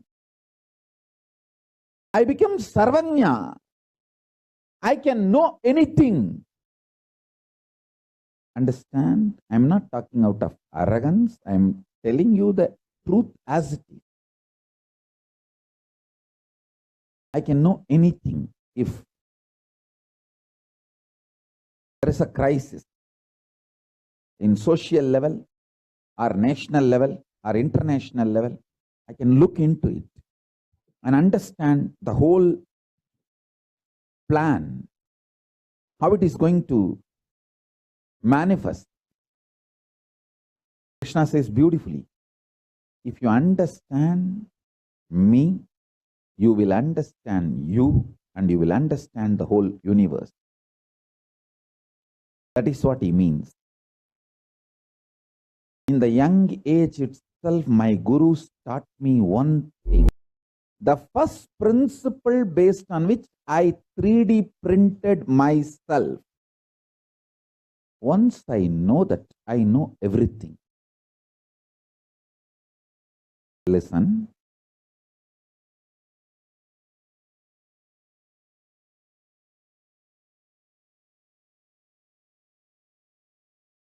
If I can produce 10,000 kids like me, consciously, I'm not going to give physically birth to any kid. I'm not talking that. I'm talking about consciously reproducing the Guru Parampara. Reproducing the same super consciousness. And 10,000 kids, I know this science can't be destroyed on planet Earth. Planet Earth needs this science. This science, this supreme Raja Vidya and Raja Guhya, royal secret and royal sacred science. There's a beautiful story about Sarvanya, Sarvanyatva in Shankara's life. Shankara was supposed to be Sarvanya. Sarvanya means all-knower. There is a story when Sarvanya Pita was supposed to be decorated by Shankara's presence. One cobbler who stitches the shoes, he appears there and asks Shankara, do you know how to mend shoes? How to repair shoes? Only then I can accept you as Sarvanya. The whole Pandits, the whole team of Pandits have accepted, but this cobbler is challenging. Only if you show me how to mend shoes and satisfy me, I'll accept you as Sarvanya. As per the rule, the whole population has to agree unanimously. Only then he can decorate the Sarvanya Pita, Sarvanya throne reserved for Sarvanya. And the story says, Shankara picked up the shoe, picked up the needle with which he's supposed to stitch, and just scratched the edge of the needle on the nose and inserted the needle into the shoe, into the leather. Cobbler was shocked because why the scratching on the nose? Lubricate. To lubricate the needle, always the cobblers will scratch the needle on the nose. The oil on the nose will be the lubrication for the stitching. Shankara did not miss even that small step. Means the power of observation. Power of observation. The story says cobbler accepted Shankara as the Sarvanya. Shankara sat in the Sarvanya Pita and blessed. Now we need to clarify an important doubt. Then it means enlightened being knows everything. No, I do not know the atomic science. Surely Shankara do not know how the train works. Surely he doesn't know how the steam engine works. No, surely he doesn't know. Then what is the meaning of the word Sarvanyatva? A pure consciousness which operates through the senses, which observes anything comes in front of it and can understand the secrets of everything which is presented in front of it. Please understand. If Shankara wanted, he could have developed a train.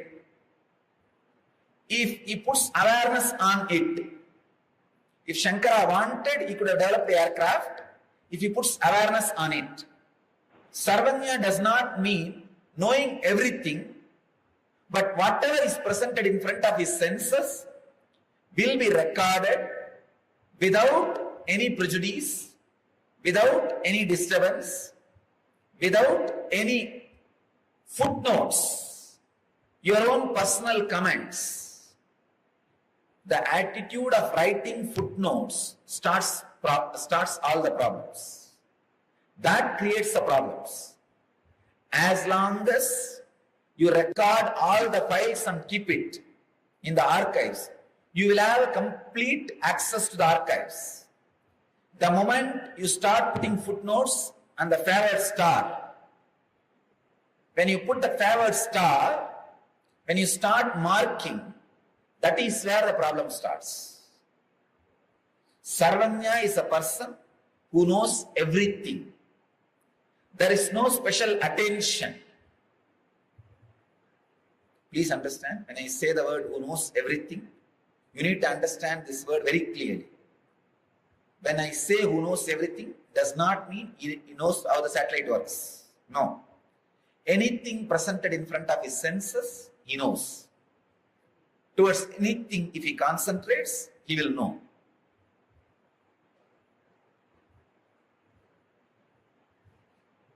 He does not have the fear that he does not know something. Because of his clarity, anything which comes in front of him, he will know. Please understand.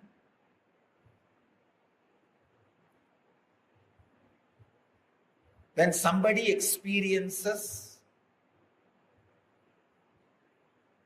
fearlessness for a few seconds, usually human beings experience fearlessness when they come in touch with huge money for a few seconds, till they take that money for granted, till mentally they plan how to use that money and finish it off.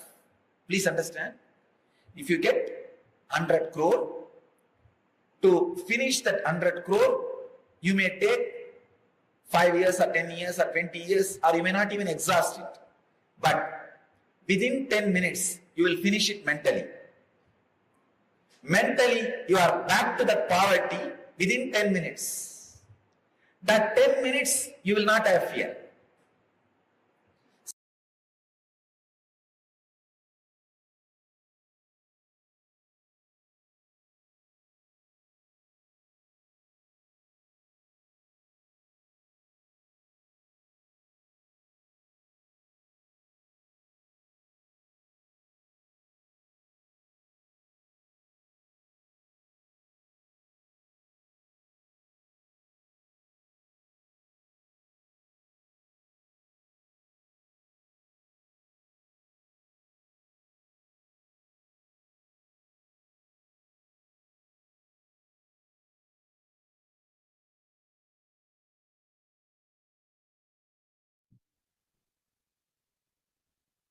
After that beautiful session directly from Swamiji himself on the power of Sarvajñatva.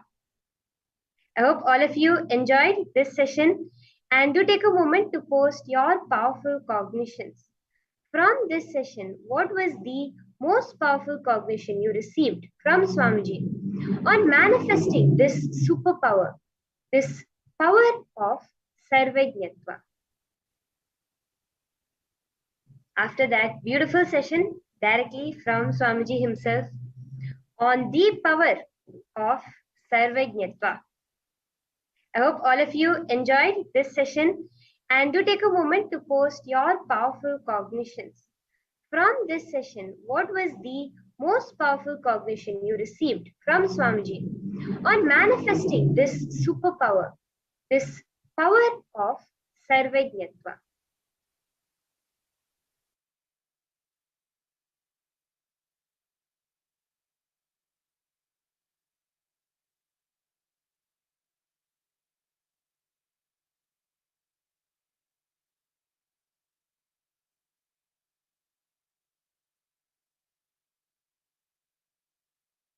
Sorry, I hope my audio is, are you all able to hear me now? There was some echo in my audio. Yes, I take a moment, I request each of the participants to share what was your powerful cognition directly from Swamiji about this superpower of Sarvajñatva.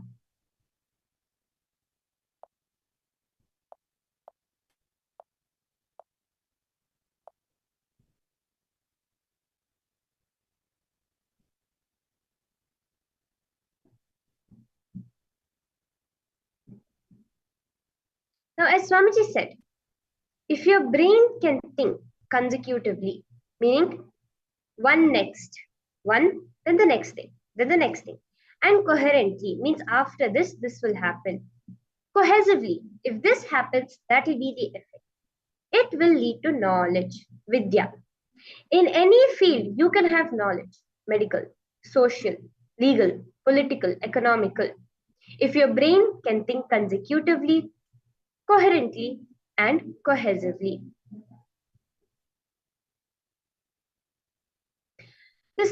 For this to happen, we have to start enjoying our narration about ourselves. See, recollect, look into your life and see if you can recollect situations, incidents, where you experience the words, emotions, feelings, and experience of being stopped by someone to have life as super magical. Where all in your life do you feel that you have stopped enjoying your life? Where all you feel that someone has stopped you from celebrating your life, not having a magical life anymore? I request each of the participants, if you have any questions, any doubts, to go ahead and share.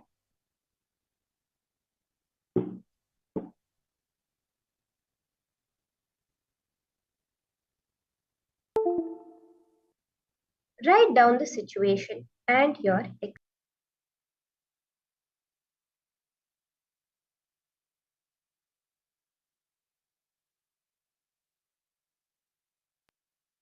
Just write down.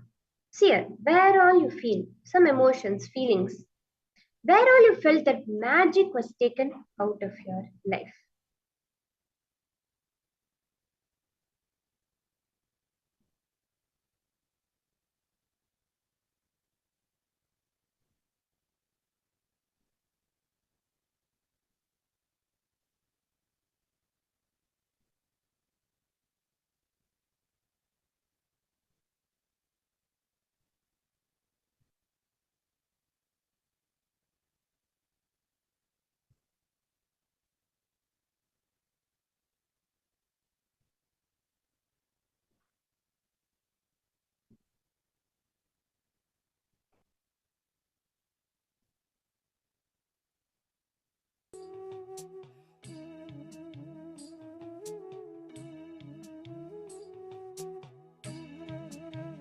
Where all in your life, each of you take a moment and pen down, share. You feel that, for example, as a child, when you believed in the something like the tooth fairy, or anything like this. But when that was taken away from you, something small like this, your elder brother came and told you, don't believe in all this nonsense. It's mother and father are the ones putting giving you the gifts. Wherever you felt that magic, that magicalness of your life, super magicalness, where was it stopped by somebody for you to experience it in that way?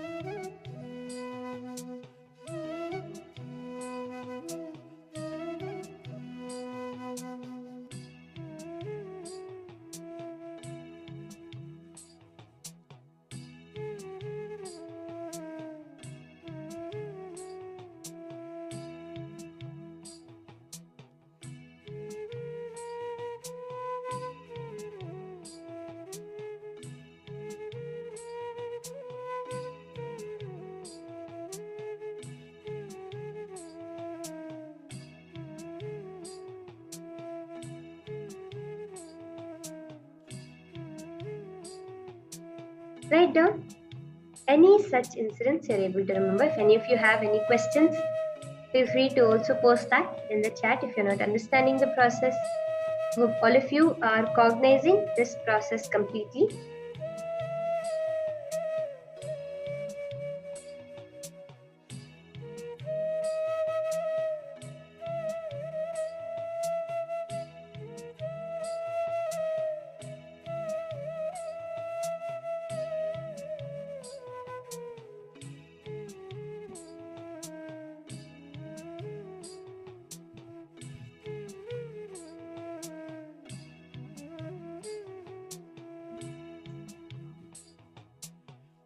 Now, wherever you have experienced that situation, sit with a mirror and talk to yourself in the mirror.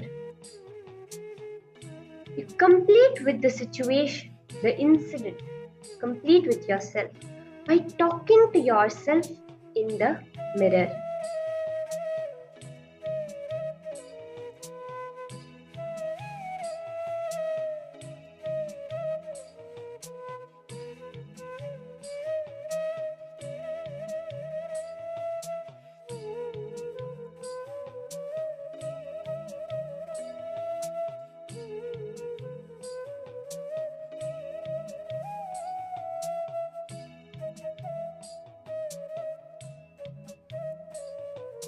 Just talk to the mirror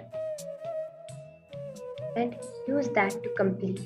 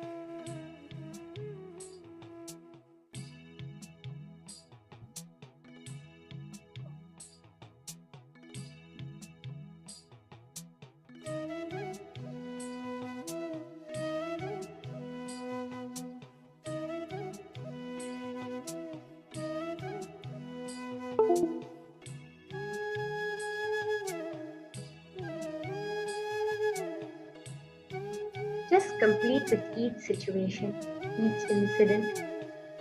Wherever you see, start to learn to live your life as magical, not limited to the physical world, the logical world that the world has taught you, the society has taught you.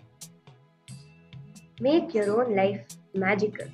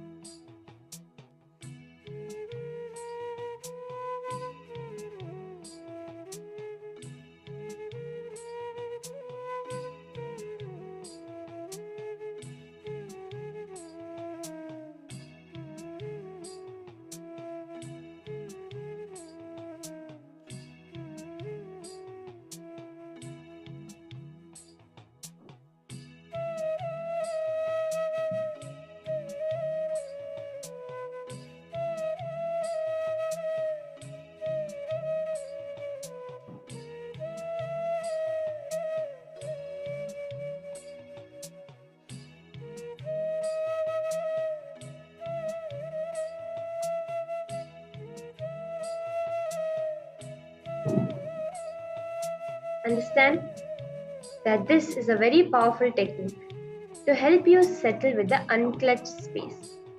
Every time you make a deity paint, you are one with the deity, the oneness. Consciously paint, sketch, or draw any deity. Take a few moments now. You can actually do this where you draw any deity, paint any deity, or sketch any deity, because you are experiencing oneness with the deity every time you engage in their form. So now I request all the participants to take a paper and pen. You can draw, paint, sketch any deity that you wish to.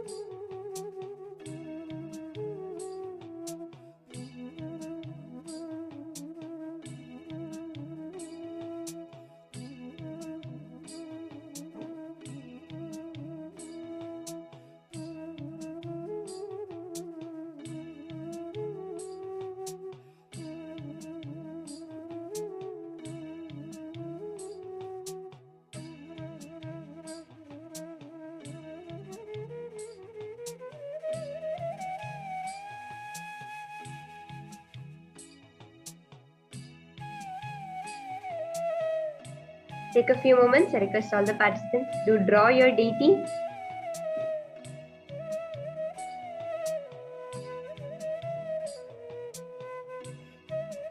You can draw Swamiji, you can draw Ganesha, you can draw Subramanya, any deity you feel connected to. Just draw it, just sketch it out.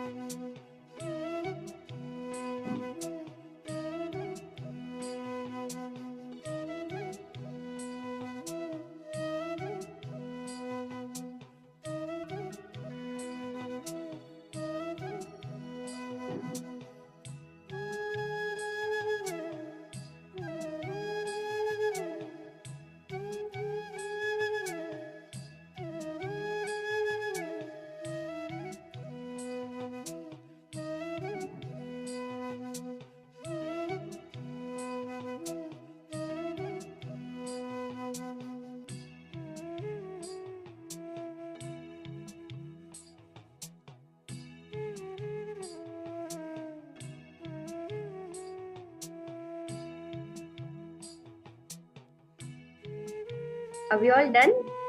You can actually continue drawing as we move into the power manifestation also. Just enjoy it. Let that become your space of oneness as we enter into the power manifestation session.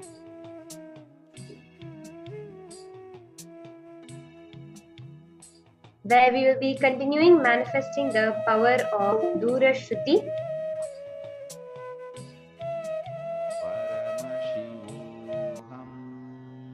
In this round, we will be continuing to manifest the power of Dura Shruti, where I'll be playing a music for all of you to listen to, and you can connect to Swamiji and see what exactly Swamiji is showing you. And also go ahead, post your answers. How many of you are here ready and excited for this round? Do post in the chat. Yes, Ma Maheshwari Kumara Vignayagan, Ma Lita Sege, Ma Karini, Ma Tanja Devarne, Ma Nyananjali, Ma Irene Lemos, Ma Anandeshwari, Ma Priyatma Surupini. Take a moment to post yes in the chat if you are excited and ready to manifest this round of power manifestation.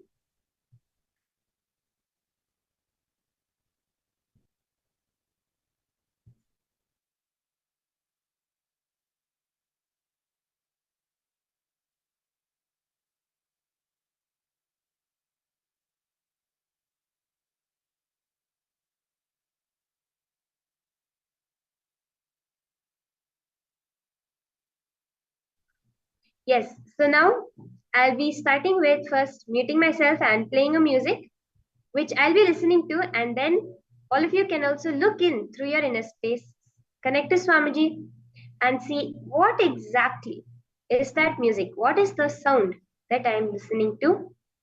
Let's start.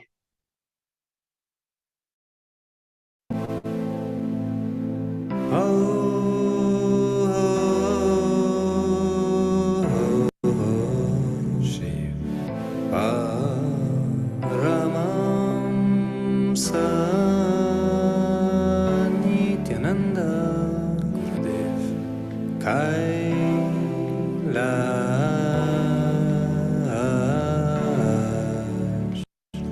Hara Hara Mahadeva Mahadeva Shiva Shiva Rupa Nithyananda Nithyananda Dans ma colonne elle jaillit Kundalini un crocodile sur le fil du grand Nil, une vigueur s'empare Devi Devi.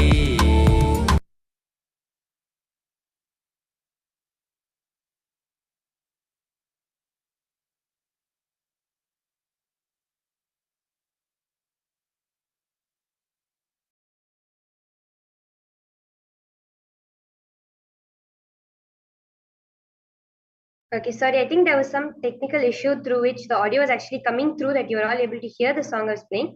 I'll be choosing another sound to be playing now. I complete with all the participants for that technical issue that we had. I'll be playing some other music now, which you all can manifest with. It can be anything. It does not just have to be a sound, does not have to be music. It can be any kind of audio. So do connect to Swamiji and see, chant the Mahavakya, look inside to see what exactly it is that I'll be playing. Okay.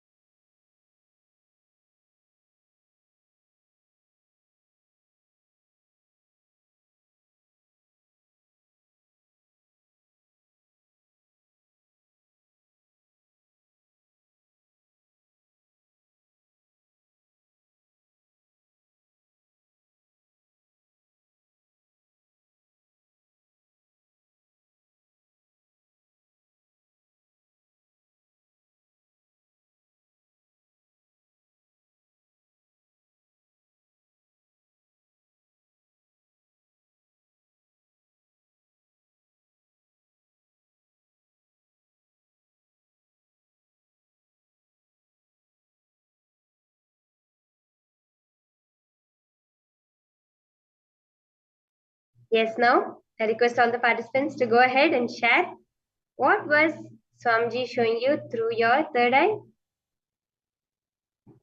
Take a moment and do post your answers in the chat.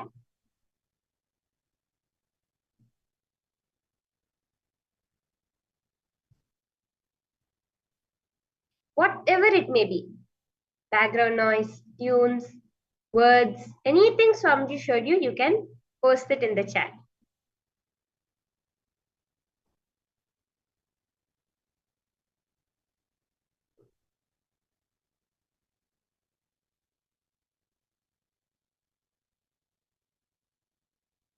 Ma Priyatna Srupini is sharing you heard a bird sound with deep forest nature oriented music. Okay.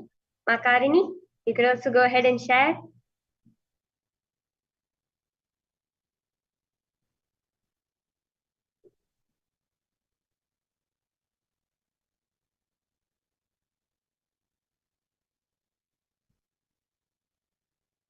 Yamanandeshwari, you heard Shiva, Shiva, Shiva. Okay.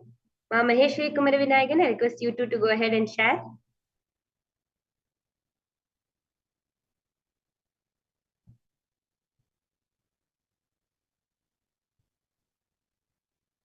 Okay, now I'll be playing back the music to all of you that I was actually listening to.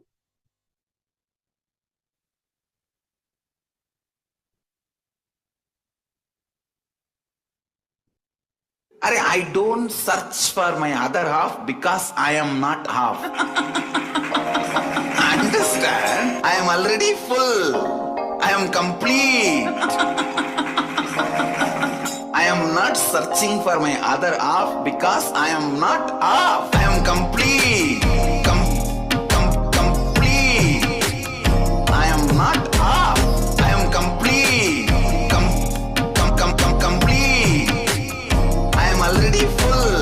If you feel there is something other than you existing, you may have fear or feeling. If you feel the other part will complete you, you will start developing romance towards it. If you think the other part will be threatening you, you will start developing fear towards it. Both are stupid because the other does not exist outside you. I am complete. Complete. I am not half. I am complete.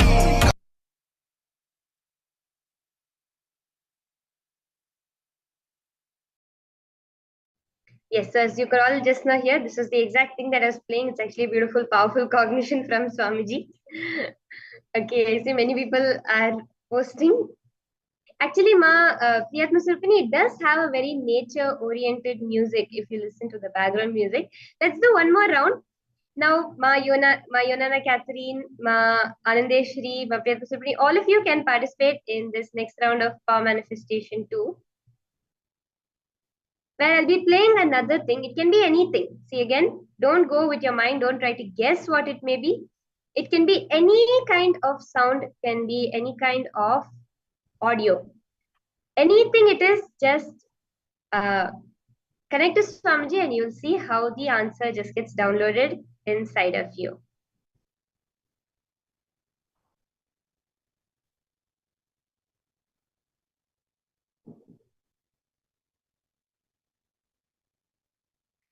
So now I'll be starting to play. What exactly is the music song?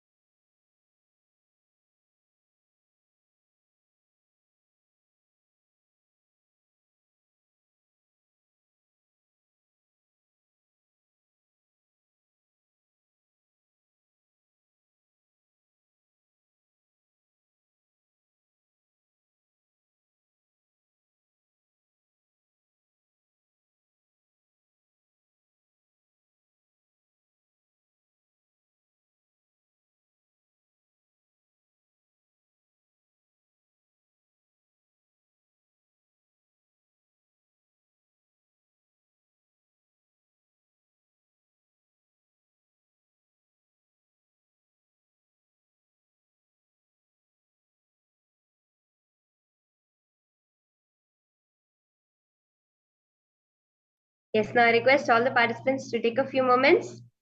Go ahead, post whatever Swamiji revealed to you in your inner space. What was the sound that I was just listening to? Shema Priyatma Surupini. You could see Kalabarva form of Swamiji with ferocious music. Okay. Manandeshwari, you can go ahead and share. Ma Yonana Catherine. Request you to go ahead and share, Ma.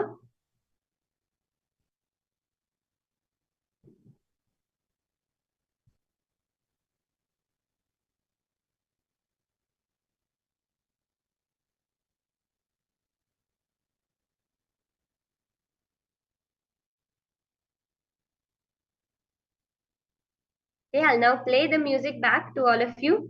We'll have one more round after this that all of you will be able to also see the manifestation happening. So let me take a moment and play the song that I was listening to.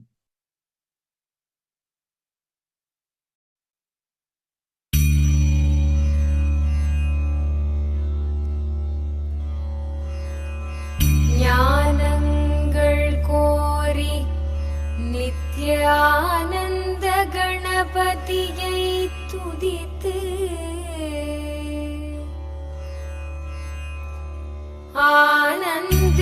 ஆனந்தேஸ்வரரையும்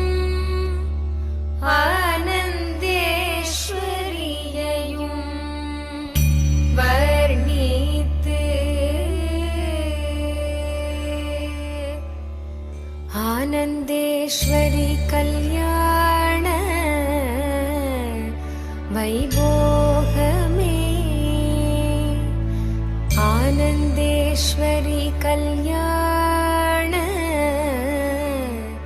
வைபோகமே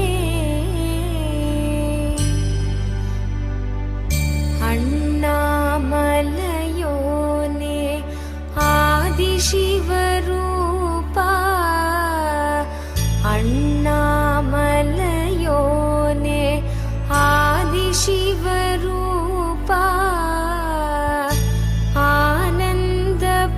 ஆனந்தபுரியமர்ந்து ஞானம் தரும் சீலா ஆனந்தேஸ்வரா ஆனந்தேஸ்வரி கல்யாண வைபோகமே ஆனந்தேஸ்வரி கல்யாண வைபோகமே.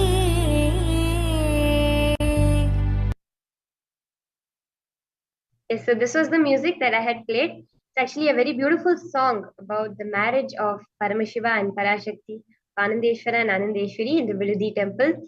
It's another, okay, Ma Anandeshwari, you posted Anandeshwari. That's so beautiful. Yes, ma'am. Now we'll have one last round of manifestation. Ma Priyatma Surupini, for you especially, I'll tell you. Don't connect to what has been played in the previous rounds. Just connect to Swamiji and listen carefully. I want you to post at least one paragraph of all the sounds that Swamiji is revealing to you. Okay, ma'am? You'll see beautifully how in this round definitely you will manifest. Okay?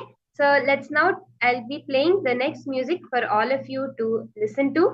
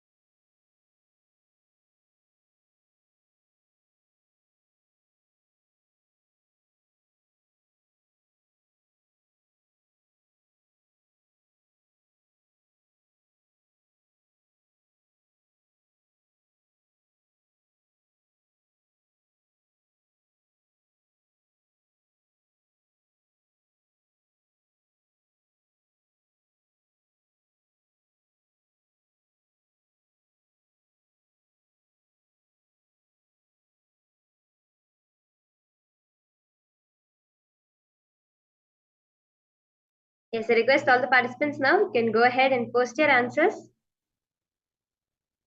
What was it that Swamiji showed you in your inner space, in your third eye? Is the music that I was listening to.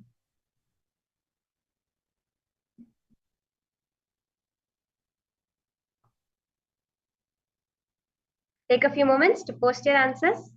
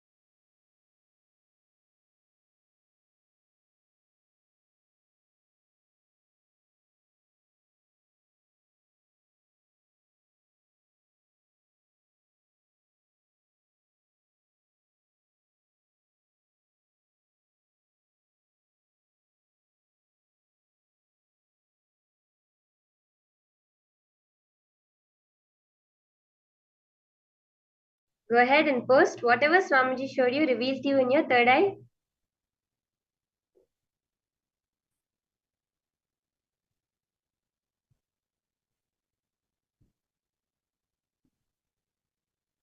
Okay, now, see some people have started to post, okay.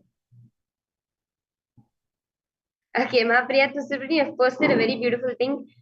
You could see a cheerful song where you could see people around laughing, being happy, Swamiji around with the kids, Devi adorned in dress and jewelry, okay. The more you get, the more feel I want to do more and more deeper. That's such a beautiful feeling. But that is what is real, true power manifestation feeling. Whenever you start, right, you just feel like going into it, going into it, going to it, and never stopping. Okay, I'll play the music now.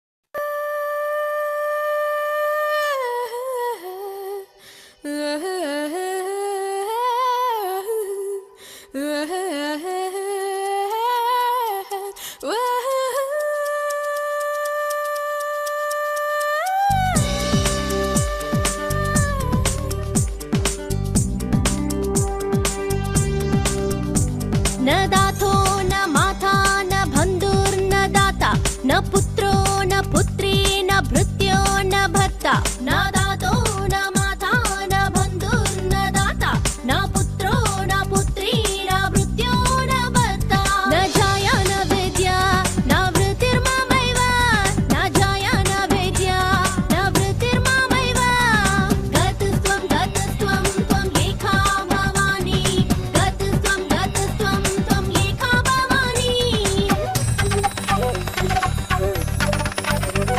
भावाब्धा. Yes, Ma Priyatma Surupini, you manifested it exactly. It is a song about Devi, Devi Bhavani. It is a very cheerful song. Swamiji, Devi, so beautiful, Ma. Such a beautiful manifestation. I told you, Ma, if you describe exactly whatever you're feeling, you will definitely manifest.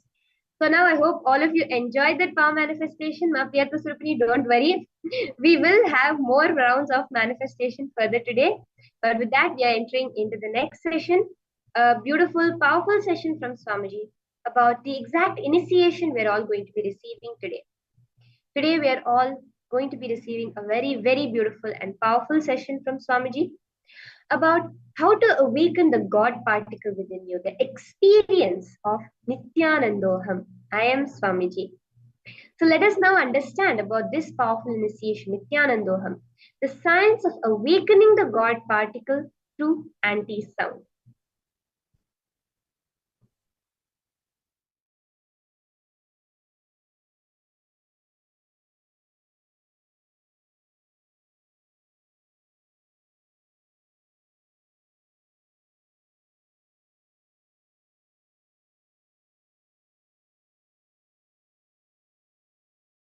Whole life, whether your life in this planet Earth or the life in Kailasa, whole life is all about Shakti.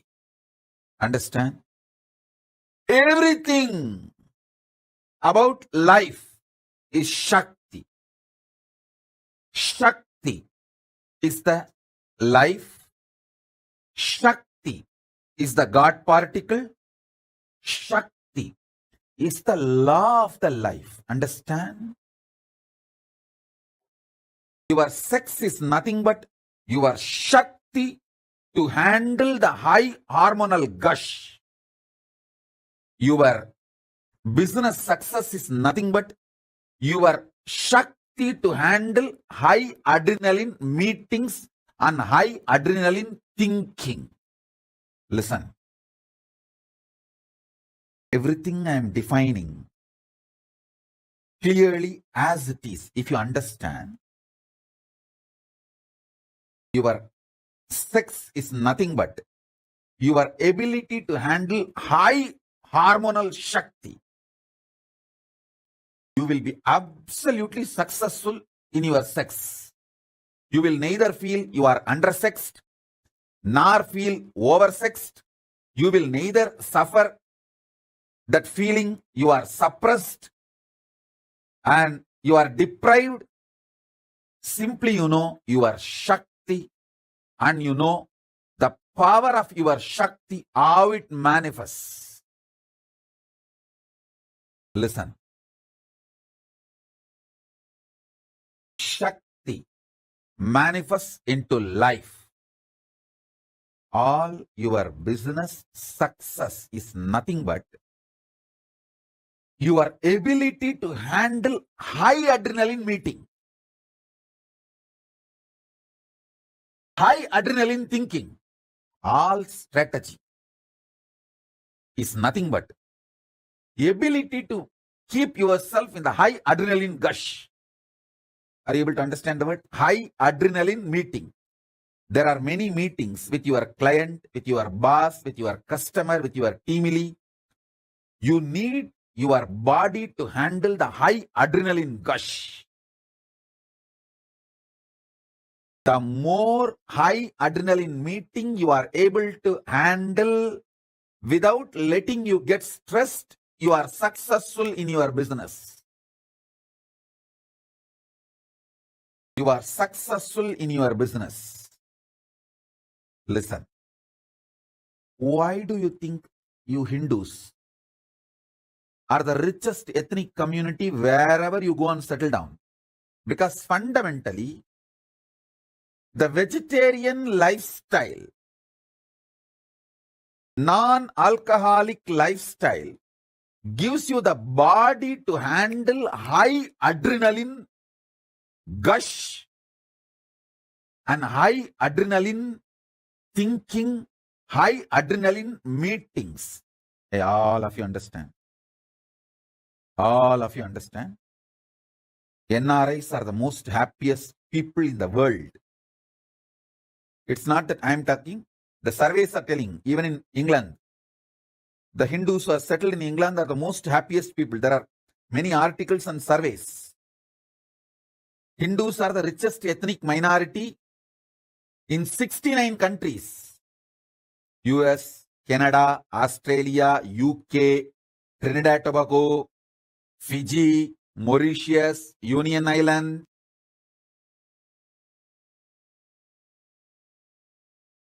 Reason is your ability to handle the Shakti for high adrenaline meetings. I insist on maintaining Hindu lifestyle so that you will transmit the same power to your next generation.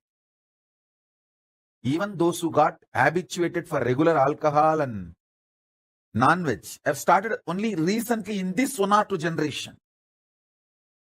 Even now, if you stop the non-veg and alcohol and stop damaging your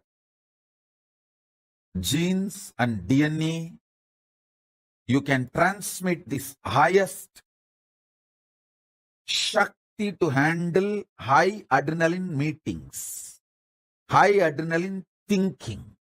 Understand? Health is nothing but ability, Shakti, to digest anything put inside the body. Food or information. Food or information, anything. Life functions centered on Shakti. Law of life is Shakti. Understand that. That's a simple basic truth. Shakti is the God particle. Power is the God particle. Power is the direct manifestation of Paramashiva. Your health or your power manifestation or superconscious mutation happens centered on Shakti. Just raising your Shakti level is all happens in this whole superconscious mutation process. In this whole 21 days, all I am doing is intensely raising your Shakti level through my eyes. I don't know how many of you have observed. Sometimes suddenly physically you will see body huge. And some days you will see it is lean.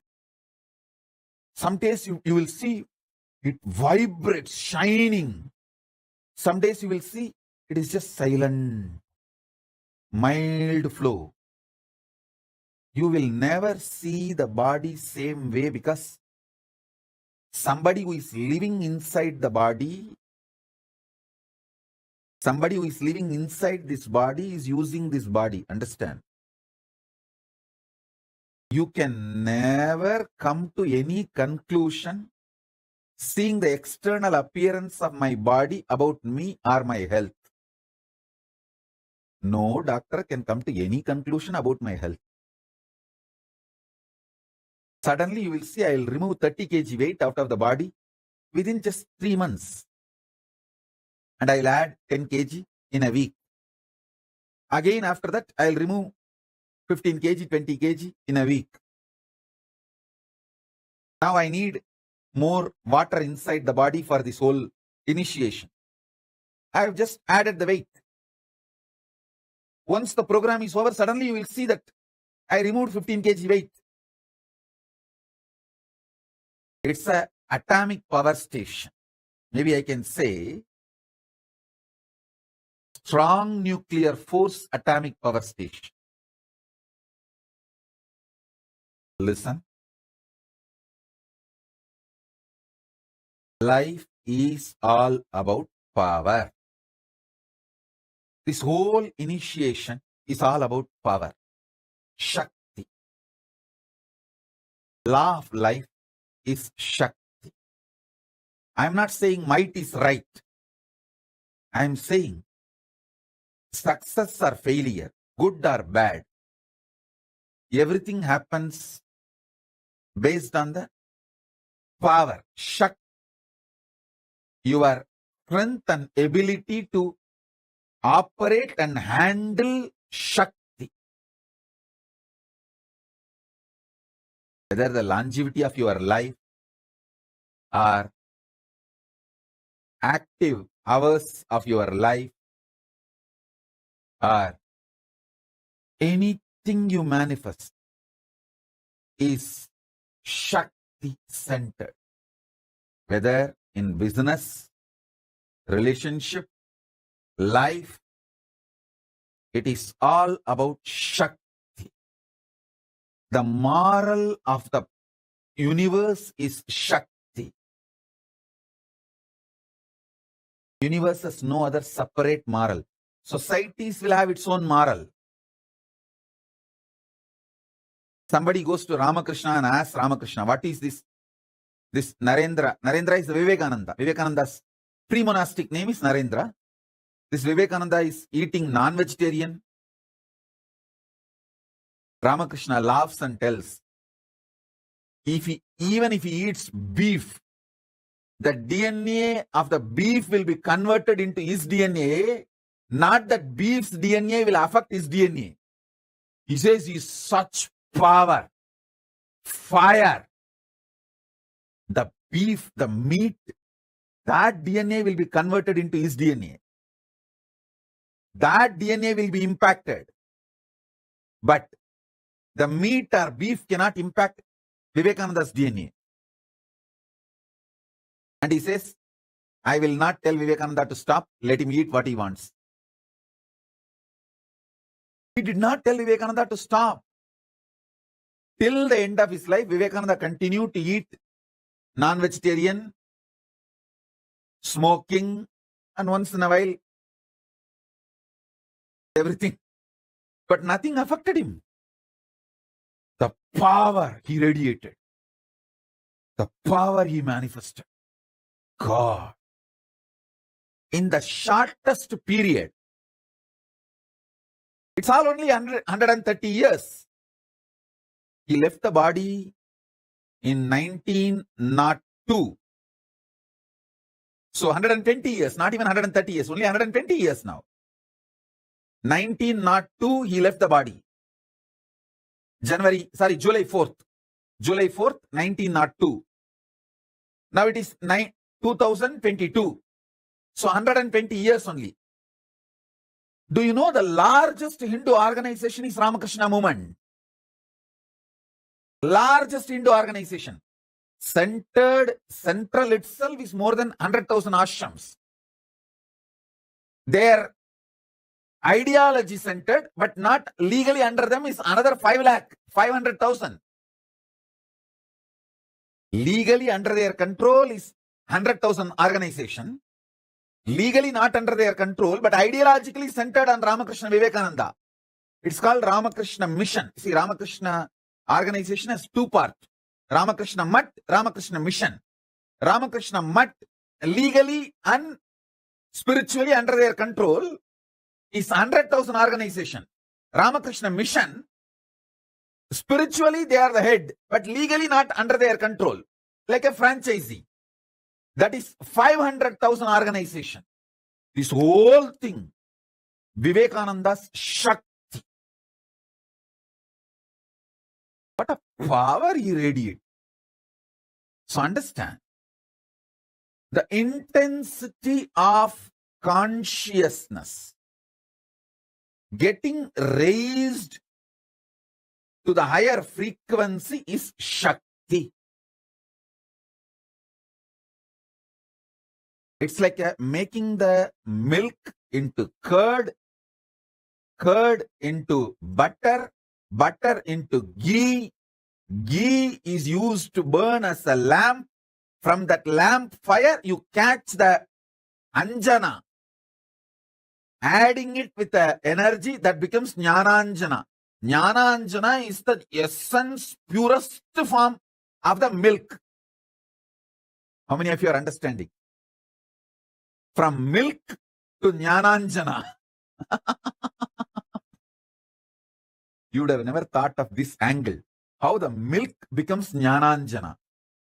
1 dot jnananjana you are having is more than 2 liter milk. Same way, I am going to raise you from milk to curd, curd to butter, butter to ghee, ghee to jnananjana. As I said, I am going to use my eyes.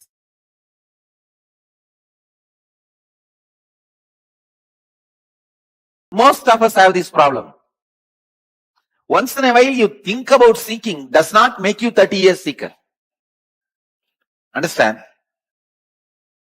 Only when you are seeking becomes the first priority in your life, you become seeker. When it becomes only priority, you become enlightened. When your seeking becomes first priority, you become seeker. When your seeking becomes only priority, you become enlightened. Basic understanding about the whole science. The science of Nithyananda. Please understand. I'm going to work on 3 levels of you. Your muscle memory, biomemory, bioenergy. Let me describe these three. Understand these three words. Muscle memory means the memory stored in your muscles. Muscle memory. This is the memory where all your day-to-day actions are recorded. Like if you eat the food, how to digest is already recorded in your muscle memory. The way you wake up, the way you do your day-to-day activities like brushing the teeth, taking bath, dressing up, your taste about the food, about the dress, what do you want, what you don't like, your day-to-day joys and pains, good, bad, sufferings and bliss, all this. Whole thing is recorded in your muscle memory. When your muscle memory forgets how to digest the food you eat, that's when the digestion problem starts. It starts following some other cracked memory, broken memory, a disturbed memory, or crashed informations. That is when it becomes digestion problem. So every good, bad you go through in your everyday life, even the addictions, if you are addicted to laziness, addicted to alcohol, addicted to smoking, this addicted to smoking, alcohol, now you can understand. Addicted to laziness, that is one of the biggest problem, which you don't understand. Addicted to boredom. For everything you feel bored, tired. Addicted to laziness, addicted to boredom. All this is recorded in your muscle memory. When your muscle memories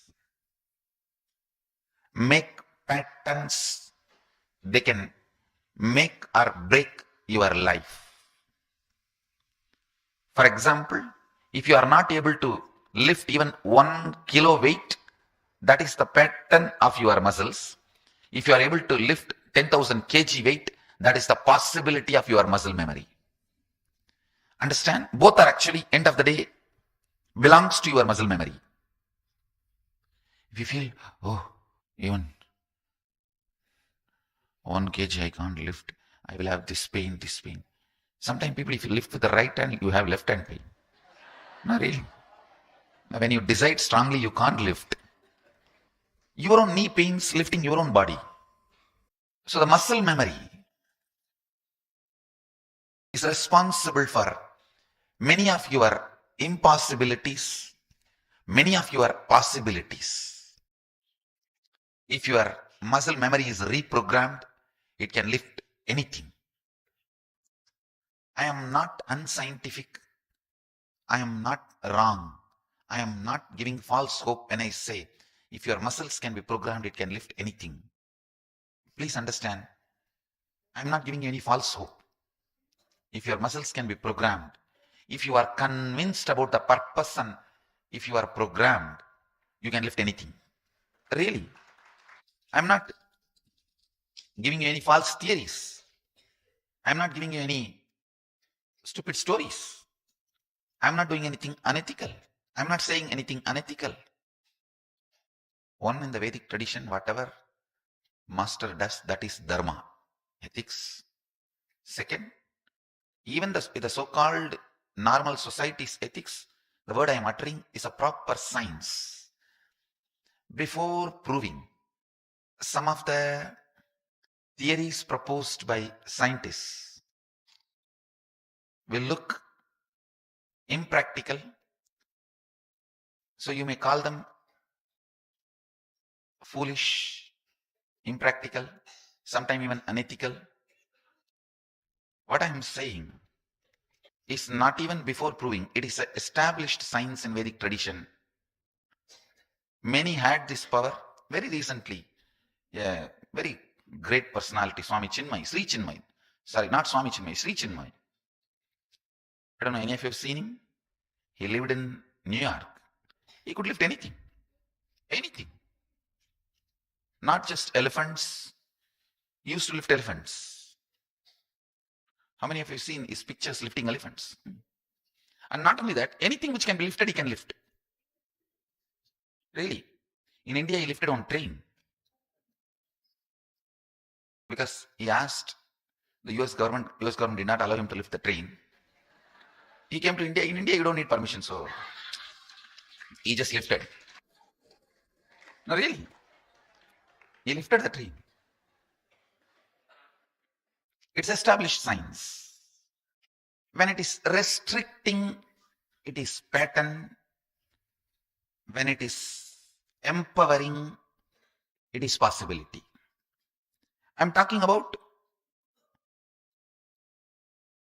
muscle memory. When it is restricting, it is pattern. When it is empowering, it is possibility. If you can't even see clearly with your 2 eyes, it is pattern. If you can see with your 3 eyes, it is possibility. But actually the third eye is in the biomemory level. It is not in the muscle memory. Let me explain step by step. Here all I am trying to do is help you find all the restrictive patterns in your muscle memory and completing with it and helping you to develop all your possibilities. Helping you to develop all your possibilities. It's not that you have to develop all the possibilities, but whatever you wanted, you can develop. It's not that everyone will want to have weightlifting possibility like Sri Chinmay. Who wants to lift elephant? Let him be there, we will be there. Let us learn to lift whatever we need to lift in the life. Of course, if you decide, yes, I really want to do that, that possibility is available for you. It is available for you. In the muscle memory level, when you awaken the muscle memory complete and open up the possibilities, the things you see in the circus are all possibilities. Things you see in the circus or dance, this lot of Guinness record things, these are all possibilities only. All your day-to-day activities, the way you respond, everything is your possibility. More and more completion as per the technology available in Vedic scriptures can complete your muscle memory and awaken your possibilities. Next, biomemory.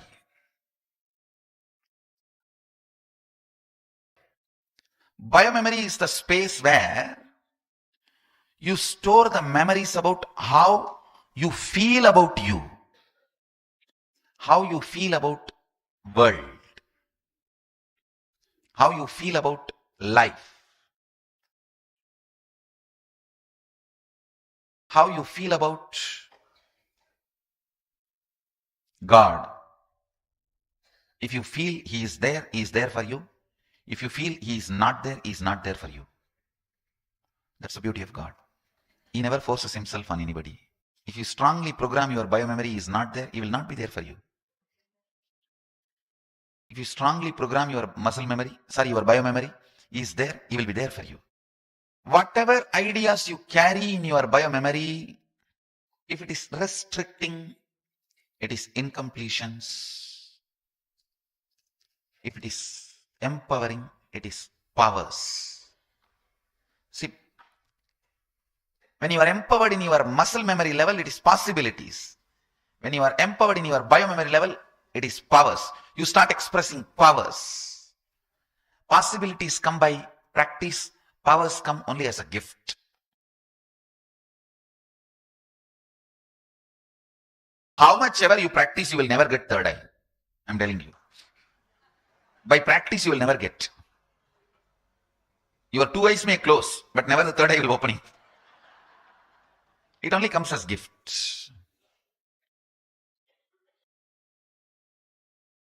So the powers are from totally different space.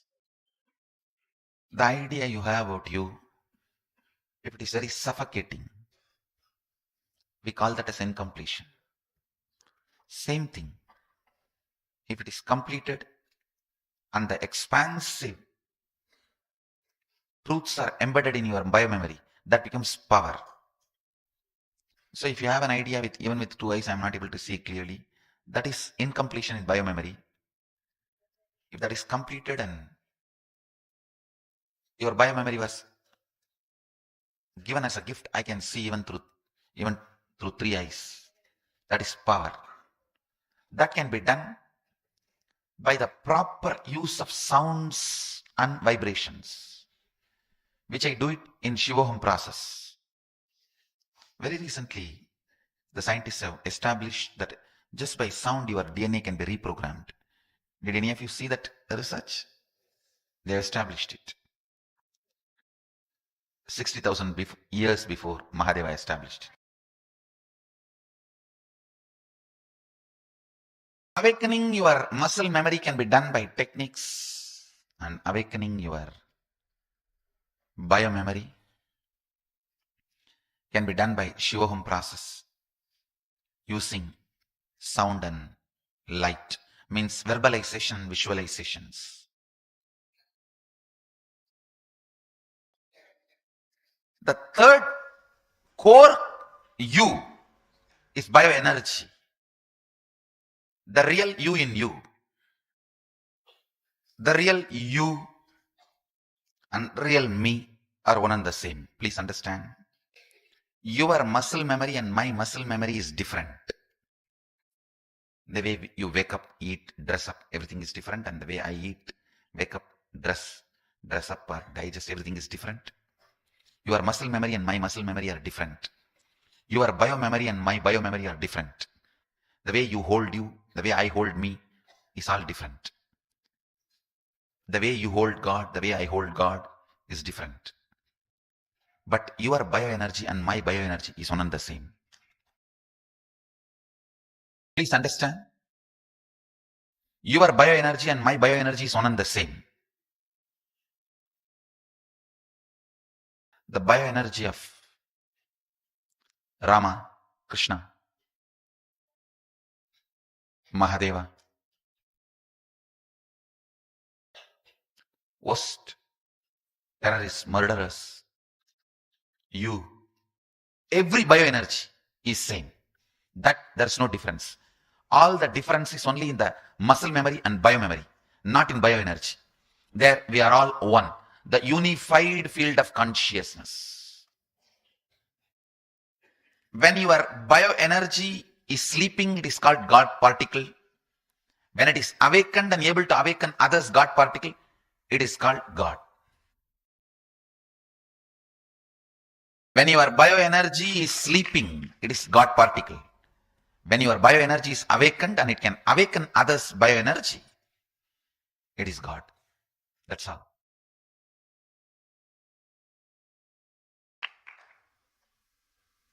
So I mean to say I am God as per Hindu tradition. Please understand.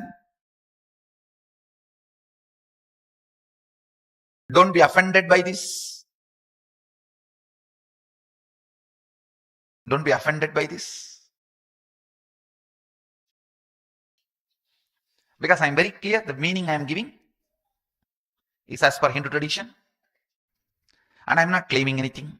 You should not be quoting this word in your context. It should be very clear. The word should be understood from my context. In Hindu tradition, the Guru who can awaken your bioenergy is worshipped, revered, respected as God. In a way, Mahadeva declares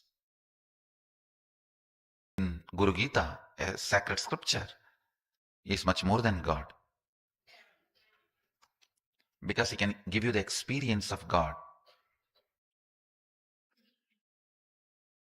And I tell you,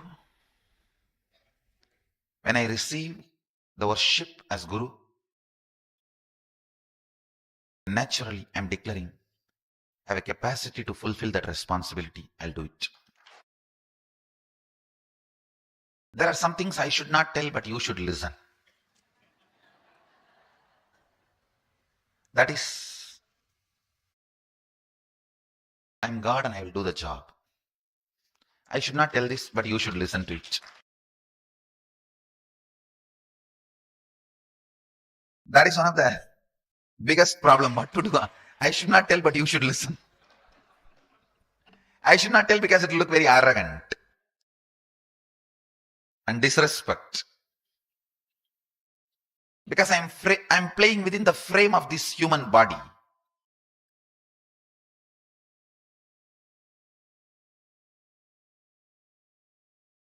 This whole process is, Nithyananda process is all about awakening that bioenergy, God particle in you. This can be done by using the silence, which is source of all sounds. I'm not talking about the silence which is in graveyard. The silence which is absence of sounds, no. Using that, you can fall asleep, not wake up. I'm going to use the silence, which is source of all sounds, to awaken your bioenergy, and unclutching, which is source of all visualizations. The source of sounds is silence. Source of all visualizations is unclutching. Mahadeva is keeping that only in his both hands and dancing. Source of all sounds, silence, represents the damaru. The damaru, the drum represents. Source of all sounds, silence. And the fire, Mahadeva is dancing. The one hand, that drum which is holding, the right upper hand, that represents the source of all sounds, silence. The fire which has the left upper hand represents source of all visualizations, unclutching.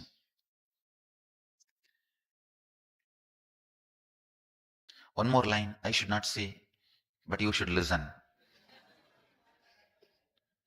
He himself is going to use silence and unclutching and awaken your bioenergy. There are something I should say, you should listen. Teachings. There are some things I should not say, but you should listen. Declarations about me.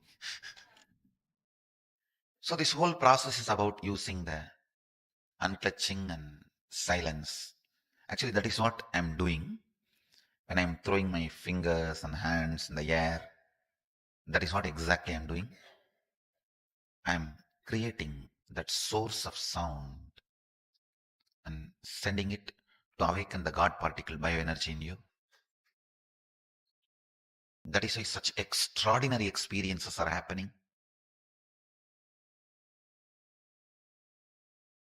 And you don't need to have that feeling that I'm not surrendering enough, or I'm not dedicated enough, I'm not devoted enough, I don't have enough devotion. And that is a kind of a self-doubt. Beyond that barrier of not having dedication or surrender, also I can just penetrate and awaken your bioenergy. But as per the enlightened ethics, I need your permission. It's like a saying yes to me. So now I'll clearly ask whoever wants to give yes to me, just raise. I'll accept this as, I accepted this as yes.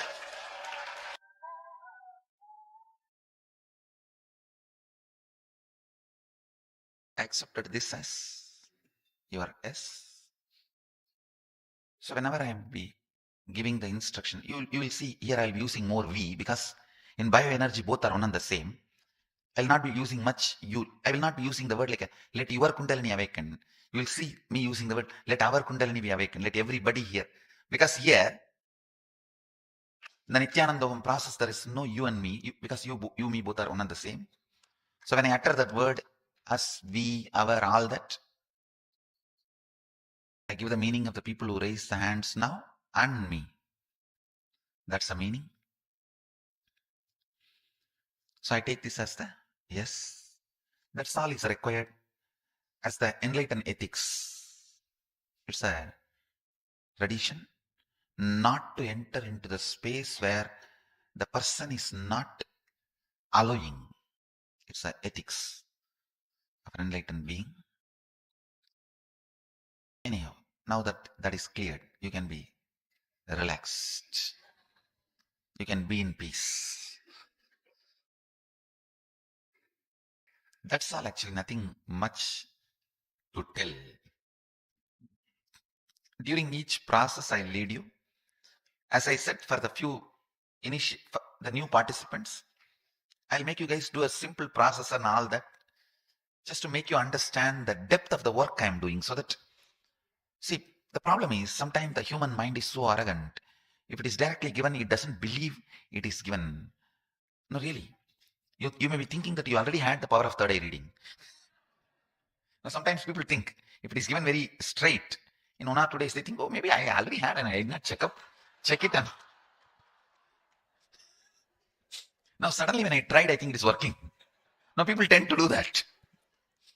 Just to make you understand that, relax, you are being given.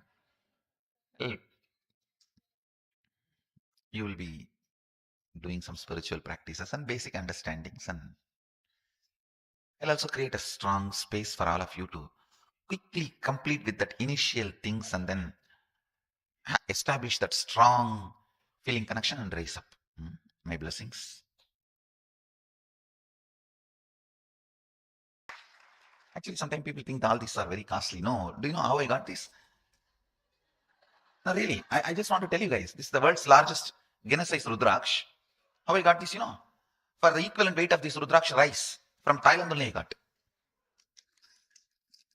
It's there are between Thailand and Indonesia, there are some islands where the tribes, cannibal tribes are living. In those islands only this Rudraksha is growing. And one of our devotee who knows that their language, he related with them and asked them to give some of it. They said, take as much as you can, but with the same weight you have to give rice for us. And because they don't know what it is, so. And this guy went by boat and he did not get into their place. He called somebody with whom he was talking, and he gave one. Oh, it seems I'm getting the message. Many wants to go to restroom. Whoever wants to go, run and come back. I'll sit. I'll wait here then. And get you out of all addictions. If I had to translate and tell you in simple terms, you can become completely healthy and make sure you remain healthy. You can be out of all addictions. You can restructure your shape, like weight loss or weight gain or muscle building. You will see all these possibilities opening up in you. Actually, that is why I'm talking on second day. I just already showed you the possibility. How so many people are able to see through the third eye. How many? Can you raise your hand?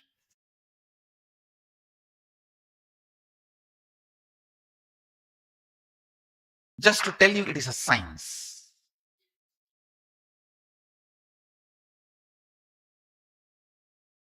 I'm not sitting here and doing some catching mosquitoes in the air.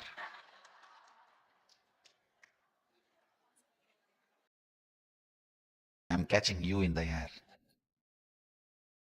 not mosquito. Usually, all the completion techniques, meditations, kriya, yoga, processes, pranayama, means altered breathing. There are many beautiful things available in Hindu tradition. Physically altering the muscle memories, altering your breathing method, altering the way your memory gets recorded in your muscles. All these are various techniques, methods available in Vedic Hindu tradition, which is usually used for purifying the muscle memory and awakening the possibilities in muscle memory. Vedic Hindu tradition does not require conversion to practice the Hindu tradition, because the whole tradition is from a very intelligent system. It is just from an intelligence. It does not require any conversion. But all of you need to know, whatever I am teaching, I am doing, including your menu, everything is from Vedic scriptures. Maybe for the newcomers, I'll just give a brief few line. See, the Hindu tradition does not have one book or two book. The source book for Hindu tradition is 2 crore, 20 million books. No, really. And I need to tell you, in this body, even I have not seen the whole 20 million, 2 crore books together. Of course, from cosmic archives I have seen, I have experienced.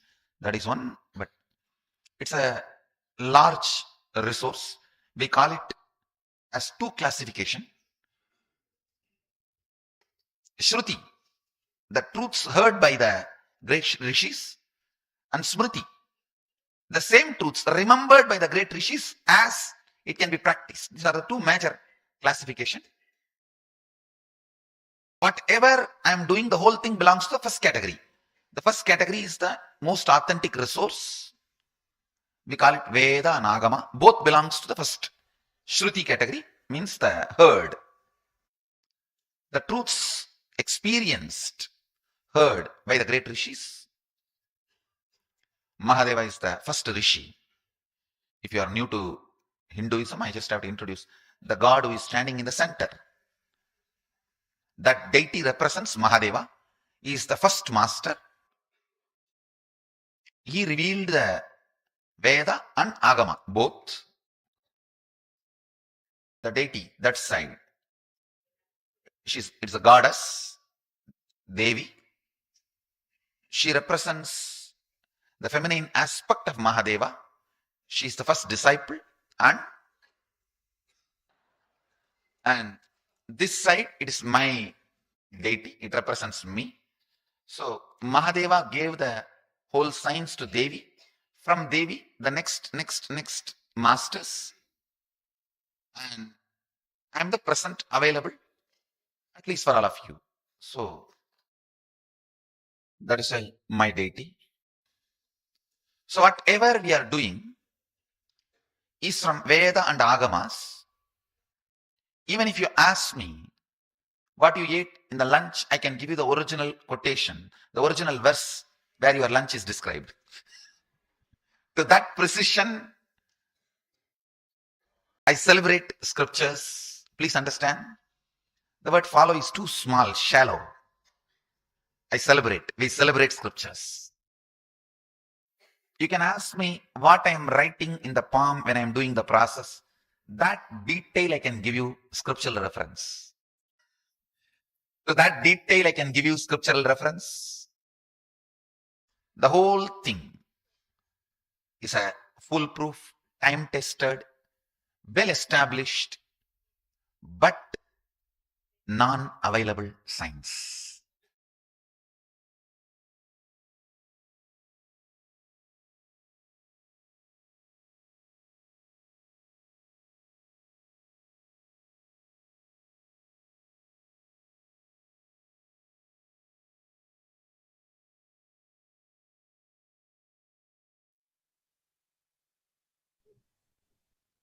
Yes.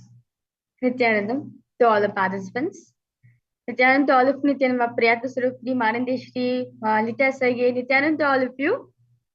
That was a very beautiful session. Swamiji spoke on science of awakening God particle through the sun. Understand, even this program, the Paramashivoham program, everything is meticulously, everything is been designed directly by Swamiji himself. Yes, Mapriyatma Supreme has posted. Whatever he programs in our biomemory as he is there for us, then we would feel he's there for us. And if he didn't program as we are there, how much ever we feel to connect with him, we can't feel him. Okay. I see new participants who are joining. Yes, Nithyananda Ma, Ling, Hong Jing, Ma Mary Berry, Ma Yoana Katri, Nithyanand to all of you, Ma Farazala. Yes, Nithyanand to you, Ma. Yes. So that was a very beautiful session Swamiji spoke on awakening the God particle. Understand what exactly is God particle. Understand, in a human being, one part of us represents the God. Like for example, Swamiji says, the muscle memory which you carry is from your mother. The biomemory which you carry is from your father. Now, there's something we also get from God. The God, that's the God particle, which represents God in all of us. The part in us which represents God, that is God particle. So during today's initiation, Swamiji is going to be awakening this God particle in all of us, basically awakening the Paramashivoham, awakening the Paramashiva in ourselves. I request all participants, if you have any questions and doubts you have, please feel free to post in the chat section. Yes. I see many participants. Yes. Nithyananda Miriyankara, how are you, ma?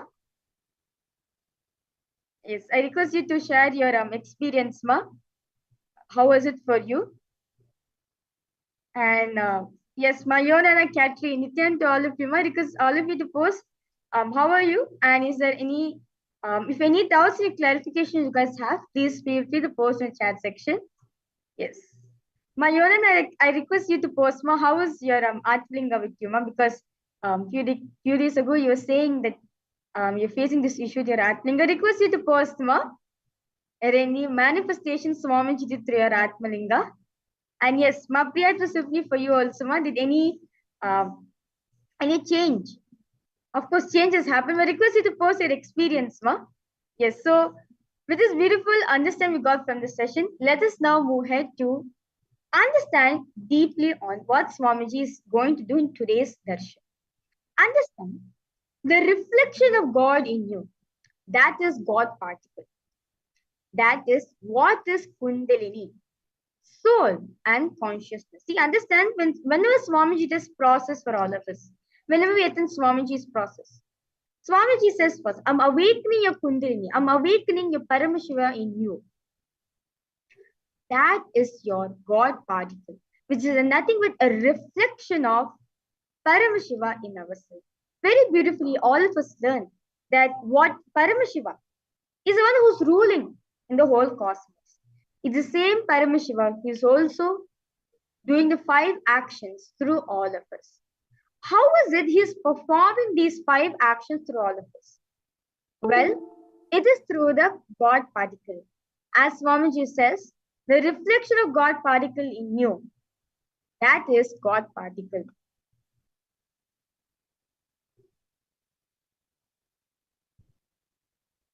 So, once we awaken this God particle, tremendous benefits happens for all of us. We just start radiating Swamiji. We start radiating Paramashiva within ourselves. Like how Swamiji says very beautifully, like us with Swamiji, his whole life, everything is just his manifestation. He knows if he just moves his hand, the tornado will just move.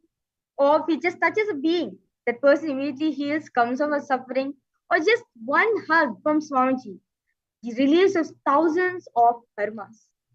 The same way, when we awaken this God particle inside ourselves, we just become Swamiji. We just become a living representation of Swamiji. Wherever we go, people will perceive as Swamiji. So understand, Swamiji says, now to awaken this God particle in us, you need seeking. Seeking is the way God in you wakes up. Very beautifully in the Isavas Upanishad, Paramashiva says, Agnenaya Supataraye Asman Vishwani Deva Vayunani Vidvan Yuyodhyasmajjuhuranameno Bhruyashtam te nama uktim vidhema. Paramashiva says, "O God, consciousness, may you remove all our incompletions that are obstacles on our good path of completion. Beyond coming and going, birth and death. Unto you, we surrender with many reverential words, bowing down again and again." So, very beautifully Swamiji says, by keeping the seeking alive, it awakens the God particle which is there in all of us. So, I request all participants, let us look into ourselves and see, am I keeping the seeking alive to awaken Swamiji in my inner space? Swamiji says, constantly keep your inner quest alive. Keep the basic questions alive till you become experiential answers, not just intellectual answers alone. I request all participants to write your questions which you are going to seek answers for. I request all of you to write elaborately, focus on cognitions about you. Like for example, like when the moment Swamiji gave this beautiful exercise when the satsang, Swamiji says that start with basic questions saying, who am I? How did I come to existence? What am I going to do right after this bed? What right if they get up and go? What am I going to experience? Who created me? All these seeking questions, the questions of the basic questions. That seeking the answer for the basic questions will help you to awaken God particle in you. Okay, Mapriya to you have said with. But to be honest, the more I dive in deeper, the more I feel completions with me. The more blind spots are getting revealed. The more I get these clarities, the more I feel Swamiji's presence so intensely. This journey is amazing, Ma. Especially, I'm not having any work at the office. I'm able to spend full time here and I'm really enjoying, Ma. That's wonderful, Ma Priya. That's wonderful. That's Swamiji's experience, Swamiji's manifestation for you. Yes. I request all participants to post your seeking questions about yourself, as this seeking only awakens the God particle within ourselves. Seeking means what? Searching for the truth. Like, from where did my existence come from? From where did everything come from? All of us have this question, right? From where did universe start? From where did first human being start? Of course, it is Paramashiva who manifested. From where did Paramashiva come from? But Swamiji is saying, divert these questions into yourself. Ask your, because all participants suppose you're seeking questions which you're going to ask continuously to yourself. And of course, to Swamiji who's sitting inside of you until you get an experience of it.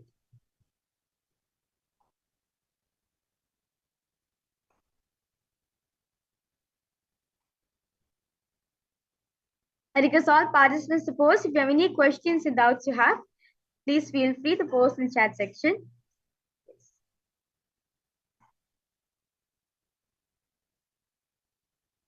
Ma Miriam Kara Nithyananda Ma, I request you to post Ma how is it you're feeling Ma? And if you are experiencing any difficulty during your program, request you to immediately post Ma.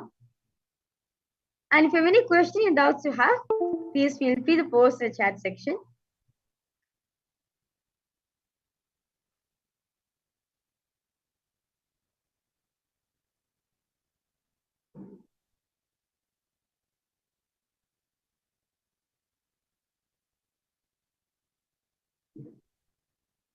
Yes, I see new participants will join. Nithyananda Purushananda, Nithyananda Parameshwar Priya, Nithyananda, both of you. Yes, nice to see you, all of you, for the program, Nithyananda. Yes. So, by asking these seeking questions to yourself, it awakens the God particle. To give an example of seeking, Dhruva. All of us know the child saint Dhruva. Dhruva, when he was small, he was being conditioned by his stepmother that he cannot be with his father, he can't sit on his father's lap. Why? Because he is not the queen's son. So once he wanted to go sit on the father's lap, the stepmother comes and drags him away and says that you have no right to sit on your father's lap. He's like, why? Because he's my father too. Then she said, if you want to sit on your father's lap, pray to Narayana so that you can be born in my stomach. And of course, Dhruva was a small child. He immediately goes to his mother and says that, oh, my mother, Queen Sunichi is saying, Sunichi is saying this to me, what should I do? She said, yes, of course, Narayana himself only can help us in this situation. You go. So, Dhruva starts, young boy, 9-year-old boy, you can say roughly. He goes to the forest. He starts seeking for the truth. He starts intensely praying to Narayana, saying, Narayana, come, help me. He actually started seeking the truth. That is it really Narayana himself couldn't he save me from the situation? And then to intensify his seeking, Sage Narada came and he says, why do you want, in such a young age, why do you want to go live in the forest, give up all your luxury life and want to do all this tapas? For what? He says, only if Bhagavan Narayana comes and answers me question, only Bhagavan Narayana comes and blesses me and answers me directly, I'm going to stop this penance. Otherwise, I'm going to continue to meditate to him. And what happens? Narada was so impressed, like such a young age, such seeking and devotion he had. He just said, chant this mantra, Om Namo Bhagavate Vasudevaya. Chant this mantra continuously. Go to one specific area, the Madhuban Hills. And you will see Bhagavan Vishnu will come there physically and answer your prayers. And that's it. Dhruva, he went to Madhuban Hills and he started seeking again the truth with the help of this mantra. And at the end, Bhagavan Narayana, Mahavishnu Parandama himself comes down and blesses him and says that do not worry. From hereafter I will take her and you will see once you go back, the king will take you back.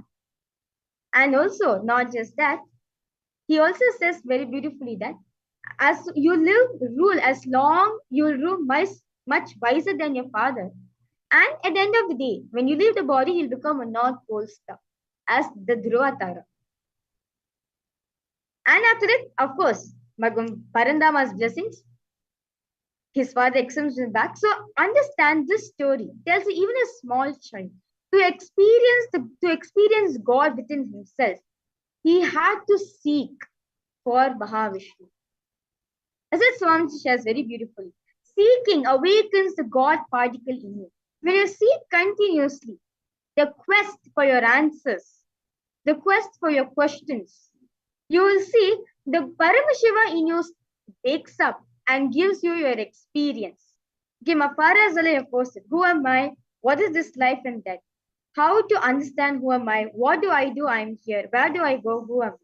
That's wonderful. That's wonderful seeking questions. Yes. I request you to continue to keep the seeking questions until you get an experiential answer for this. As Swamiji says, once we get the experiential answer for this, you will see how the truth will just vibrate in your whole system. Now the next truth Swamiji is saying, contemplate on your life and pen down fundamental seeking related questions.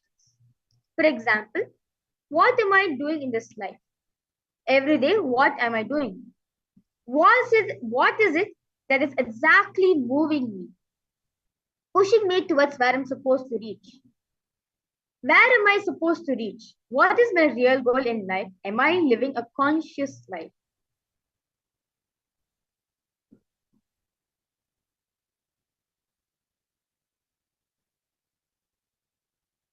And because all participants, ask these questions within yourself. As Swamiji says, seeking only will help us to experience the God particle, the reflection of God in ourselves.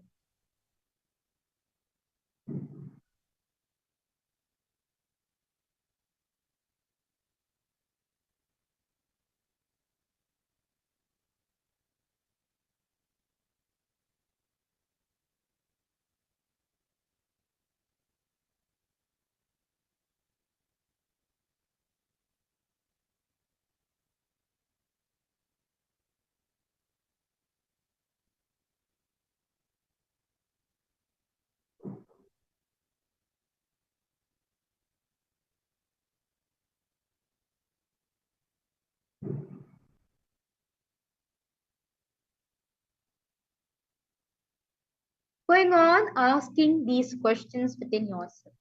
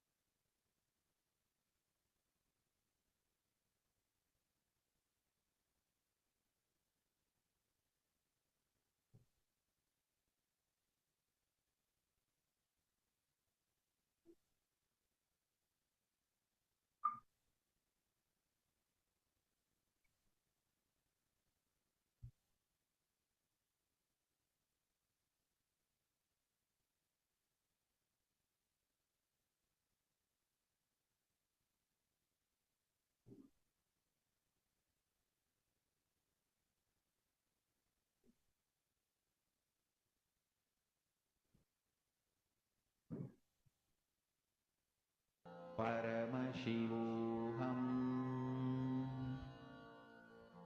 Om Nithyananda Paramashivoham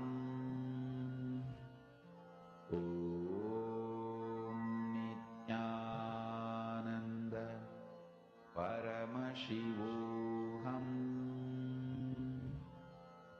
Om Nithyananda Paramashivoham I request all participants to post if any questions and doubts you have. Please feel free to post in the chat section. To understand anti-sound, as Swamiji says very beautifully, sound which is much below the decibel, the silence aided by Bhagwan Dakshinamurti. Understand, when we are seeking the truth, it awakens the God in us, means what? The seeking which all of us are having is actually an anti-sound, which helps us to awaken the God within ourselves. End of the day, all of us want to become God. All of us want to experience that. Now, what is it Swamiji is saying? The easiest way to experience it, seek. Seek with these basic questions. When you seek with the basic questions, you will see how beautiful the God in you starts awakening. Yes.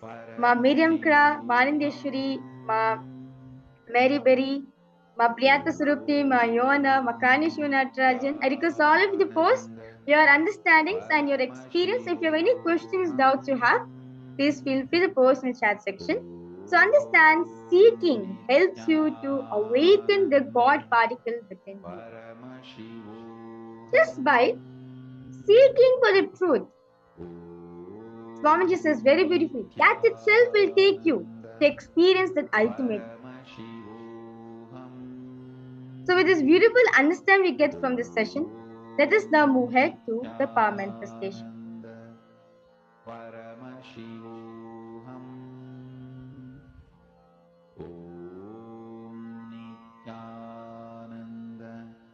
Yes. So, as today all the participants, all of you are beautifully manifesting the power of Dura Shruti. See, understand one thing. If you want to manifest very beautifully, Swamiji says that it is nothing but connecting the God in front of you. See, understand, if you connect to Swamiji, Swamiji is everywhere. He is pervading everywhere. Naturally, he is the same being who is in me. He is the same being who is inside of you. When you connect with Swamiji, understand, Swamiji will reveal you what is the music or sound am I listening right now. Because is the same Swamiji who is inside me, is the same Swamiji who is inside my Priyatma Surupani, is the same Swamiji is inside my Yohana, is the same Swamiji inside my Farazala, is the same Swamiji who is there everywhere. So when you connect with him, he'll actually reveal you He'll actually make you listen to the exact same sound what I am listening right. So let us get to it. I know for all the participants, all of you were beautifully enjoying this power manifestation. We'll be continuing this power now. So now I'll be muting myself, but request all participants to close your eyes. Remember Swamiji in your inner space. You can start chanting the Mahavakya. Now I'll be muting myself and I'll be playing this music. In that oneness space, ask Swamiji to reveal you the exact music which I am listening right now.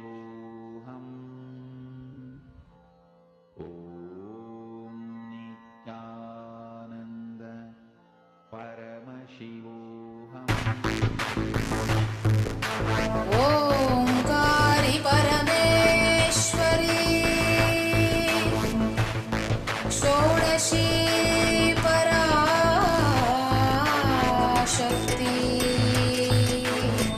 अरुणाचले अवेदभुजाम्बिके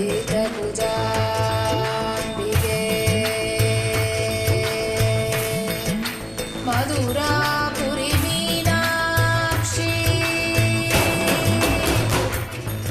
Samaypur Indrakshi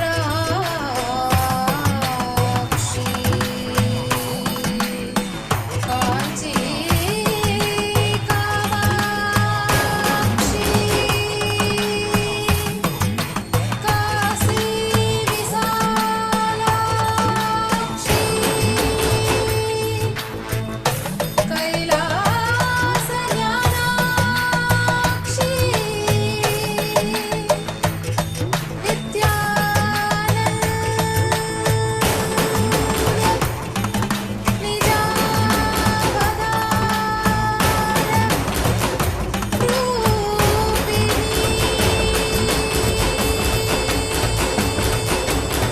शिवशङ्करि शापविमोचनि शोकविनाशिनि शास्त्रज्ञे शिवसहिते शिवशम्भुशुभङ्करि शुम्भनि शुम्भपदास्तत्ते सकलमनोहरि सुन्दरि सर्ववशङ्करि शङ्करदोषकृते जय परमेश्वरि नित्यसुमङ्गलि नित्यनितेश्वरि पालय माम्।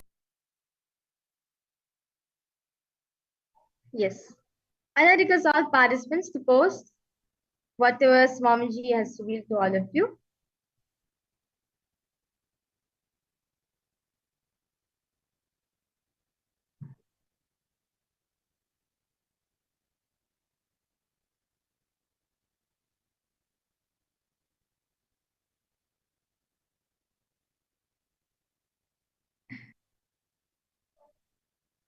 Oh, okay. So so basically all of you were able to hear the audio. Okay, sorry for that. There was a technical issue from my side. Okay, so so now yes. Okay, there were some technical issues, so I'll be sorting again. So now because all participants, okay, now we'll be redoing this round again because all of you know to close your eyes. Remember Swamiji in your inner space. Continue chanting the Mahavakya.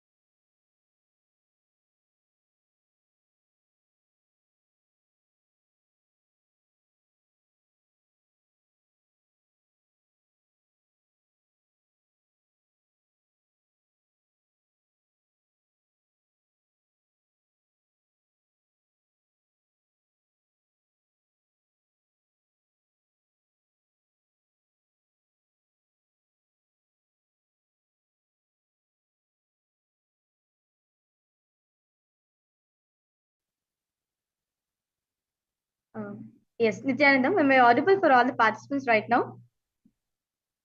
Nithyananda, Miriankara, are you able to hear me, ma? Okay, yes, that's good. Okay, yes, so now I request all participants to post what your Swamiji is showing for all of you. Yes, yes, ma Miriankara, I request you to post, ma, what did Swamiji show you, ma?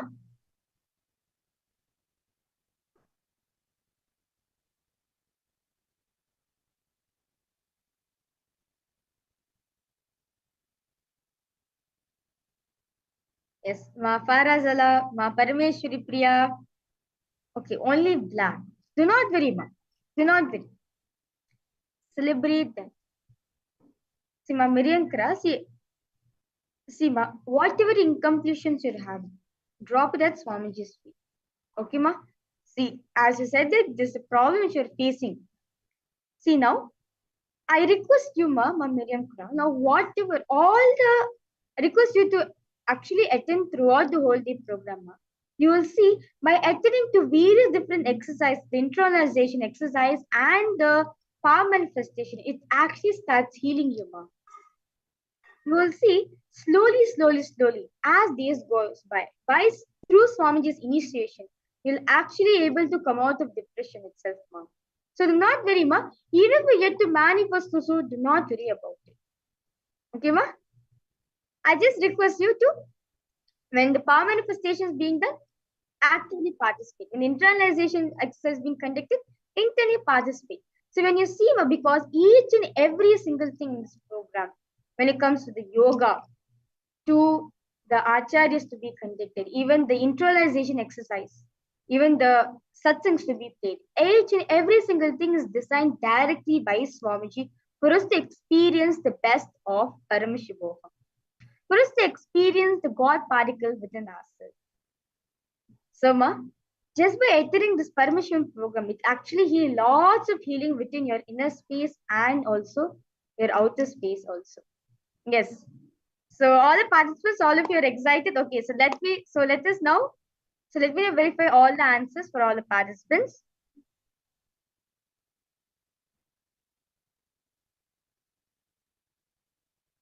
Okay.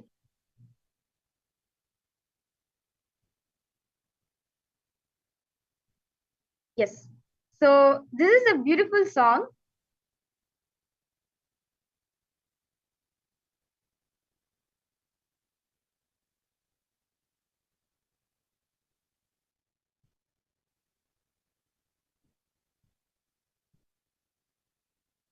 This is a very beautiful song, directly composed by Swamiji himself. The song is called Ninevai Ketai Nirevai Tanden.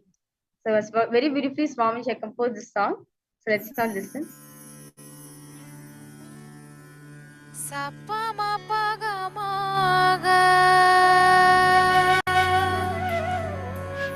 Sari ni sa ni sa magari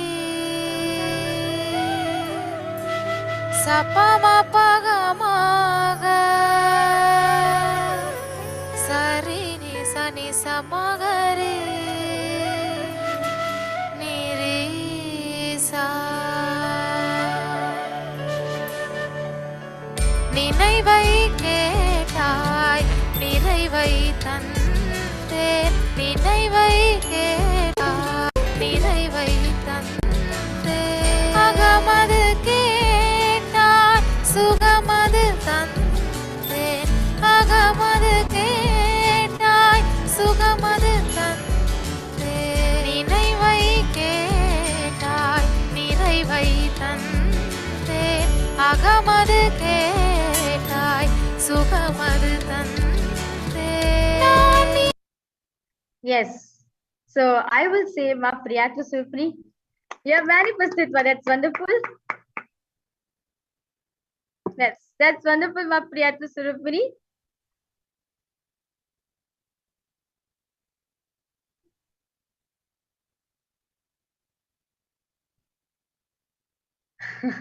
Yes, you're saying that Ma, the song is on Paramashiva. Yes, it is directly composed by Paramashiva himself, Swamiji. And I could see the music was so calming, pleasant, soothing with mild music. Yes, Ma, it is completely true. This is a song directly composed by Swamiji himself. The Ninevai Ketai Nirevai Tanden, Agamadu Keda Sugamari Tanden. This is a very beautiful song directly composed by Swamiji out of his love for Arnigiri Yogeshwara. Yes. So let us now manifest one more round. Yes, I request all participants, all of you to participate also. Ma Andeshwari, Ma Lita Sage, Ma Farazala, Ma Zangding, because all of you to post whatever Swamiji is showing for all of you. We'll be starting the next round. So because all of you now continue chanting the Mahavakya in your inner space.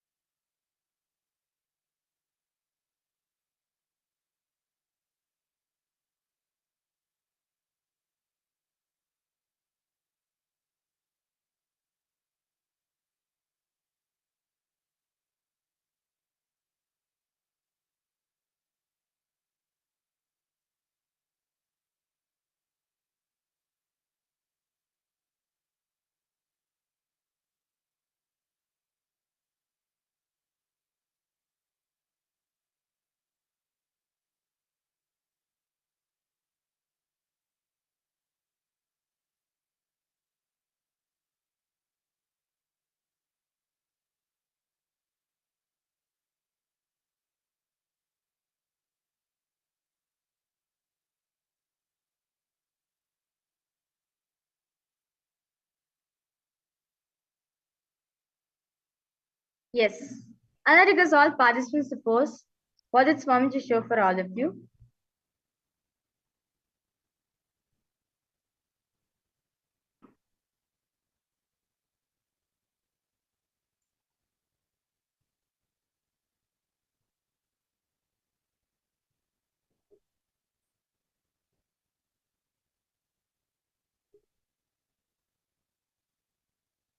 Yes, I request all participants to post what is Swamiji is showing to, because I see many participants who joined. Nithyananda to all of you.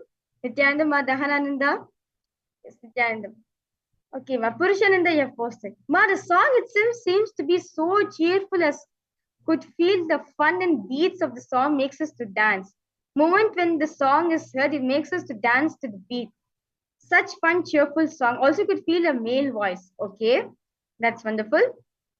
How about you, Ma Miriam Kra and Ma Anandeshwari, Ma Paras? What is Swamiji show for all of you? Nice to hear from all of you. Yes, Nithyananda Ma. Yes, Nithyananda Ma Dahananda. Yes, Nithyananda.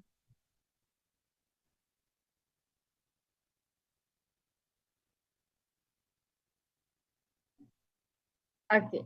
Ma, yeah, Ma, you have posted a blank sheet. Okay, no problem, Ma.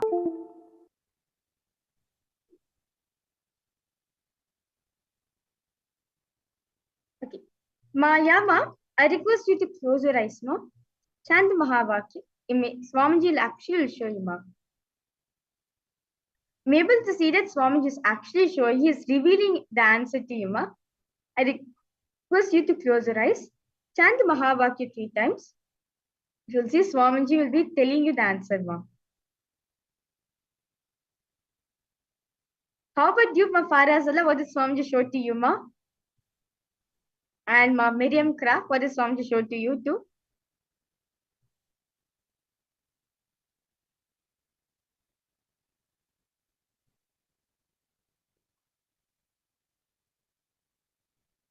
So you understand? Everything is only due to Swamiji's manifestation. It's only because of him you're even able to see anything. Just celebrate that. See, the first initial stages has been like this only, where you're not able to see anything. Slowly, Ma Yama and Ma Miriam Kra, I request you, just celebrate what the Swamiji is showing. A Swamiji is showing blank screen also, celebrate it. You will see, when you celebrate that power with Swamiji is showing, understand Swamiji is saying very beautifully that power manifestations, nothing but enjoying, celebrating that oneness space with Swamiji. That's it. That is only power manifestation. You're manifesting the power is the side effect, but you enjoying that space, oneness space is only you manifesting. So now with this beautiful understand we got, let us now verify the answers for all the participants. This actually is a very wonderful music.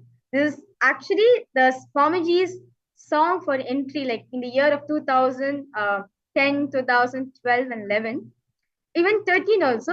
When a Swamiji comes for satsang or when a Swamiji is coming for like a temple visit or anything, that time this music will be played. This is called Swamiji's welcoming song. It's called Nithyananda Gurum Bhaje Swabhava Chinmayanandam. So let us now listen to this beautiful song.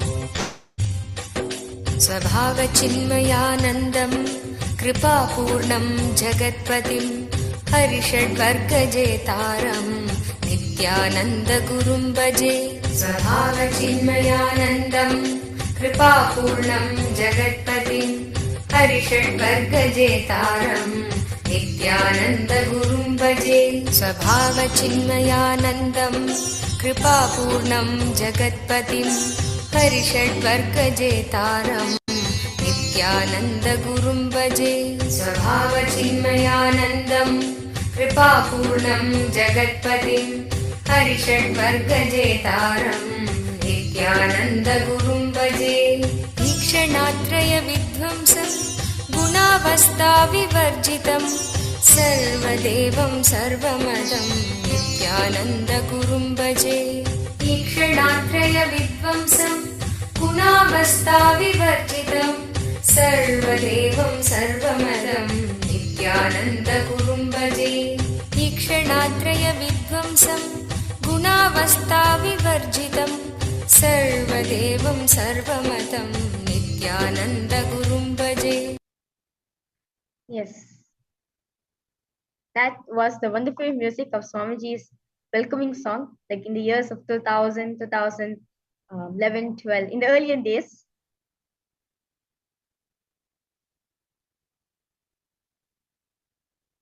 I say, remember, That whenever they play this music, we'll know that okay, Swamiji is gonna come, Swamiji is gonna come for this special event, and we always be gathered. All the Gurukul kids will be gathered waiting to receive Swamiji.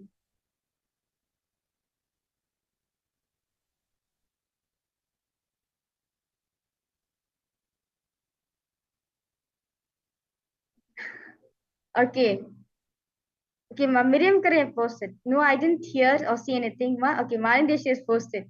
So beautiful. Okay, Ma Priyat Visupi have posted. Yeah, it's actually a very beautiful song. Ha, that's nice feeling. Yes. It is a welcoming song of Swamiji. Where Swamiji, like, whenever they play this song, we'll know that Swamiji is coming. So all the kids, like, this be our identification. When they play this song, okay, Swamiji is gonna come for this event. So let's go get ready to welcome Swamiji. That's nice. Yes.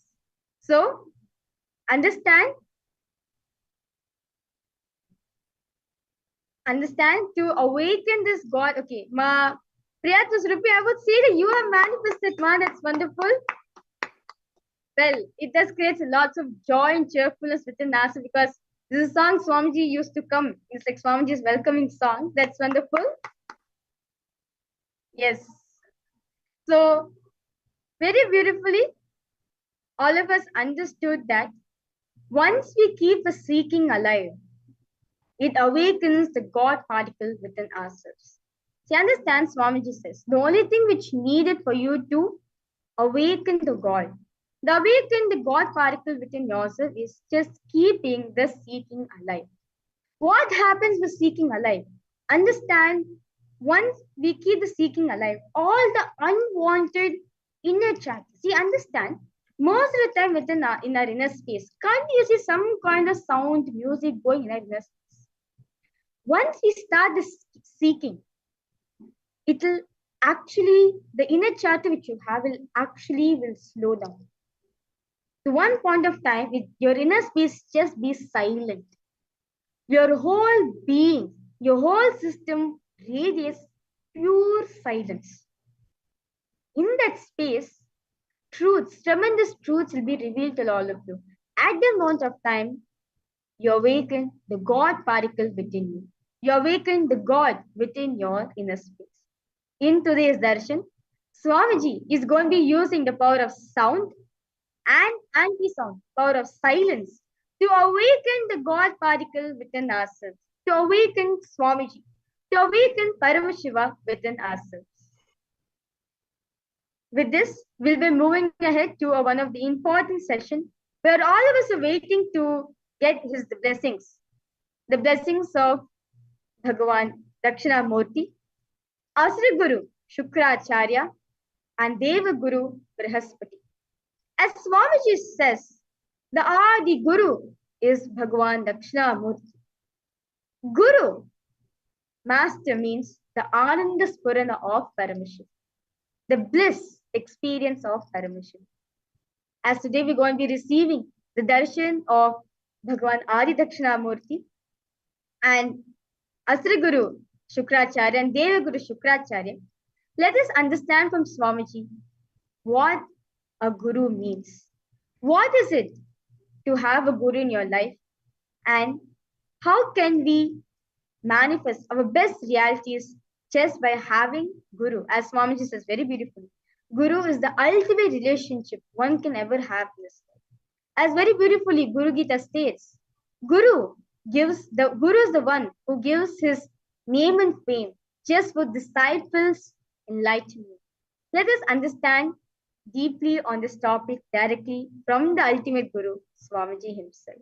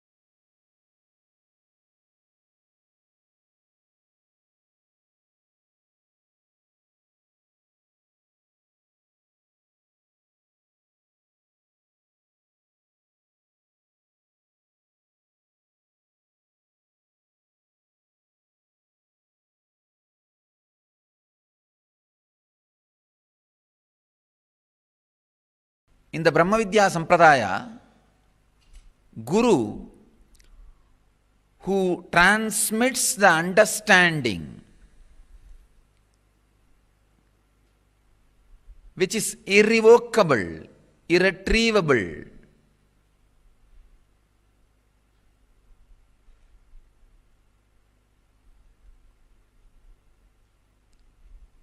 plays a major role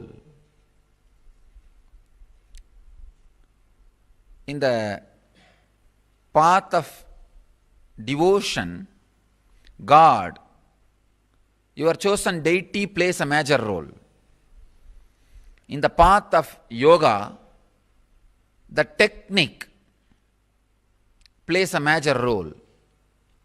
In the path of meditation, the technology plays a major role.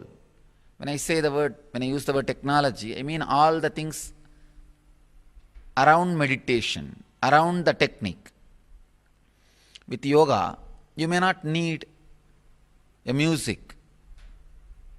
In the path of yoga, you may not need other accessories for the technique. But in the path of meditation, it is not just technique, technology. You need some more accessories.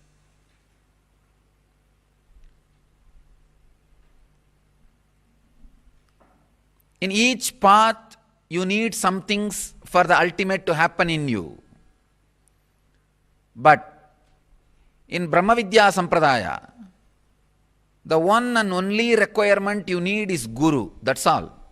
If you and Guru, both of them are lost in some forest where nothing else is available, that's enough for you to get enlightened. Actually, both of you are lost in some forest where nothing else is available. The enlightenment will be very easy and quick because you will not have anything to do. No other entertainment is possible.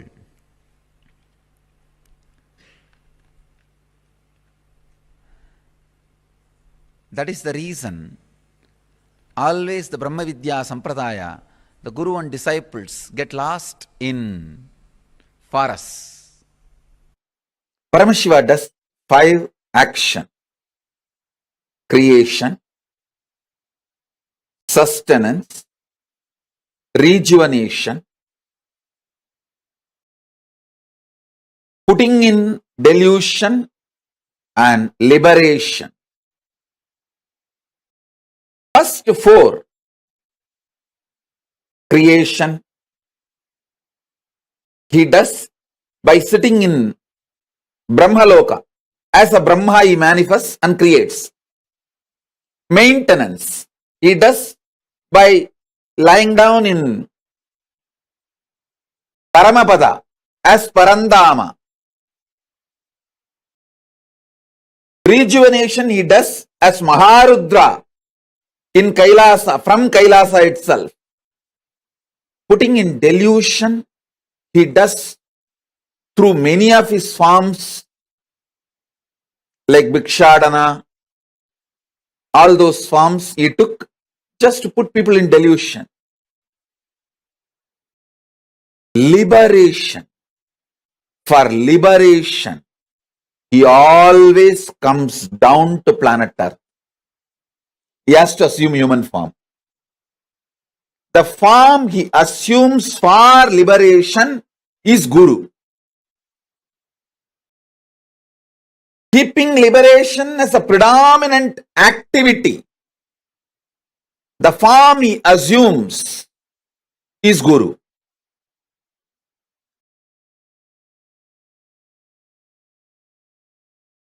So listen, I'm going to elaborately initiate. Attend intensely.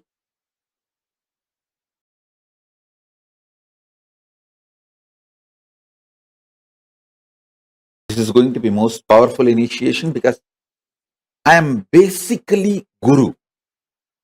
I may do all other activities, like I'll do the administration of Mahakailasa, I'll do accounts, I know even cooking, even though I don't do, but I know cooking. Sometimes I used to do when I go to devotee's house, and when that devotee is really very devoted and I am very comfortable with them, I'll go and sit in the kitchen and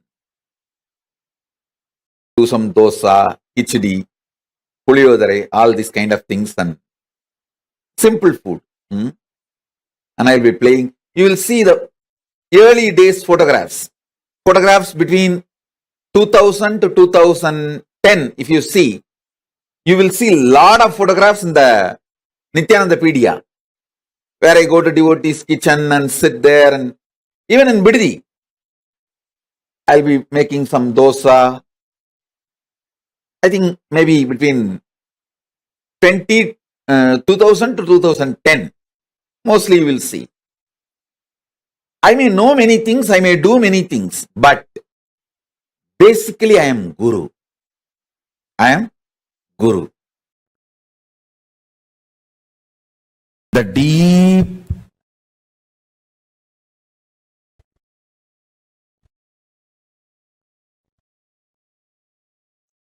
Ananda Spurana of Paramashiva means his ecstatic inhaling and exhaling,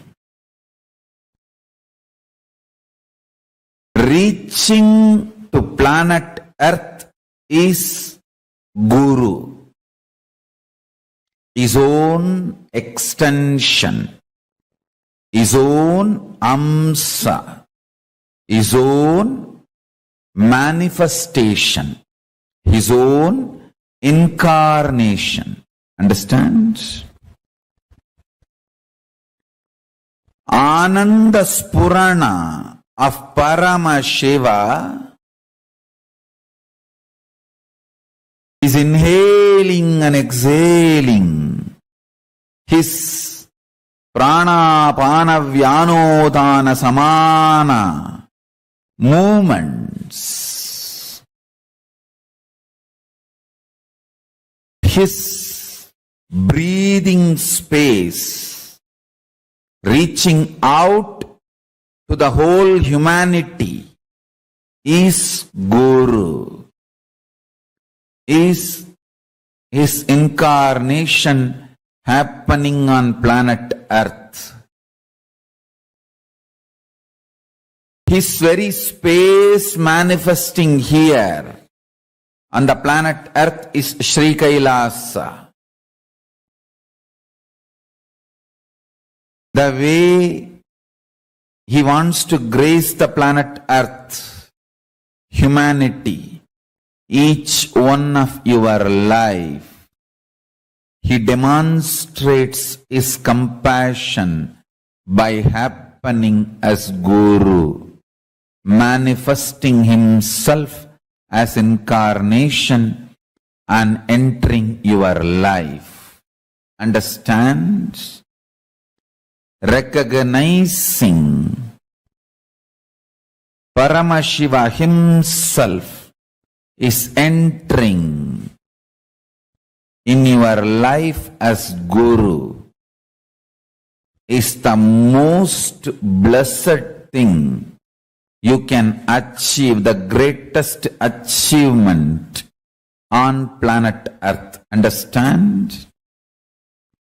Any award, reward, anything, he himself manifesting, entering in your life as Guru is the most blessed, beautiful, greatest happening and greatest achievement for you in your life. Any other reward, award, achievement, wealth, position, power, career, social power or political power or economical power, resources, relationships, everything else is second priority. He himself entering in your life as Guru and you recognizing that he himself has happened as Guru Understand?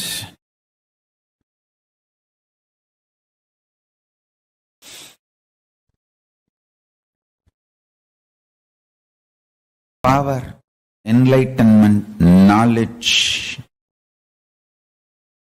extreme strength. Power, enlightenment, knowledge, extreme strength.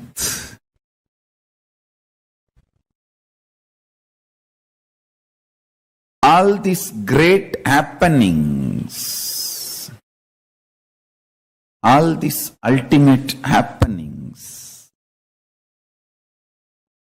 all these beautiful happenings, knowledge, enlightenment, power, all these auspicious, great, beautiful things happening is the side effect of his breathing space manifesting in planet Earth. Understand? He himself breathing is Ananda Spurana.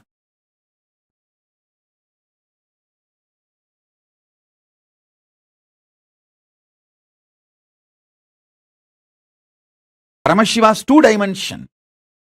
Devaguru Brihaspati, Asura Guru Shukracharya. For example, if you try to get a second wife, second girl, keep without the knowledge of the first girl by secretly hiding, Brihaspati will not help for all that. He will say, no, no, no, no. But if you go to Shukracharya, he will say, all right, okay, don't worry, I'll do what need to be done. Go. And he will even give you some tips. I'll take care. The Brihaspati is very socially polite relationship. Shukracharya, only integrity. If you are integrated to him, that's all. The social norms, rules, regulations, being organized, all that does not matter. If you go to Brihaspati, he will bless you for the wealth for which you need to work through the society, social form and achieve. But Shukracharya will simply give lottery. Everything I say, if you understand, you will understand the whole astrology. When you have the Brihaspati Guru Dasa, how the life goes, when Shukra is is gracing you, how the life goes, you can see very clearly. With Shukra, if you are just integrated to him, that's all. He will do anything you want. He'll say, all right, come on. You just go and tell him, I'm planning for a third girl. He will just look this side and that side. Hey, come in the evening when I am alone. I'll tell you what to do. Go. Now too many people are around. Go. If you go to Brihaspati, hey, I'll inform your mother and wife. Go. So Brihaspati is more socially accepted relationship. And Shukra is, I'll take care, go. Be integrated, that's all. Go. If you maintain the integrity with Shukra, that's enough. He will grant you everything you want. And it's like he doesn't judge. Of course, Cosmos needs all types of people and all types. That is why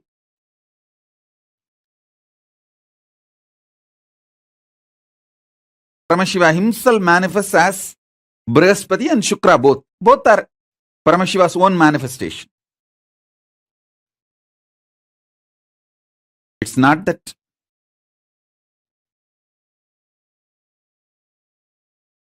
Shukra is less Paramashiva or Brihaspati is more Paramashiva. No.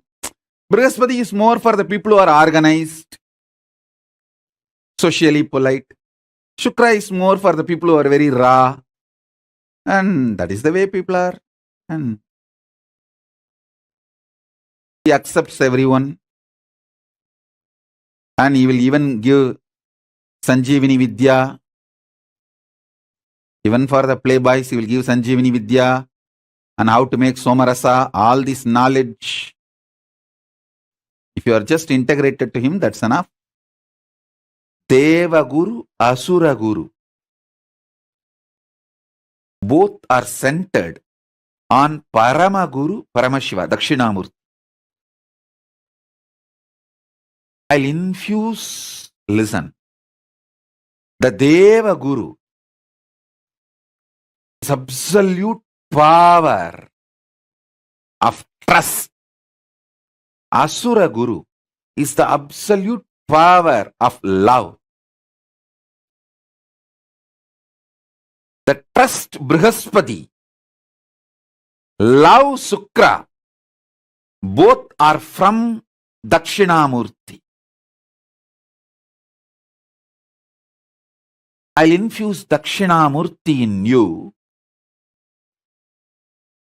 with Brihaspati and Shukra. Brihaspati is trusting you. You will become Paramashiva. Shukra is, it's okay, even if you do something once in a while, it's okay. I am here. I'll hug you and just, I'll give my quota. I have my quota. Means even stupid fellows, I can push it in the crowd. Hey, all right, all right. Hello, hello. Like honorary doctorate. Any university, if 1,000 people write thesis and get doctorate, the university has the freedom to give a honorary doctorate to one guy, even if they don't write the thesis. Like that, I have my quota.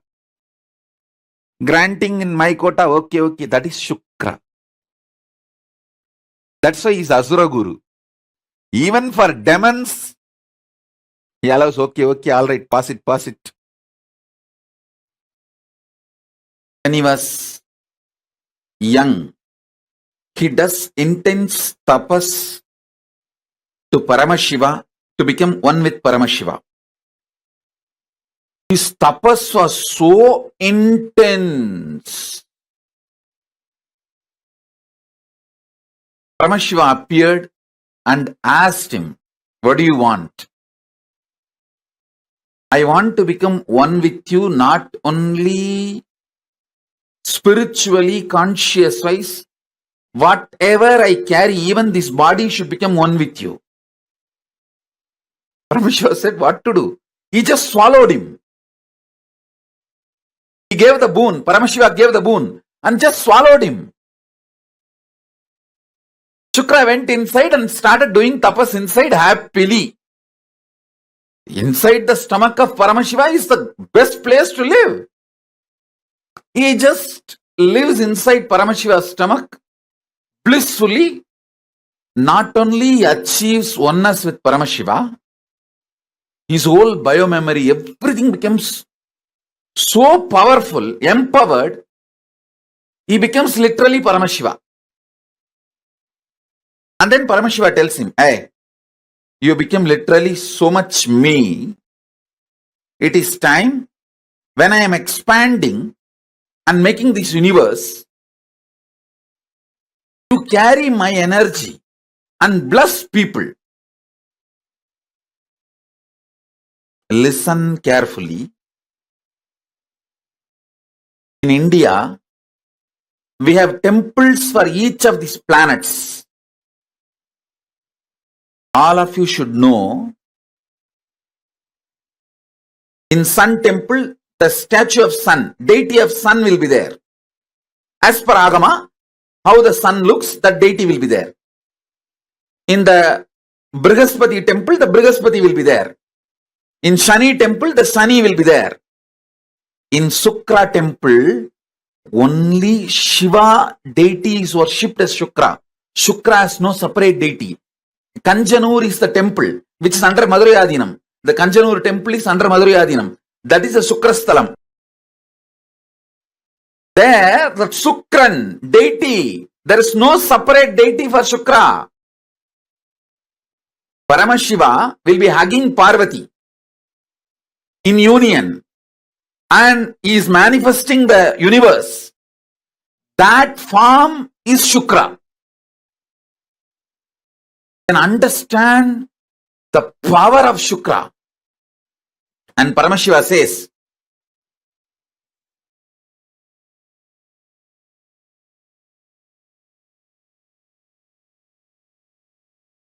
listen carefully. Paramashiva says very clearly,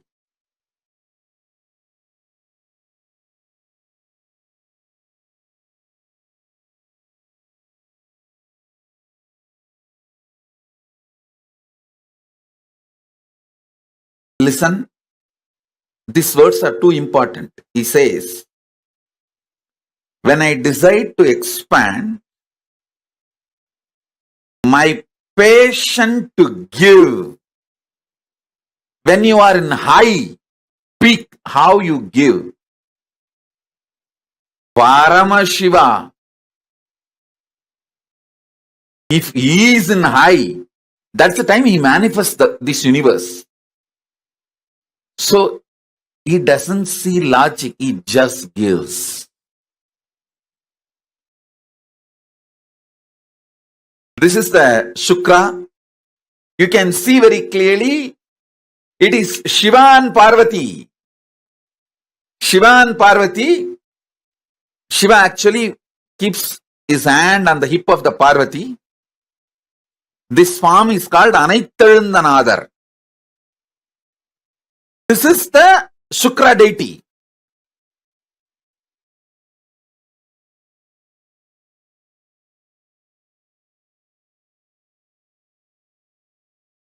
Paramashiva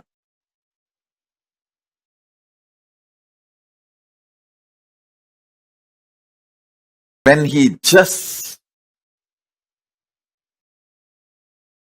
gives without asking, without seeing the qualification, without judging,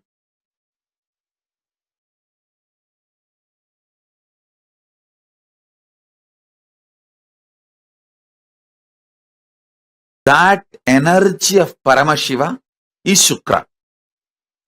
Sukla means in Sanskrit semen. Paramashiva's semen, energy, it's not just a liquid, it's a life energy. Paramashiva's life energy is Shukra. He tells Shukra from inside his body, come on, you come out and represent me, my passionate giving. You represent my passionate giving. See, Paramashiva's ferociousness is represented by the Kalabhairava. Paramashiva's knowledge is represented by Dakshinamurti. Paramashiva's ecstatic cosmic dance is represented by Nataraja. So Paramashiva's various energies are represented by various forms. His Shukla, the semen energy, which creates this universe, is represented by Shukra.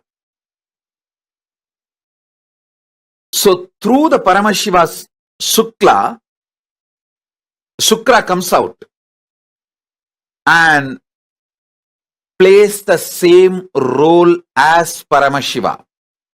Listen. In the beginning, when Shukra came out, he was not Guru of demons. He just started giving everything to everyone without judging. Brihaspati, on the other hand, Brihaspati is the another Guru in the Navagraha. Navagraha, there are only two Gurus, Brihaspati and Shukra. Brihaspati is very strict, very integrated, very perfect. He was giving only for gods, very organized people, integrated people. So all the people he refused, whom he will not initiate, he will not give boons, he will not give the powers, all of them went to Shukracharya. All those who are rejected by Brihaspati went to Shukracharya. Naturally, the demons were the larger number who went to Shukracharya. So Shukracharya came to be known as Guru of the demons. Otherwise, Indra many times went to Shukracharya and got blessed. It's not that Shukracharya does not bless Indra or gods. Actually, many gods went to Shukracharya and got many benefits.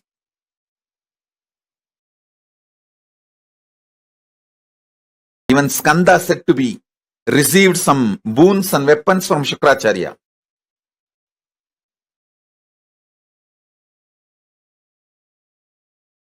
So listen, Shukracharya is a unique energy.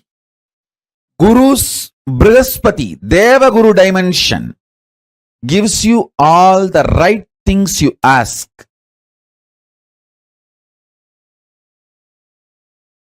Guru's Brihaspati, Asura Guru dimension, Shukracharya dimension, gives all the left things you ask. Listen, right or left, good or bad, socially accepted or not accepted. Whatever you ask,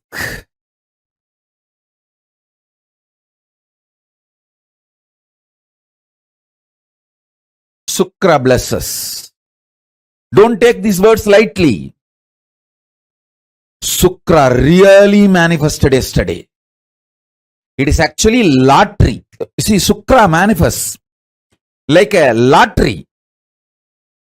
He is not logical. He is like a lottery, literally lottery.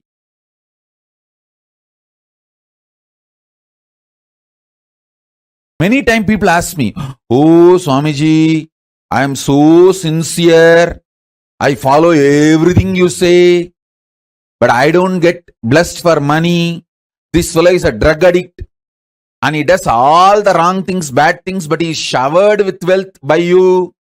He gets a Shukra's grace. What can be done? Shukra is like a lottery. He doesn't bother about good, bad, right, wrong. You are integrated, you are showered, over.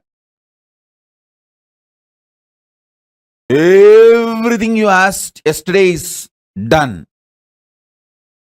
Because Shukra does not judge. Shukra does not see good, bad. Shukra does not see right, wrong. Shukra does not morally judge you. Shukra actually never judges you. Shukra is non-judgmental giver.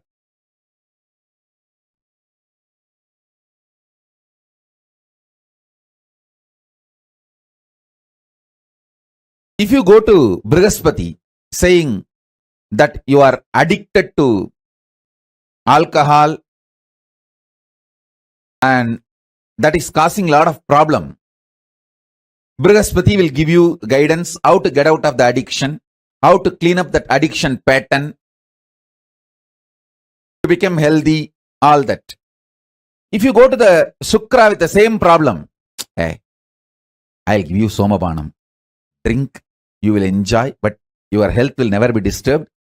Even if you die, you will be revived again because the Somapanam has that Sanjeevini DNA. Even if you are dead, simply you will come back to life. The Sanjeevini DNA does not let your body without life more than 3 seconds. You will be back.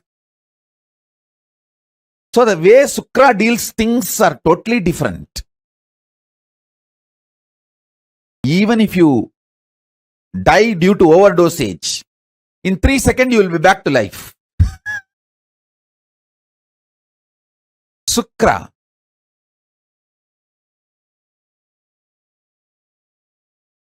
is pure giver. Understand? Paramashiva manifests as all three: Brihaspati, Shukra, and Dakshinamurti. Brihaspati is right hand, Shukra is left hand, Dakshinamurti is very core, himself, his Gurutva, his Guru Tattva is Dakshinamurti.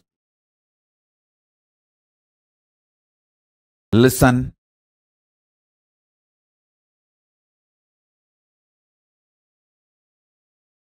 Don't take Shukra lightly. Shukra is too powerful. Good, bad, right, wrong. He doesn't look at anything. He doesn't judge. Go to Shukra with any problem. He will have a unique solutions.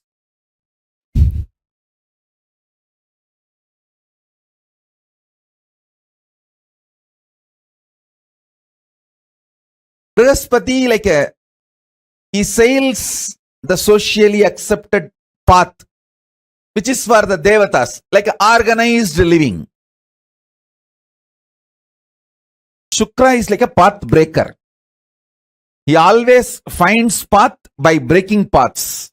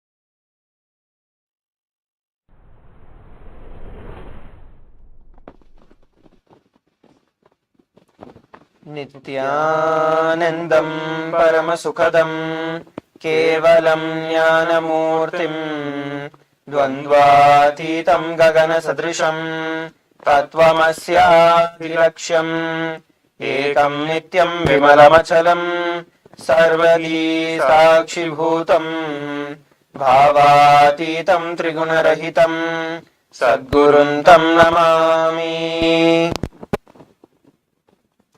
Nithyananda, everybody. We welcome each and every one of you, all the Paramashivoham Level 1, Level 2 and Level 3 participants. We welcome each and every one of you for today's event. And we also welcome all the participants who are sitting with us from all over the world on the various social media platforms, on Nithyananda TV, on Kailasa TV, and other live channels through which you have tuned into the session today. Today we actually want to take a few more minutes and also share with every one of you. Some of you would have attended the previous session also yesterday, where we shared about how we have been representing at the United Nations Environment Program.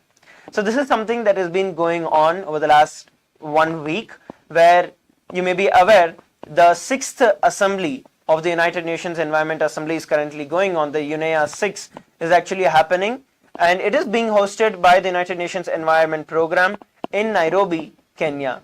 And as delegates of Kailasa, we all have got an opportunity to go forward and state Kailasa's contributions, state the various policy reforms, and state the various truths which are directly being used in each and every one of our life for the practical change of the triple planetary crisis, which is the main agenda of the UNEA 6. So I'll hand it over to Srinitya Mangalananda Maharaj for him to share a little more about how we were representing yesterday, how we had spoken, and then we'll move on to understanding about the events that happened today and Kailasa representing at UNEA 6 today. Yes, Thank you, Maharaj.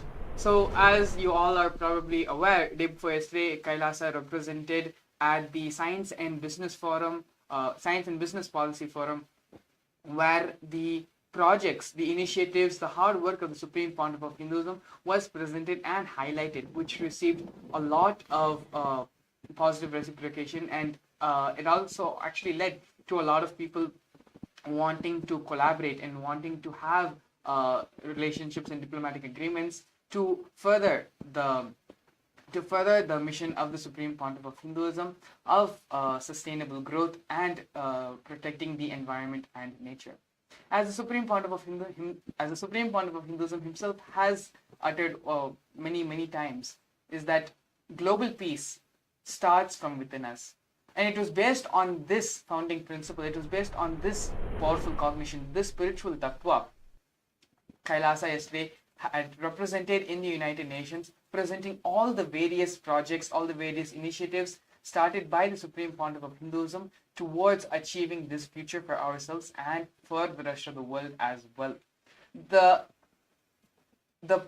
purpose, the goal, the vision of the Supreme Pontiff of Hinduism is widely being recognized by pretty much every type of person, every type of diplomat and delegate there in the United Nations. And so even today we had many Hindus who had come up and had expressed their gratitude and their sheer solidarity, so to say, to see Hinduism being represented so proudly and so unabashedly, and had also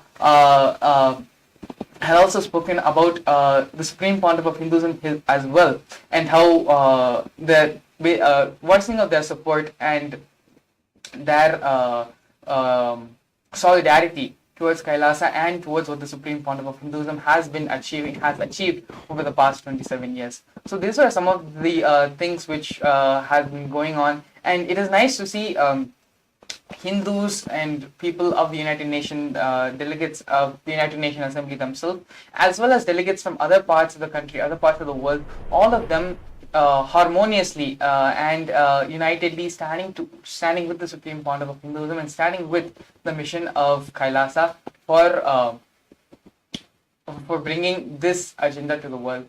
And the highlight part here is that everyone, doesn't matter, across the spectrum, everyone is recognizing the Supreme Pontiff of Hinduism's hard work and is sharing their solidarity.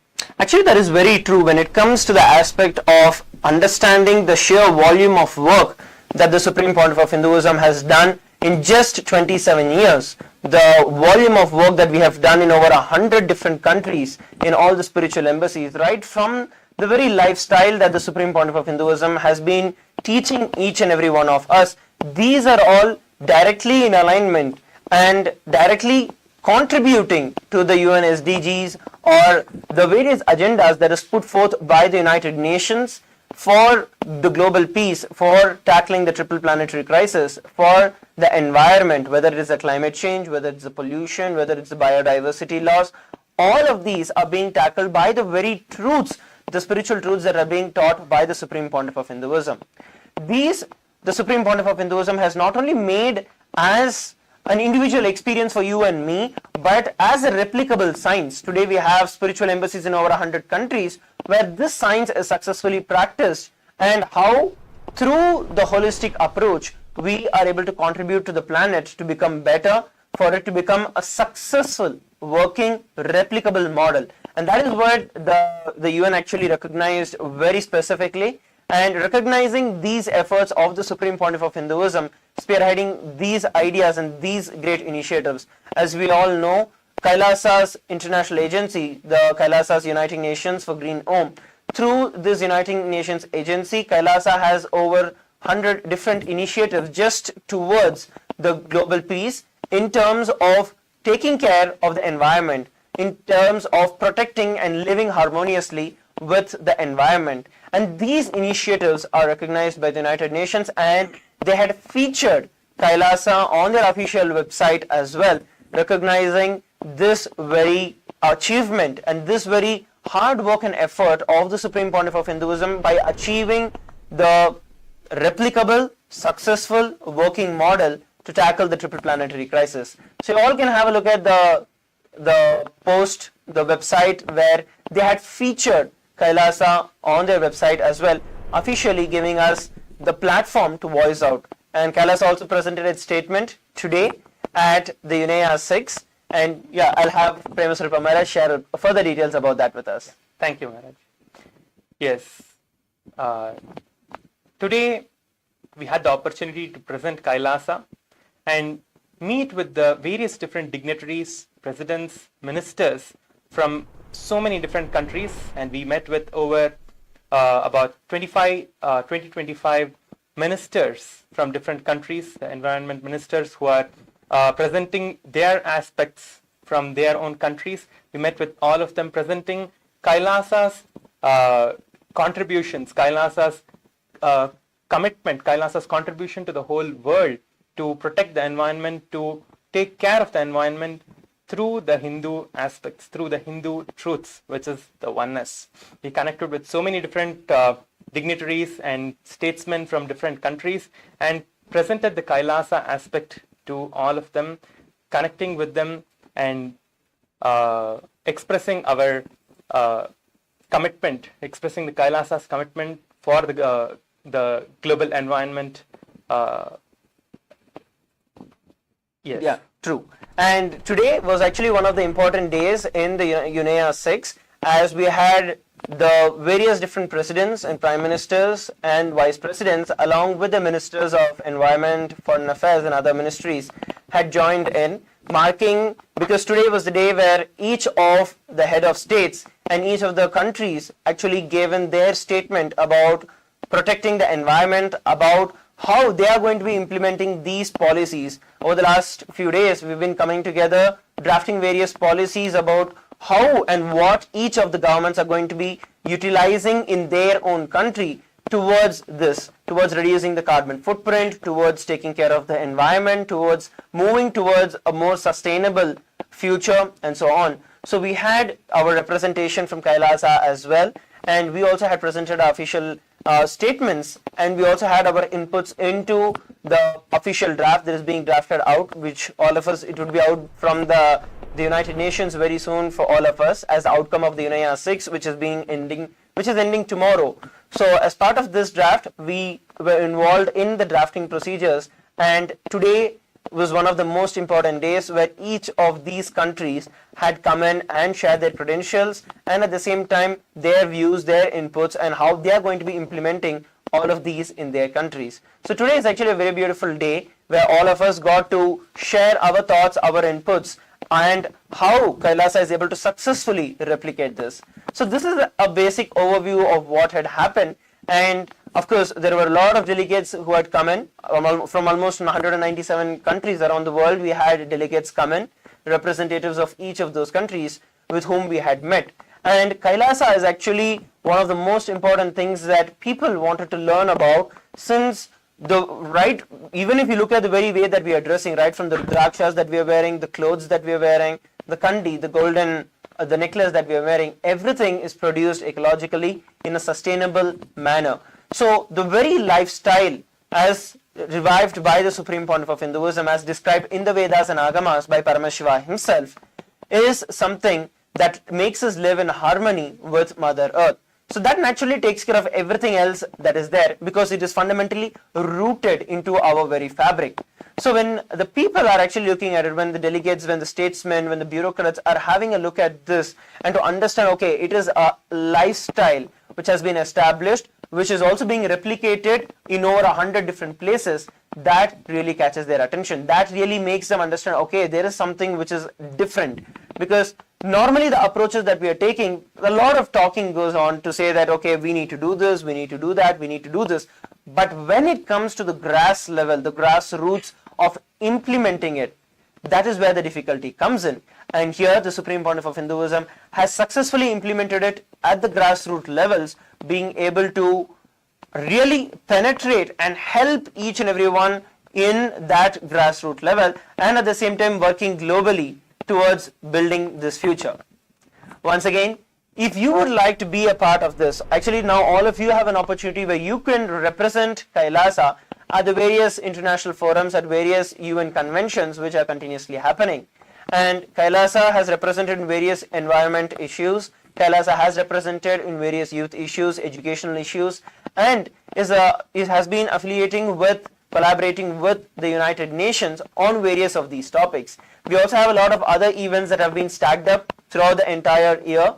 And if you would like to be a part, if you would like to become one of the representatives, the spiritual ambassadors of Kailasa, you can register yourself at ecitizen.info/UN events. Let me repeat it once again. You'll have the link in the scroll as well. ecitizen.info/UN events. So you can register yourself to represent Kailasa. It doesn't matter what your age is, where you are, or what you do. Go ahead and register for it. We will help you and we will train you to represent Kailasa in the various forums that are coming out there. And at the same time, one other important thing that we wanted to share together is actually all three of us here are graduates, are alumni from the Nithyananda Gurukul. And this entire journey has been a personal take for each and every one of us, where right from the young age, I've been here with Swamiji over the last 14 years now, and right from the young age, the Supreme Pontiff of Hinduism has groomed us to take the responsibility, to take the leadership in these international forums. So maybe I'll also hand it over to Mangala Maharaj to hear his experience about how, being in the Nithyananda Gurukul, today we are representing at the global stage. Yes, Maharaj, thank you. So actually, as Sundaresh Maharaj, as you are sharing, there's one thing which I had was just thinking about. If you watch the whole web telecast is available on the UN website, and so if you just go ahead and just scroll back and watch, you will hear a lot of the delegates, a lot of the ministers. I think more than 40 to 50 different presidents and ministers of environment and nature policy had come together and had spoken representing their country. And so one thing which was a single thread which came across all of their presentations was about we need to act, and words do only so much, but actions speak louder than volumes. Sorry, actions speak louder than words. And so this is something which actually really clicked, because the Supreme Pontiff of Hinduism, since it's been in 2012, I had joined the Nithyananda Gurukul, and it's been 12 years since. And so that is something which really clicked, because the Supreme Pontiff of Hinduism is fundamentally that. It is all action, making things happen, manifesting it, making it as a reality. Give your commitment and just making it happen, no matter what the cost is, no matter what obstacles may come in, no matter what are the impossibilities we may have about ourselves, we may have about the world, going beyond all of that and making it happen. So that is one of the things which was so grateful for seeing the Supreme Pontiff of Hinduism being able to do that day in and day out, and also teaching us, helping us to also give us that same inner software, technology software, where we can also, the science of making things happen, regardless of what are the external obstacles. And that is something which I think all of these other, which everyone at the UN is also seeing, where it is not just about giving declarations, but also making things happen. Especially when you talk about the Ishanya project, you talk about the Aushadha Annadan, which is still going on and has been continuously going on for the past 27 years. These things directly prove to how the Supreme Pontiff of Hinduism is about making things happen. And so this is something which the UN has strongly connected to and has strongly seen that the Supreme Pontiff of Hinduism has a huge track record of making things happen, and for a life in the life positivity which Kailasa has offered to the world. And so it is just so beautiful.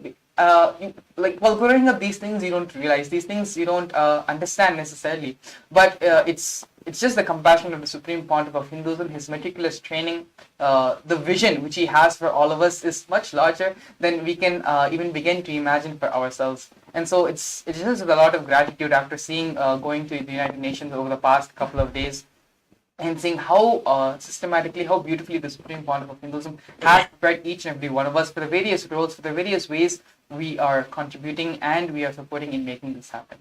Very true. And yes, Prema Maharaj, you can share your ideas and how you have been experiencing growing up in the Nithyananda Gurukul and how today you are representing Kailasa on the global forum, your experience on it. Yes, ma'am. So growing up in the Gurukul, Swamiji always used to tell us, the Supreme Pontiff of Hinduism always used to tell us that you are going to be, something very big. But we never understood, we never cognized what it would actually be, or in what scale it would be, or what it actually meant. Now, seeing and experiencing what the Supreme Pontiff of Hinduism had told us like almost 10 years ago, seeing that actually happening in life, it is so much more bigger, so much more greater than anything else anyone else outside could ever achieve in this age in their life. So this is something, great blessing that each and every person, each and every Gurukul child had experienced in the Gurukul. And today meeting with so many different people, so many different statesmen, so many different countries, seeing the different kinds of challenges, seeing the different kinds of issues that each and every country is facing in terms of environment, in terms of this environment challenges that are going on. Kailasa presenting its state, Kailasa presenting Kailasa's Hindus' opinion about Hindus'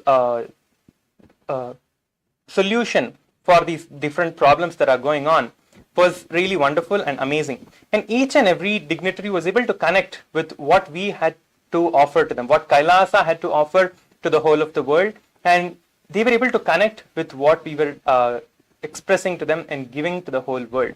That is something amazing, and it was literally like we were able to connect with them, and the Supreme Pontiff of Hinduism just flows through us and just speaks what needs to be spoken and give the right understanding and the right perspective for the environment betterment.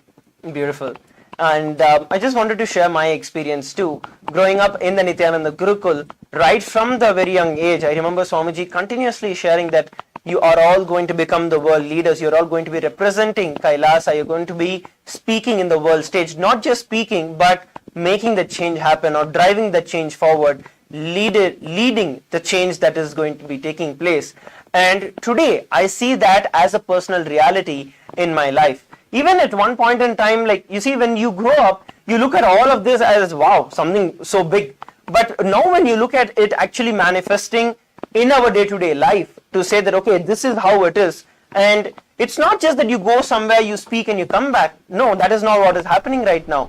But what we are looking at here is how the other dignitaries, all the statesmen, all the presidents, prime ministers with whom we are meeting, how their response is to Kailasa, and how they are looking forward to taking this approach in each of their countries to collaborate with Kailasa and to take things forward for a real change.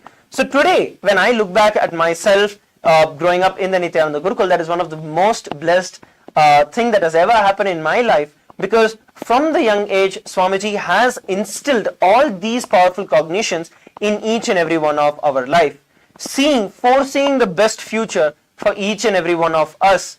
And especially as kids, you have your own ideas that we try to create based on what we look at our society, about the videos that we probably watch, the people with whom we interact. So the ideas that we have about life is kind of very, very limited. But when we listen to the Supreme Pontiff of Hinduism and the vision that the Supreme Pontiff of Hinduism has for every one of us, that is something mind-blowing and mind-boggling. Just through that simple integrity and simple devotion to the Supreme Pontiff of Hinduism, we have been able to achieve something immensely huge, I would say, by just simple obedience and simple integrity to the Supreme Pontiff of Hinduism, as he's made life seamless for us to be able to represent ourselves in such big forums.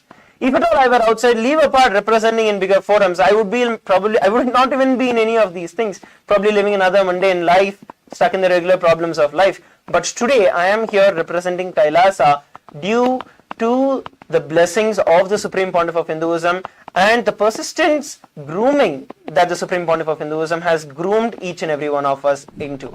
I know a lot of you out there watching would want to know if you can actually become part of the Nithyananda Gurukul, if you could drop your kids in the Nithyananda Gurukul, if your grandchildren can be a part of Nithyananda Gurukul. Yes, the admissions are open. They can join the Nithyananda Gurukul. The sign-up link is ecitizen.info/Gurukul, and this sign-up link is available for all of you. We'll be showing them in the scroll as well. So please take a few minutes to register yourself, whether you want to have your children, whether you want to have your grandchildren, whether you want to be a part of Nithyananda Gurukul, you can register yourself for the same. So we have 2 registrations that are available. For those of you who would like to represent Kailasa on the world stage in these various international forums, you can register yourself at ecitizen.info/UN events. And for you to be a part of the Nithyananda Gurukul, you can register yourself at ecitizen.info/Gurukul. This is the best that you can give for yourself, for your children, for your grandchildren, and ultimately for the entire world, because here is where real leaders are developed with a clear vision of change and action towards change for the environment and for the future that is there. So please take a few minutes and please take a few moments to register yourself in both of these, and we'll be coming back together shortly as you take your time to register, as we are preparing to receive the darshan of the Supreme Pontiff of Hinduism, Bhagavan Sri Nithyananda Paramashivoham. So please take a few moments and let's catch up once again.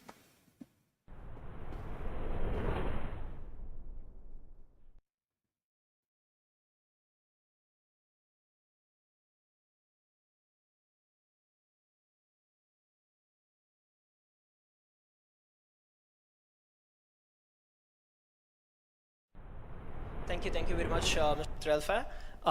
Dear Excellencies, distinguished delegates and panel members, my name is Sundareshwara. I represent the United States of Kailasa, which is the first nation for Hindus revived by the sovereign of Kailasa, the Supreme Pontiff of Hinduism, Bhagavan Sri Nithyananda Paramashivoham. And one of the important points that were discussed by all of you is the key importance of partnership. And towards this, the sovereign of Kailasa, the Supreme Pontiff of Hinduism, has been tirelessly working over the last 27 years through a worldwide movement in over 100 different countries towards the healthy planet, and taking a holistic approach through the Hindu tradition. And there have been several green initiatives towards this. And the Supreme Pontiff of Hinduism has also envisioned care over cure. I guess that is where the early warning systems come into the place as well. And in our tradition, we look at planet Earth as Mother Earth. So the very approach that we take in the Hindu tradition by very nature is to protect it. And through the holistic approaches, we have seen very, very positive changes to the extent that we are able to mitigate any disasters just through the holistic approach. So I did hear from many of you distinguished panelists where the data sets and the space agencies as to how it is coming in, but I also feel another important component to this is the holistic approach. And some of the initiatives by Kailasa, by the Supreme Pontiff of Hinduism, for example, the Clean Air Initiative, which is basically an initiative by the Supreme Pontiff of Hinduism, planting flora all over the spiritual embassies in over 100 countries around the world. And similar initiatives such as Go Zero Waste, Say No Plastic, Reuse Food in Agriculture, Go Vegetarian, Ishanya project, and so on. So I also want to just pitch in over here is that Kailasa is actually working to bring back the planet Earth through its full glory through the Healthy Planet Initiative, and looking to see that a holistic approach is also one of the key importance as being revived by the Supreme Pontiff of Hinduism. Thank you. Thank you. Thank you very much indeed.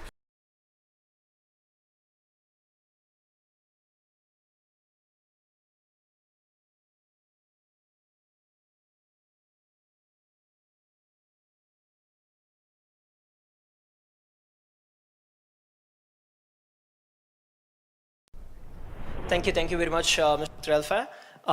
Dear Excellencies, distinguished delegates, and panel members, my name is Sundareshwara. I represent the United States of Kailasa, which is the first nation for Hindus revived by the sovereign of Kailasa, the Supreme Pontiff of Hinduism, Bhagavan Sri Nithyananda Paramashivoham. And one of the important points that were discussed by all of you is the key importance of partnership. And towards this, the sovereign of Kailasa, the Supreme Pontiff of Hinduism, has been tirelessly working over the last 27 years through a worldwide movement in over 100 different countries towards the healthy planet, and taking a holistic approach through the Hindu tradition. And there have been several green initiatives towards this. And the Supreme Pontiff of Hinduism has also envisioned care over cure. I guess that is where the early warning systems come into the place as well. And in our tradition, we look at planet Earth as Mother Earth. So the very approach that we take in the Hindu tradition by very nature is to protect it. And through the holistic approaches, we have seen very, very positive changes to the extent that we are able to mitigate any disasters just through the holistic approach. So I did hear from many of you distinguished panelists where the data sets and the space agencies as to how it is coming in, but I also feel another important component to this is the holistic approach. And some of the initiatives by Kailasa, by the Supreme Pontiff of Hinduism, for example, the Clean Air Initiative, which is basically an initiative by the Supreme Pontiff of Hinduism, planting flora all over the spiritual embassies in over 100 countries around the world. And similar initiatives such as Go Zero Waste, Say No Plastic, Reuse Food in Agriculture, Go Vegetarian, Ishanya project, and so on. So I also want to just pitch in over here is that Kailasa is actually working to bring back the planet Earth through its full glory through the Healthy Planet Initiative, and looking to see that a holistic approach is also one of the key importance as being revived by the Supreme Pontiff of Hinduism. Thank you. Thank you. Thank you very much indeed. Thank you very much, Mr. Alfa. Dear Excellent.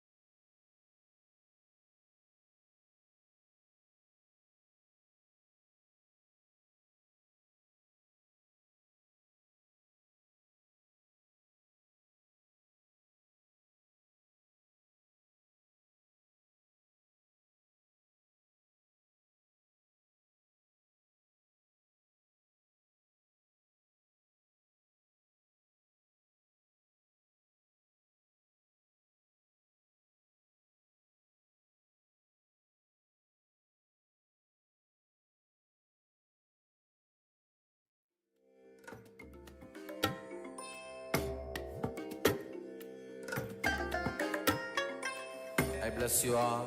Let you all open all your three eyes and manifest powers of Mahasadashiva. Om Nithyananda Paramashivoham. Om Nithyananda Paramashivoham. Om Nithyananda Paramashivoham. Kailasa on the spiritual front and on the global front.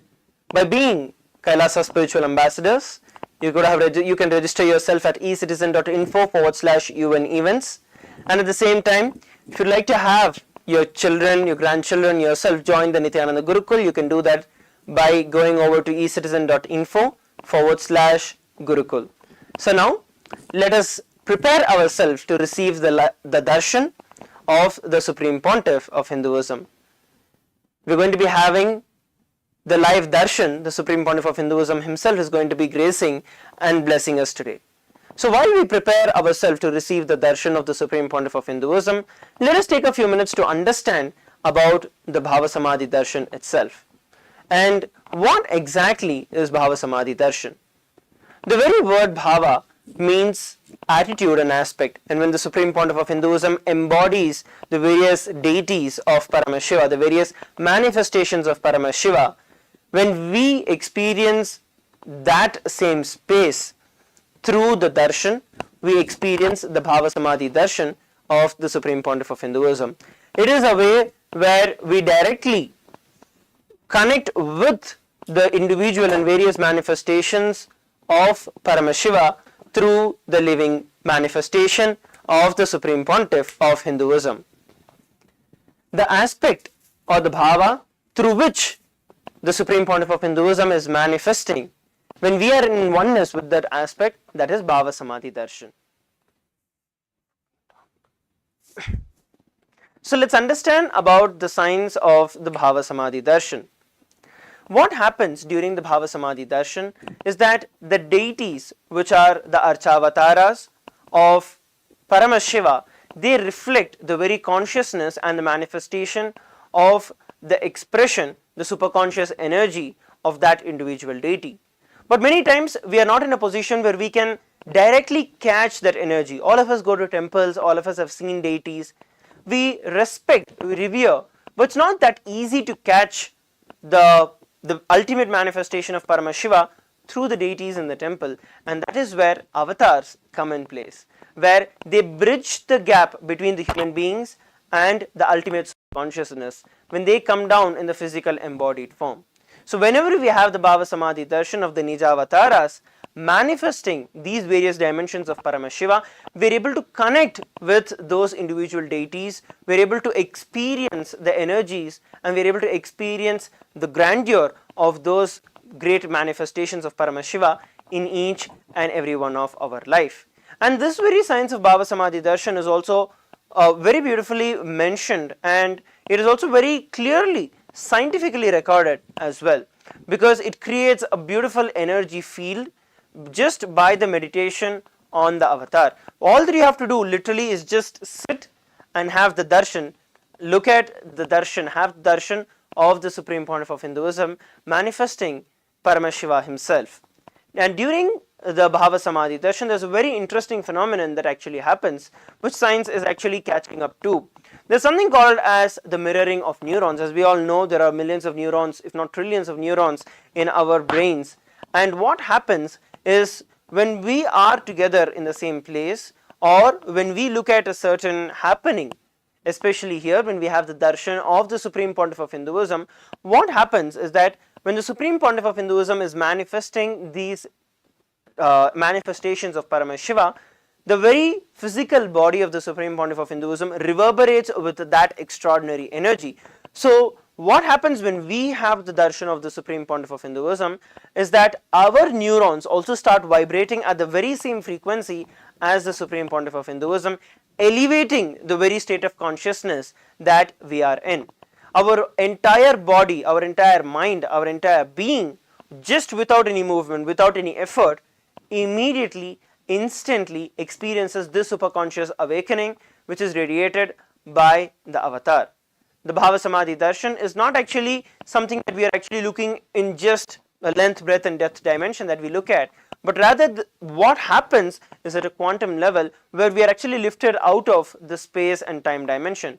For example, you wanted to achieve so many different things, and if it is going to be taking you X amount of time, when you receive the darshan of the Supreme Pontiff of Hinduism, you will see that you are just pulled out of the regular monotonous lifestyle or the monotonous way of how life would function to say it should take this amount of time, and the Supreme Pontiff of Hinduism just pushes you into manifesting that reality instantly in each and every one of our life. And that is the reason whatever we have been learning throughout the entire day today, when we sit with a deep intention for those powerful cognitions to become a part of our life, we just literally have to sit with that intention, and you will see that that becomes a reality in each and every one of our life. As I mentioned earlier, science is continuously catching up to this, but the various truths that are mentioned in the Vedas and the Agamas are predated and directly revealed by Paramashiva himself. Today there are these concepts about the quantum tunneling, the mirroring of neurons and so on, and all of these are actually practically used in each and every one of us during the Bhava Samadhi Darshan when we receive the blessings of the Supreme Pontiff of Hinduism. Let us now look at the next, which is understanding how we need to also prepare ourselves for the Bhava Samadhi Darshan, where when we have the darshan of the Supreme Pontiff of Hinduism radiating these extraordinary energies, the entire field becomes vibrant with energy. So all that you have to do is just come and be seated with your head, neck and spine in a straight line, where you can experience this extraordinary space. And just sit, and if you're watching us on the social media, make sure that you're registering yourself and having the Nayana Diksha, because Nayana Diksha is actually the most important aspect where you can receive the direct grace of the Supreme Pontiff of Hinduism.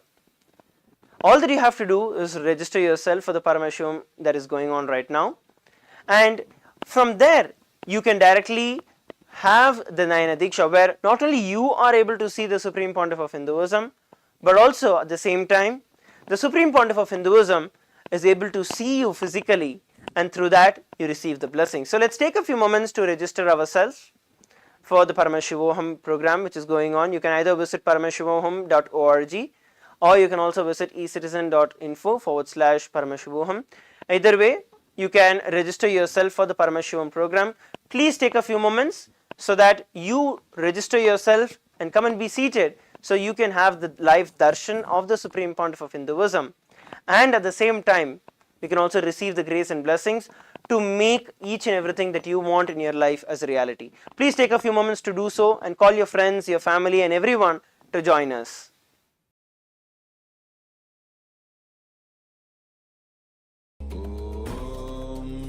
Nithyananda Paramashivoham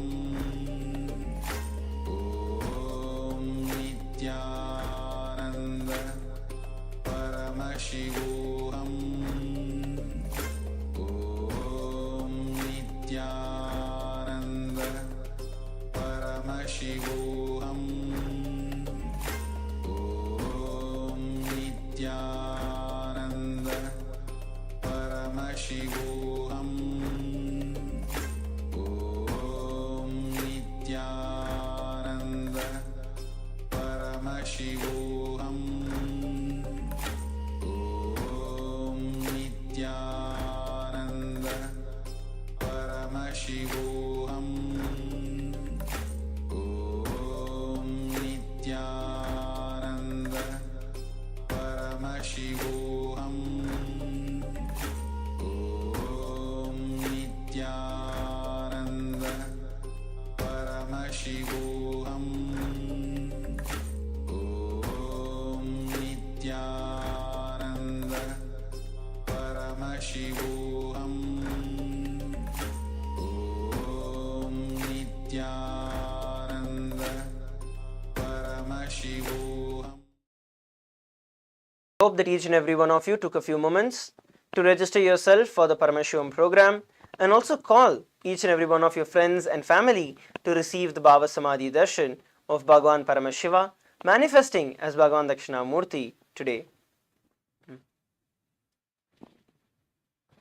The Bhava Samadhi Darshan is the direct experience of causeless bliss. Today, when we are having the Bhava Samadhi Darshan of Bhagavan Dakshinamurti, which is literally the deity where even one syllable or the silence which Lord Bhagavan Dakshinamurti radiates says volumes of information. So when we are in that space of receiving the Bhava Samadhi Darshan, directly that energy of Bhagavan Dakshinamurti is mirrored in our neurons, and our being comes alive and celebrates with the wave of existence. Bhava Samadhi Darshan is like a window to the cosmic, infinite expanse of consciousness, allowing us to glimpse the formless in a way that we can understand. As the Bhava Samadhi Darshan of Bhagavan Dakshinamurti today will be having in the Nija Avatara in the form of the Supreme Pontiff of Hinduism, our beloved Swamiji. So the right context that we should have to receive the darshan is, I know that you are the source of everything, you are everything, and you are in the embodied form of the Supreme Pontiff of Hinduism, and you are in this body. You are the source for both. Let me connect with you. Let you reveal yourself to me. Let me be in the Bhava Samadhi of you. So this is the context with which, if you sit, the whole experience of embodying and mirroring the neurons of Bhagavan Dakshinamurti directly will be in your inner space. And just by receiving the darshan, the entire body actually goes through a complete transformative process, whether it's your muscle memory, whether it's your biomemory, whether it's your bioenergy, manifesting the extraordinary powers of Paramashiva. Especially Bhagavan Dakshinamurti is a primordial manifestation, is the Adi Guru, through whom Paramashiva manifested and revealed this entire science, where every one of us are able to receive the powerful cognitions, whether it is the Charyapada, the Kriyapada, Yogapada, Jnanapada, all of these have been revealed by Paramashiva in the form of Dakshinamurti, where he revealed the Vedas and Agama. So literally everything that we are learning today, that we are knowing today, what we know as Hinduism, is revealed by Adiguru Dakshinamurti himself. When Paramashiva manifested in that form, just to uplift, just to make each and every one of us experience we are him. So when we sit in that space of gratitude, when we sit in the space of thankfulness and gratitude to the Supreme Pontiff of Hinduism, to the Avatar, you will see that the entire being is ready and filled to experience the darshan. It is just like how when you prepare yourself to the brim, and you just need, for example, I'm giving you a simple example, when the pressure builds up in something, all that is needed is just a small hole, and then the whole thing just explodes, right? Similarly, it is these powerful cognitions which you fill yourself with, and it is the gratitude which is actually compressing everything together. So when you have the darshan of the Supreme Pontiff of Hinduism, it's like an initiation. The moment the Supreme Pontiff of Hinduism initiates you, you will see that entire powerful cognition just explodes in your inner space, becoming part of your biomemory, muscle memory and bioenergy, and just becoming your very life itself. Speaking about initiation, today we'll be having the Diksha from the Supreme Pontiff of Hinduism, and the initiation comes in three different forms. Predominantly, when we look at the initiation, it is either the Nayana Diksha, the Sparsha Diksha, or the Mantra Diksha, and it is actually the initiation through a word, touch, or a look. And today we are going to be having the Nayana Diksha, and for all of you to experience the Nayana Diksha, which is the initiation just by the look of the Master, by the look of the Avatar, all of you can log in to paramashivoham.org, or you can log in to ecitizen.info/PSM or Paramashivoham. It will lead you to the redirect page where you can log in and be part of the two-way video conferencing, where not only you can see the Supreme Pontiff of Hinduism, but the Supreme Pontiff of Hinduism will be able to look at you and initiate you. So be ready to reflect the consciousness of Paramashiva, reflect the form of Bhagavan Dakshinamurti inside all of you, and that is all. The space of receptivity that we have is all that is needed to receive the darshan of Bhagavan Dakshinamurti, whether it is the sound, as Sundar Sharma was saying, the mandalas or the mantras which the Supreme Pontiff of Hinduism utters, or the mandalas that the Supreme Pontiff of Hinduism draws and initiates all of us into, whatever that the Supreme Pontiff of Hinduism is giving, it is all for us to just be in that space of receptivity and be in that space that you are the source of me, and let us be in the oneness